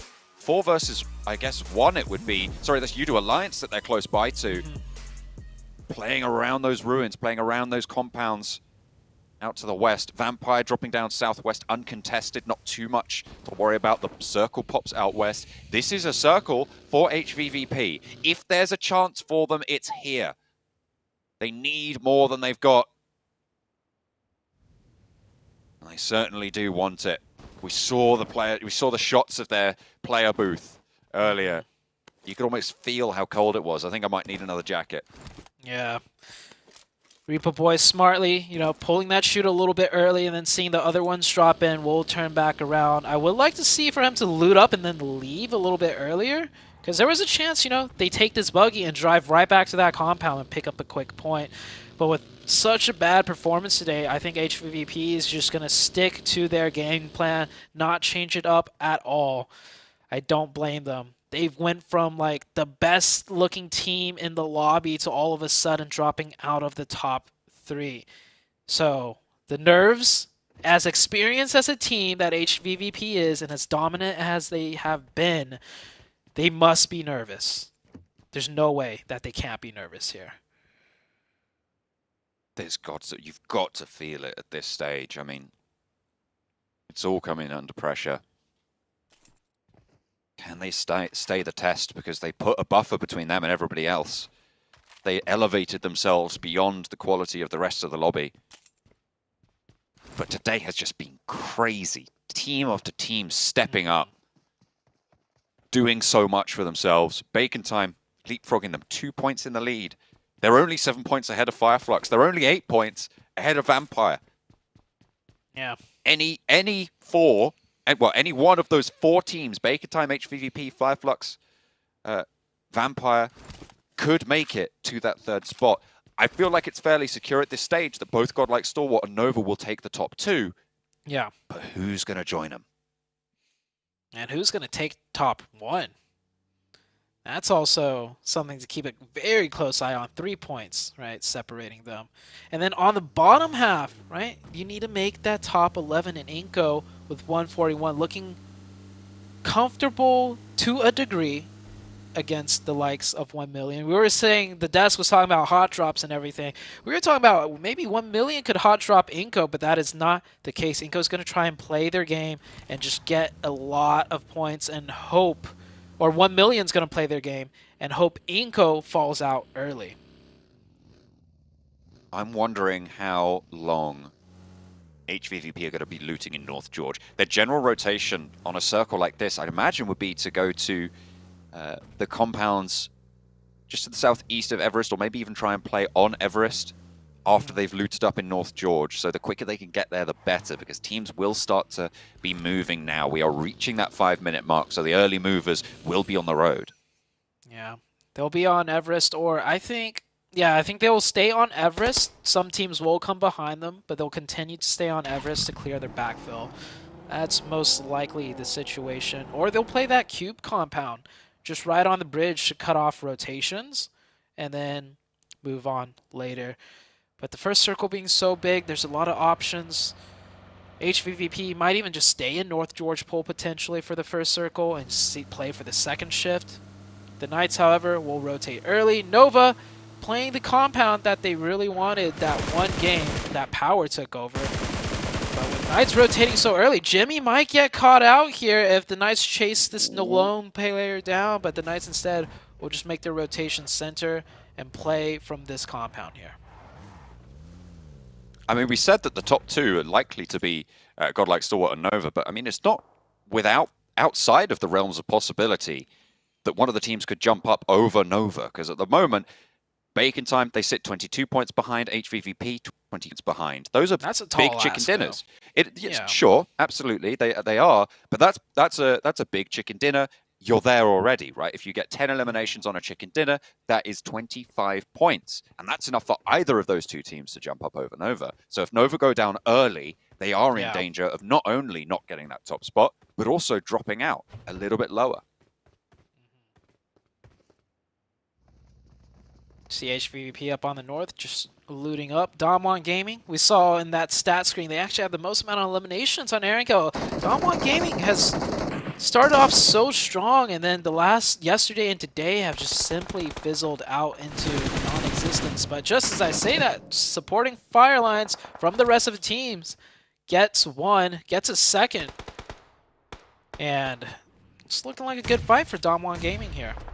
Fabian pushes to the back of the building, wants to challenge,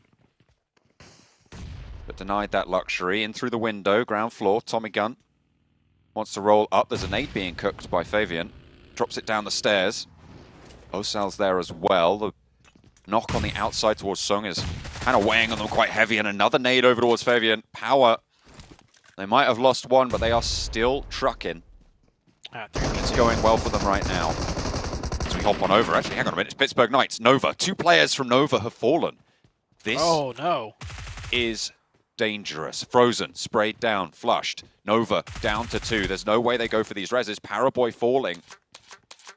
This is bad for Nova. Punished. In a central position. How can they hold in this as well? Because it's just Jimmy in order, and everybody's going to be looking for these compounds. Punished. Finally, Nova gets punished for their splits that they love doing in the early stages of the game.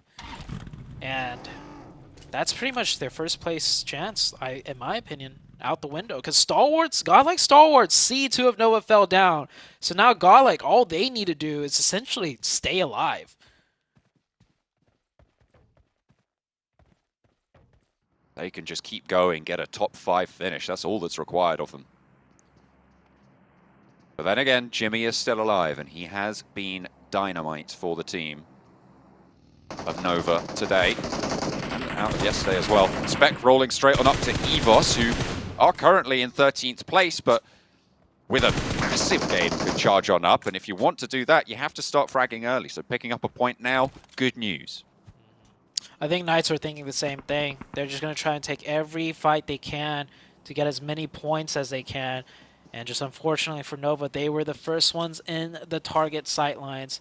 And Nova will lose 2 of their very important players. Now the next zone has shifted. It kind of centralizes right up. And this being the last game, we're going to see a lot more fighting than usual.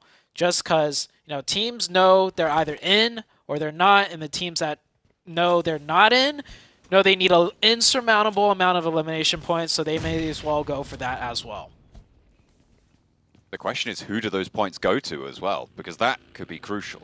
Yeah. It could be the decision maker. When you're talking about a bubble that's 2 points between 3rd and 4th right now, it is absolutely crucial. Donuts USG looking to take a fight. Nade in, not long cooked there, but it's right on the money. Spray coming in from Yoodo Alliance as Bacon Time get into a little bit of a lock horn. We'll be able to find the first. No knocks sent back their way, but there's still more Yoodo Alliance players in the wings. Unfortunately, looks like there's a third party from down low. It's iNCO trying to keep that 11th place under control. I see HVVP rotating in from the north. They're actually not on the edge. They're going to take this Mount Everest like we predicted, but Fireflux is here first. Tixi. Oh, I feel like a little bit more. Oh, never mind. He can still pick up Tixi. The headshot rings in, and that is Tixi down. And now HVVP definitely feeling the pressure and the burn now. Fireflux, I think this was a set trap. Fireflux got here first, and as predicted, HVVP wanted that position. And Nova is about to go out. It's all down to Order. Order will pick up 1 point, but down to a solo player against the 4 of GODLIKE STALWARTs. And they're at the point deficit as well. It's going to be a tall task for Nova, but hopefully right now for them, I'm thinking they just wish to be in the top 3 at this point. Top 3 really on the minds of everyone, weighing heavily. Fireflux, it's good news for them, right? They're in 5th place right now, 2-2-1, 9 points behind the bubble. So starting off, taking down a player of HVVP, arguably one of your strongest competitors for that spot as well. Excellent. And arguably, out of HVVP, you want to take down Tixi, because he is the heavy hitter of this team. Not today, but in general, over the course of the last 3 days, we've seen him be demonstrably monstrous. Demonstrably monstrous. It's the first time I heard that. Question is, though, who's going to take down Bacon Time? Because Bacon Time's the team that is in 3rd place with 4 members up. This is the team that's technically the gatekeeper of the top 3. And Circle goes up north. Once again, this could be a big one for the Fireflux team. Look at Matic on the west side. He's really close to Lutz. Ketcher's going to be spotted this as well. They should be taking shots, and Matic really in danger. The rest of HVVP nowhere nearby. That's a flush if he gets knocked. There's no 2 ways about it. So staying out in the open, deadly for Matic at the moment. A wide split for HVVP, playing as 3. Order, I mean, they've been hounded by the Pittsburgh Knights for this entire game. In through the door, it's Order to face off against 1. Does a lot of damage. Might be spotting around the window. Coops is there. Tensa, first to fall. Order, 1v2ing right now. Handily taking control of this engagement. Oh my god. Not even a lick of damage. Look at that. Oh. He's mad that the Pittsburgh Knights are ruining their chances. He's shooting the magazine. He's emptying it down into the crate. Look at him love go. it. You love to see it. You love to see it. Hey, but with the extra elimination currently, Pittsburgh Knights not in last place, which is a result that maybe you wouldn't expect. You love to see Order. We've always said close range specialist. That was Coops, and I believe Tensa he took down with not a lick of damage. Did you see the way he danced around them there? Perfectly done. Nade found a knockover on towards Bacon Time, playing in the middle of Ruins. It's a strong position. They've got a lot of hard cover here, but teams are going to start to turn their attention towards it, Zute. Yeah. The revive should come through. Unless if a lucky one gets the confirmation. I think I saw Reaper Boy throw another one towards that way. No explosion, so Bacon Time will remain 4 up. They are trapped in a very... Oh, yeah, spoke too soon. But that's just 2 knock... Oh, Reaper Boy with another one. That's cooked way too long. A little bit too long. Yeah, long on the cook there. Shirty crawling back towards Orm Style. Donuts USG on the eastern flank. 2 players down for Bacon Time. Yeah, they don't know, I mean, they don't particularly know where this is coming from. I imagine that bird would have been great about 5 seconds ago. But as of now, it will splash wide. Bacon Time. Almost losing half of their force. Won't be able to get that reset. But still, they're stuck in Ruins. Surrounded by Donuts. Surrounded by Yoodo Alliance. And they have Skylights Gaming to the north on that church position. If the circle shifts off of them, this is going to be a very difficult disengage for even a 4-man team. HVVP fully disengaged and left 2 players to the north side of the river. Meku and Matic went up that way. Kitsune took an outpost on the south side. Fairly uncontested right now. And Matic now starting to move back down south. Meku surely soon to follow. The chances for HVVP force them to play incredibly cautiously. They just want to stay out of danger right now. Vampire, another team we got to look out for right now. With 4 players still up on the hard southwest, they lose that circle. It seems like the circle did shift towards the east. Oof. Vampire Esports, they got a long road ahead of them, but they've been pulling out miracles here and there on some occasions. So they could also break into that top 3. So many teams still that we have to keep an eye out for. HVVP's compound on the northern side still viable. The question for me is, where do Fireflux go? That will dictate so much of this lobby. They have a couple choices, but right now the primary one's HVVP's position. Knock out the competition. Take down one of the other teams fighting for Bacon Time's spot. Or 1 million. Take out the team fighting for that bottom bubble and the tournament survival. If they could get an opening onto 1 million, that'd be a great position for a Fireflux to take. Otherwise, the northern side is a good backup. And HVVP, Matic, I'm not sure. I think they're going for a Hail Mary play here. Just try and see if there's some niche pocket spot in the center open rather than trying to fight in from the edge with only 3. Oh my goodness me. I saw that health bar trickle. Alpha 7 are here. They're opening up. It's a rematch from Miramar. On the northern side, HVVP need to hold this if they want their chance to continue. Vampire Esports riding up towards EVOS as well on the southwestern side. Both teams, they're going to be forced to conclude this. Vampire have committed, and so have EVOS. This is going to be a fight for both of these teams that will be ringing in their ears for days, weeks to come, potentially. A nade in through the window towards Stone. Pops another one in the side. SKF Fireflux putting ordnance down. Here's Fireflux as well. They've moved south. Solcade looking to have a third party onto this. Schweppes is going to fall. A really important angle. Ravenclaw gets opened up. The magazine is emptying. The spring pressing those bullets. As HVVP come under fire on the north side as well. Alpha 7 taking that engagement. They found an outpost, and HVVP going to leave that one out to dry. Only 2 players moving forwards. Actually, the one for HVVP. Fireflux still engaged in combat now. 4 players alive, and this is a team that wants it badly. Vampire, they've lost one fully. 1 knock to try and recover, but Fireflux will not let it go. EVOS around. 1 million, the only challengers to that bottom spot as well in the meantime. Yeah, they pick up to 3 eliminations there. They picked up 2 more, so that was a good third-party peek out by Fireflux. They play it tight. They don't fully engage on it for fear of losing players, because they don't just need elimination points. They need whatever elimination points they could get and a strong finish towards the end, so they'll decide to keep all 4 members alive and play a bit safer. HVVP did get pushed out by Alpha 7. HVVP down to 1. Nova down to 1 can't make that first place position in my opinion, and it's looking like HVVP down to 1 can't make that top 3 position. Kitsune needs a miracle. The nade already doing damage. There's fire.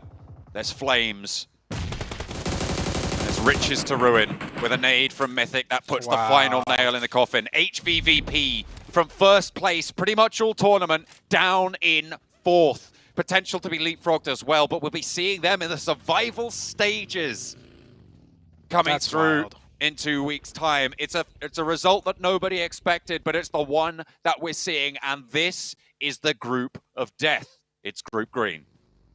That's wild. Who would have thought? We will see them in the survival stages. They'll have another chance as Order gets taken out as well. That is STALWART Esports sitting very comfortably in first place. Only Bacon Time has somewhat of a chance to take that first place. But STALWART Esports, they have 4 up. They just saw Nova go out. They are chilling right now and might even be celebrating just a little bit in their booths. They should be, yeah, they absolutely should be okay here. I mean, to be fair though, there are 2 teams beneath them. could have massive games, but it's going to be very, very unlikely that Fireflux can stretch out that far, even with a big chicken dinner. 4 players alive. They managed to snake their way on into this circle. Alpha 7, the spoilers on the north side for HVVP. We'll be playing from that northern side. We'll need to crunch in down south just a little bit. Seems like it's going to slow down to a stalemate. 1 million's position very hard to crack open. And not a position that they necessarily want to take over, as most of it's actually not in zone. So yeah, Fireflux is actually going to wait for the zone to choke that position out. There's no need for them to push whatsoever. The blue zone will do it for them. And yeah, 1 million forced to kind of see where else they could play. They'll swing down further south into the likes of Vampire. Vampire very, or not very weak, but just down to 3. They're out in the open though as well. Ravenclaw really going to struggle here. 1 million looking to just take control of this south side. If Vampire go down, it'll be only Fireflux and Bacon Time looking for a contest. Fireflux spots towards Alpha 7, looking for the flush catch, not going to be able to nail it, but a lot of damage. Doesn't want to over-peak, doesn't want to give the game away just yet. They play as 4, they need it to keep going if they want a chance at taking on Bacon Time. Very cautious play out of catch right there. Seemed like he had every opportunity to continue spraying, but always got to play disciplined here. Pop off a few shots, wait a couple of seconds before peeking again, because Alpha 7 is looking up there. And maybe on the next zone shift, if they feel comfortable, they'll get a little bit closer and pick up these points. There is 4 points to be had down there. And Fireflux can easily take it if they wanted to. They desperately need those points as well. Vampire playing with 3. Moving on in. You can see in the picture-in-picture against 1 million, neither team wanting to go too far because both of them are in crucial spots on the tables. There is only one way for them to ladder up, and that's staying alive. You do need to grab those points in, but one thing first. Follow it up with the second. Fireflux move down to the lower plateau.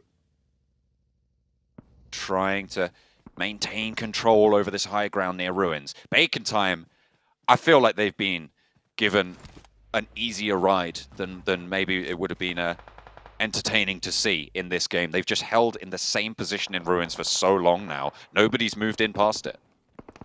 Yeah, Bacon Time do get blessed with that circle. However, Fireflux is in a great position to dominate the rest of the game. Everyone's stuck in ruins. Fireflux is the only one with free reign and free control. So this could set up Fireflux potentially catching up to Bacon Time in eliminations, and Bacon Time just holding out with 4 for as long as they can. This is a showdown that's starting to shape up here. Meanwhile, Vampire, they're only like 1 or 2 points behind Fireflux. They are, however, down to 3 players, so much more difficult for Fireflux to pull something off. Here comes 1 million circling back around to the top. Is Fireflux going to be able to fend this off? And they indeed will. Alpha 7 moving up actually towards Skylights Gaming. In towards the church around the side, catches a nade being cooked, but Mythic doesn't get the knock. Teammates are falling, Mythic goes down first. Nades answering with a little bit of damage, but only Mr. Ford has been traded off in terms of those knocks. Revo, Mafioso both low. Carrillo still not going to be stymied by that. Gets taken down, moves into the sightlines of 3. It's not going to go well. Revo out wide for 1 with the Groza. Gets taken low, but stays alive for now. Mafia Boy up top and Nima, the 2 active for Skylights Gaming. Revo and Mafioso on the flip side coming through for Alpha 7. Nades being cooked. And in the meantime, Vampire are taking names. 3 players alive for them still. They're still going in the picture-in-picture. Alpha 7 still continuing this fight, continuing this pressure.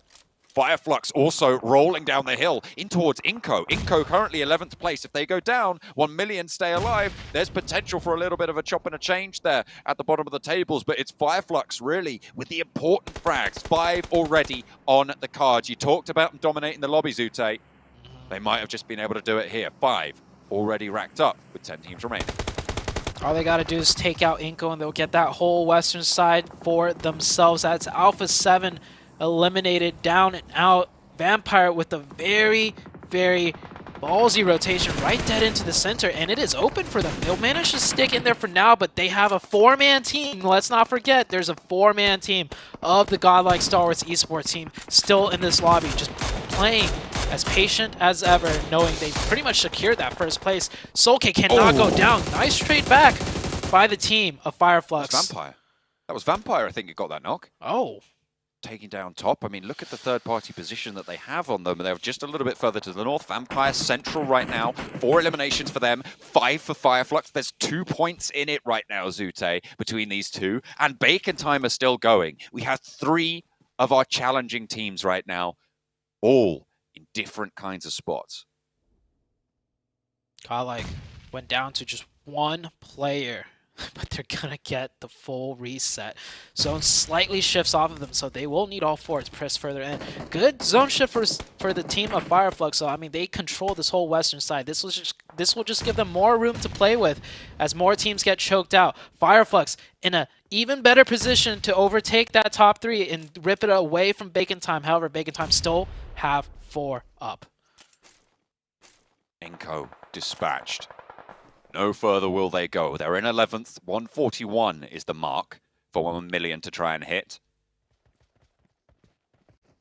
They might have added a placement point or 2 onto that actually for going out in 8th. So it would be a little bit higher than that, but 1 million. They started the game 13 points behind. If they can make it to 3rd place, grab a couple of eliminations, that might be enough to take that spot away. Bacon Time need these points. They get 1. They need to create as much buffer as they can against the dominating force of Fireflux right now on the high ground. And then they pick up 2. Those will be 2 very crucial more points that they just pick up here.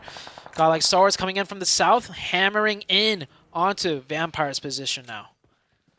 3 players still active for Vampire, 4 eliminations. They want to keep this one in pocket. Godlike Stalwart, they've risen to the top. They will be taking that 1st place position here. But the shots are answered back over from Fireflux. 7 elimination points now for Fireflux, bringing them up to 228 total. Without the placement points, which puts them 6 points behind Bacon Time at this stage. But Solke's in the sidelines. Mini 14 is there, waits for him to stop, but he's not gonna. The jitters are in. And he's all a quiver. 1 million taking shots over towards Bacon Time as well. Spot Shirty. And actually get the flush. That's taken away by 1 million. That's huge. Bacon Time losing 1 is very good news for Fireflux. Not sure how Bacon Time ended up losing a player there.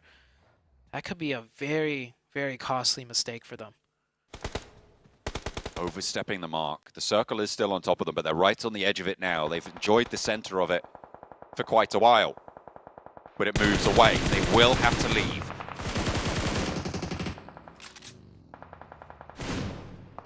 Another picked up. Up on the top, but that's taken by Bacon Time. Fireflux do the work, but Bacon Time reap the reward. 5 eliminations for them, and they're keeping this thing going. They're keeping this train going until the final stop. It is neck and neck. But 3 circles ago, Fireflux asserted dominance on this zone, and you can see they have overwatch of everything. Uncontested now. This is Fireflux game to throw. Fireflux, they took the top of Everest. It was the position that HVVP could have taken if they'd have moved earlier from North George, but they waited too long. They played slow and back and weren't able to do it. Picking up another point. Ooh, Fireflux, you just saw them jump up over on the tables against HVVP. 8 eliminations now. 229 total. Still 6 points behind, though, because Bacon Time pinched 1 away. Bacon Time loses another player. Down to 2. They can make it into zone, at least. As Vampire and STALWART's Esports finally get into a committed engagement, Pika will drop down. That might actually keep him safe, as it's very scary to peek over the edge into the open, especially with Fireflux down here. But look at how many point opportunities Fireflux has. They have their pickings of whichever team they want to take shots at. Play zone. Point over to Vampire. elimination found. 5 total now. I mean, we might have counted them out, but they are still here, still in the lobby, still with 3. Hold up. They nail the shots back over to Ketch. Fireflux, Soulcase spotted by Skylights Gaming, and Nade over to Bacon Time as well. And Solus answers over towards Vampire. The fights are going every Skylights single moving direction. up. Solus is low, Lutz is low as well for Fireflux. Will they be drawn short? Will they fall short of that mark? The 3rd place is up for grabs, but Bacon Time is still alive. The final zone here, and we have 5 teams remaining, Zute. Every team's starting to make their push now as the zone is closing in. I think Fireflux will be okay. The push stopped short. They will hold strong up there. Bacon Time, meanwhile, down to 1. Skylights Gaming making a play, picking up some points, confirming 1. Bacon Time is out. And Fireflux is still up with 4. They got the full reset. They did, and Vampire Esports getting peppered away. 1 million is still alive, but they're still go. Can they pick up the points? Lazy Boy falls. Who went down first? I think it was them, but there's 2 teams remaining. Fireflux, they might have done enough to do it. They might have jumped up, taken Bacon Time's spot. 9 eliminations now found. What more can they sweep under the rug? 7 eliminations, 3rd place for Vampire. It's good, but it might not be good enough. Out goes the swing wide. 4 players alive for Fireflux. Catch Solus mount up. Lutz they down. need this. Oh no! And Mafia Boy playing spoiler. The spray over towards Catch plays off with 1v1. AJ. And now it's a 1 versus 1. Mafia Boy versus Soulcase. Fireflux with the run of their lives to control from the top of Everest. But it all comes down to 1 versus 1. A tree and a ridgeline, and Mafia Boy enveloped by the blue. The nade sails high. The burn is out. Soulcase steps up, hits the deck again. He's out in the open, but can he land the shots? Soulcase ducking, diving around the ridgeline. It's a Groza. It's so close. Soulcase, 1 more bullet will do it, but a headshot could turn it either way. It's Fireflux. They take 3rd place, and with it, a direct qualification to Jakarta. Ooh, I love that. He smacked the camera. You can feel the energy in there. RIP to that fan. That one fan just got massacred. They're not done yet. Oh man, what a run for the Fireflux team. That is emotion right there. Absolutely beautiful to see. What a way to close it down.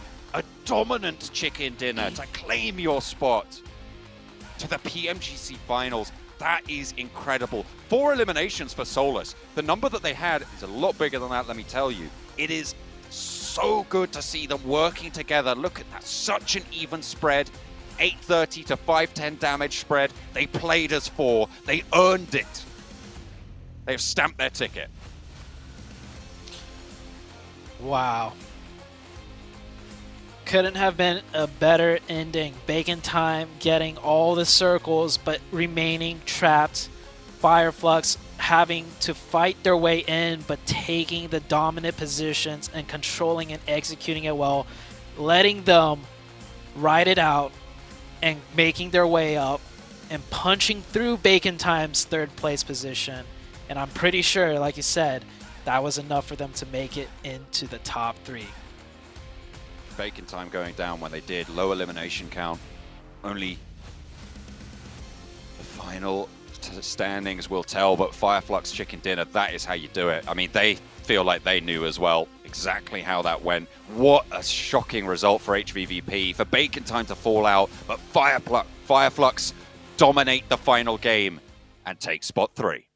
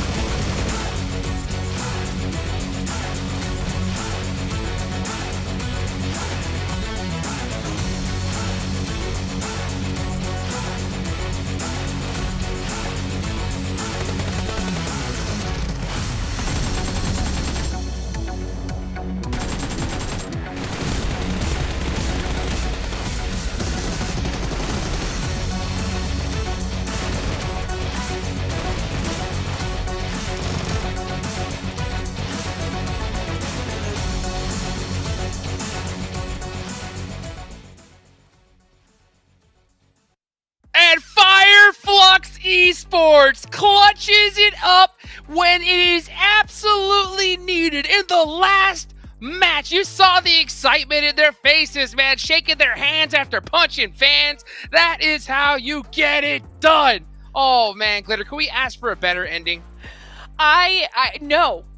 No, that's the short answer. You absolutely could not have asked for a better ending. It was down to the wire. So many things had to fall the right way for Fireflux to be able to come out on top like that. 27 total points with the chicken dinner. I mean, to be fair, Skylights tried to take him out 7. It got a little bit too close for comfort there. It definitely did, and guess what? Oh my goodness, Nova, even though Order was able to get 50 eliminations, they ended up getting hunted down by Knights. But Order being able to clutch that up, you know what? It secured their second spot a little bit more. Damage though, top. I mean, this was a player that had a pop-up performance yesterday. He continued to have a pop-up performance today. I couldn't be happier that we got a chance. Let's see it. Oh my goodness! Fireflux makes it. Here it is. This is Bacon insane. Time's got to be devastated. By 7 points. Wow. 7 points. And they were trying so hard. They were alive so long into that game, but the eliminations were just way too high on behalf of Fireflux. I mean, Nova gets ousted a little bit by GODLIKE, STALWART, but this is a top 3 that we didn't see literally until today, 7. This is a brand new top 3 from what we saw for the past 3 days. It is, and then you have a bunch of heartbreaks like HVVP. I mean, this team was at the top for 3 days straight. And then on the last day, we were talking about it yesterday. Stuff wasn't really working. They weren't the same HVVP, and they end up right there in 6th place. Dang. And then iNCO Gaming clutching it up by just 2 points over 1 million. 1 million. If they would have just gotten those extra eliminations there at the end, it might have been a completely different story, Glitter. Listen, this is another case of the stolen elims, okay? That would have been an opportunity that could have made or broke the performance for 1 million. So 2 points, that's got to sting a little bit, and now we know who's going to be making their way to the survival stage, and of course, the grand finals. GODLIKE, STALWART, Nova, and Fireflux Esports punch their tickets, and their survival stage is getting scarier and scarier. Jukes, we heard the casters talking about this. We kind of hinted at it all day. It's going to be so difficult in the survival stage. This survival stage is going to be so disgusting. I mean, you got Alpha 7 Esports, HVVP, which was like Seven said, popped off every day, but here's the MVP! And it's top from GODLIKE, STALWART. I mean, this man had performed constantly, day in and day out. 40 eliminations total. That's more than some teams got. I'm not surprised. I talked about it at the beginning of the show. This man had a pop-up performance yesterday. 8 team eliminations in just 1 day.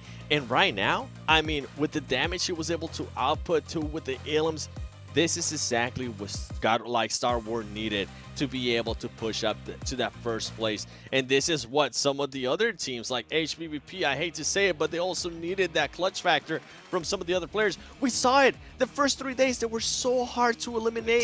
We saw it! It disappeared. It went to absolutely nowhere. And then Bacon Time. The patience, Glitter, that they had, it might have worked out in the previous days, but when they actually needed to become urgent, when they needed to at least secure some extra elims, they decided to wait for too long. I feel like they tried to make a push there at the end of today, and it's just too many missed opportunities. When you go back and you look at even the first day, we talked about this with them in the very first day. They came out of the gate with a really strong performance and then got quiet and passive, and it stayed that way for too long, and they missed out on too many points. We talk about it so frequently, you would think that someone would listen by now. Every single point matters.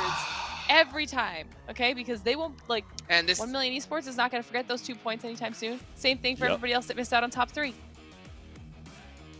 It's going to just be burned in their brains for a whole year, because that's going to have to wait until pretty much next year to be able to get that done. And, you know, it's so crazy just to see how close this gets every single time. And the feelings that are going through these players. I mean, heck, you know Nova. I guarantee you Nova is probably the most upset team because they wanted first place. You know they did. But you know what? It's time to talk to our first place winners. Godlike, Stalwart. Let's go ahead and take it off to a beautiful interview. Take it over to Choo Choo. We're down to the last wire and down to the last bullet to know who will be the top 3 and who will be the champion. Not really yet. The number 1 spot in week 2 of the green group today. I'm Choo Choo, your host. We're talking about last day for the group green in the PMGC 2022. Congratulations to Stalwart, none other than the STE taking that number 1 crown in the last minute now. And also we want to know, since this is called the group of death, you crown yourself as number 1. That's a big statement. Did you actually expected you to win today at number 1? Notre technique, notre tactique, tout ça a été...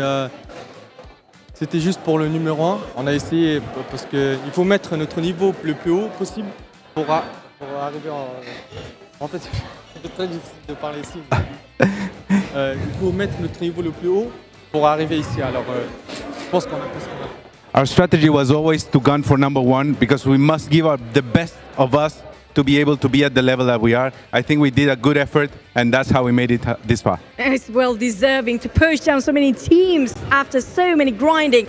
And how do you feel right now as the coach? And none other than, sorry, I forgot to introduce, I was so happy for you. This is Coach Senna, or Senator, he said. So how are you feeling right now? J'ai pas les mots en fait. C'est le feeling. En fait, c'est pas que de moi. Ça dépend pas que de moi. Ça dépend de tous les gens qui étaient derrière nous. Surtout les joueurs, ils ont tout ce qu'ils ont fait très bien. Genre, en fait, j'ai pas les mots pour l'instant. C'est très. I'm speechless. I'm just speechless. It's not just me. It's all the people who help us get here, and of course the players who gave it all they had. So I just want to say that I'm actually without words at this moment. Oh, we can see that. I mean, it's just really don't know until the end of it. But also we want to know, since there are teams that have been relegated and not actually managed to get into the grand finals in Jakarta soon, do you have anything else to say for your most wanted to see rival that didn't make it in the grand finals? Quelle est l'équipe que vous voulez voir dans la finale qui n'est pas encore qualifiée? Il y en a beaucoup. Il y en a vraiment beaucoup parce qu'on a nos amis, on a nos countries. Genre, il y a encore une autre équipe mongolienne qui va jouer prochaine. So, je veux les revoir aux grandes finales. Je veux voir Navi. Ils ont fait tout ce qu'ils ont pu, mais c'est très difficile pour eux le dernier jour. Alors je veux Navi, je veux DVG, nos amis. Je veux tout l'effort. On veut tout l'effort parce qu'on va faire un revenge. On vient de le faire, mais on va le refaire encore. C'est pas encore fini. There's so many of them. There's so many of them that I want to see. I really want all the strong teams to make it. You know, DG, Navi, that were so close. You know, there's also, of course, another team from Mongolia that's playing next week that we also want to see them there. So it is really, I want to see all the strong teams make it through. We want to have another chance to keep showing what we can do. Now, we talked about all the rivals here. You have so many competition as well. Now, who do you think in this group is the toughest for you to challenge against? Quel est le team le plus dur dans ce groupe? C'était Nova. Le dernier jour, c'était vraiment Nova parce qu'on a fait 4 fois face, mais pour notre situation, on n'a pas eu vraiment la situation pour les gagner. Genre, on était un peu sandwich dans des situations un peu difficiles. C'est pour ça qu'on n'a pas vraiment eu l'occasion de les gagner, mais au final, on est numéro 1. Alors, je pense que c'est bien. Of course, it's Nova. They did an amazing job today. We didn't get the chance to beat them today because sometimes we were trapped in between a rock and a hard place, but we did our best. And I think at the end, we managed to pull through. I'm really happy that we made it. It's okay. You can fight them again in the grand finals, definitely. Now, what do you have to say to all your families, your fans and supporters that have been believing in you until the last minute? For all our fans, it's like... we have so many fans in South Asia, like Bangladesh, Pakistan, Nepal, really Mongolia. We have so many fans même à l'intérieur, mais à l'extérieur aussi. Genre, c'est pas que notre pays qui est en jeu. On a des fans de South Asia, mais vraiment tout nous encourage. On a nos familles, on a tout le monde, mais on a vraiment trop. Et je remercie de fond du cœur, vraiment de fond du cœur, de nous supporter jusqu'à maintenant, parce que les 2 premiers jours, c'était vraiment difficile. Et pour faire un comeback, c'était vraiment très, très difficile. Alors, tous nos familles, toutes nos équipes, tous, c'est vraiment, merci beaucoup. J'ai pas les mots. Well, I'm speechless again. I want to highlight how we have fans everywhere, not just in Mongolia, Southeast Asia, everywhere. Their support has been invaluable to allow us to come back. We had a tough couple of days at the beginning, but we managed to make it back with the support from all our friends and families. It was priceless. And once again, I'm speechless. Thank you so much. Congratulations again to STALWART Esports and none other than all the teams that managed to squeeze into the grand finals in Jakarta. But it's not going to be done yet, as we still have the survival stage in the future. Now things are really chaotic and wild here, as all the players are already hyped up because they're done for the week. I think this is for me. This is your host Choo Choo signing off, and thank you. Congratulations again for the top 3 teams. Back to the casters and the panelists.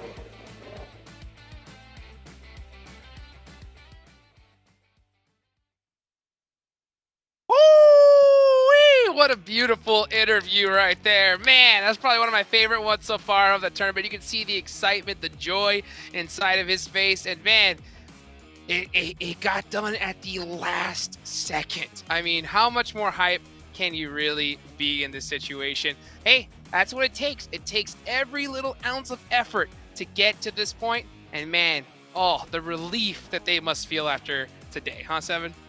Hot Jukes, that relief, I'm pretty sure they're going to be happy about it. All right. What was impressive to me was just their path to how they got there.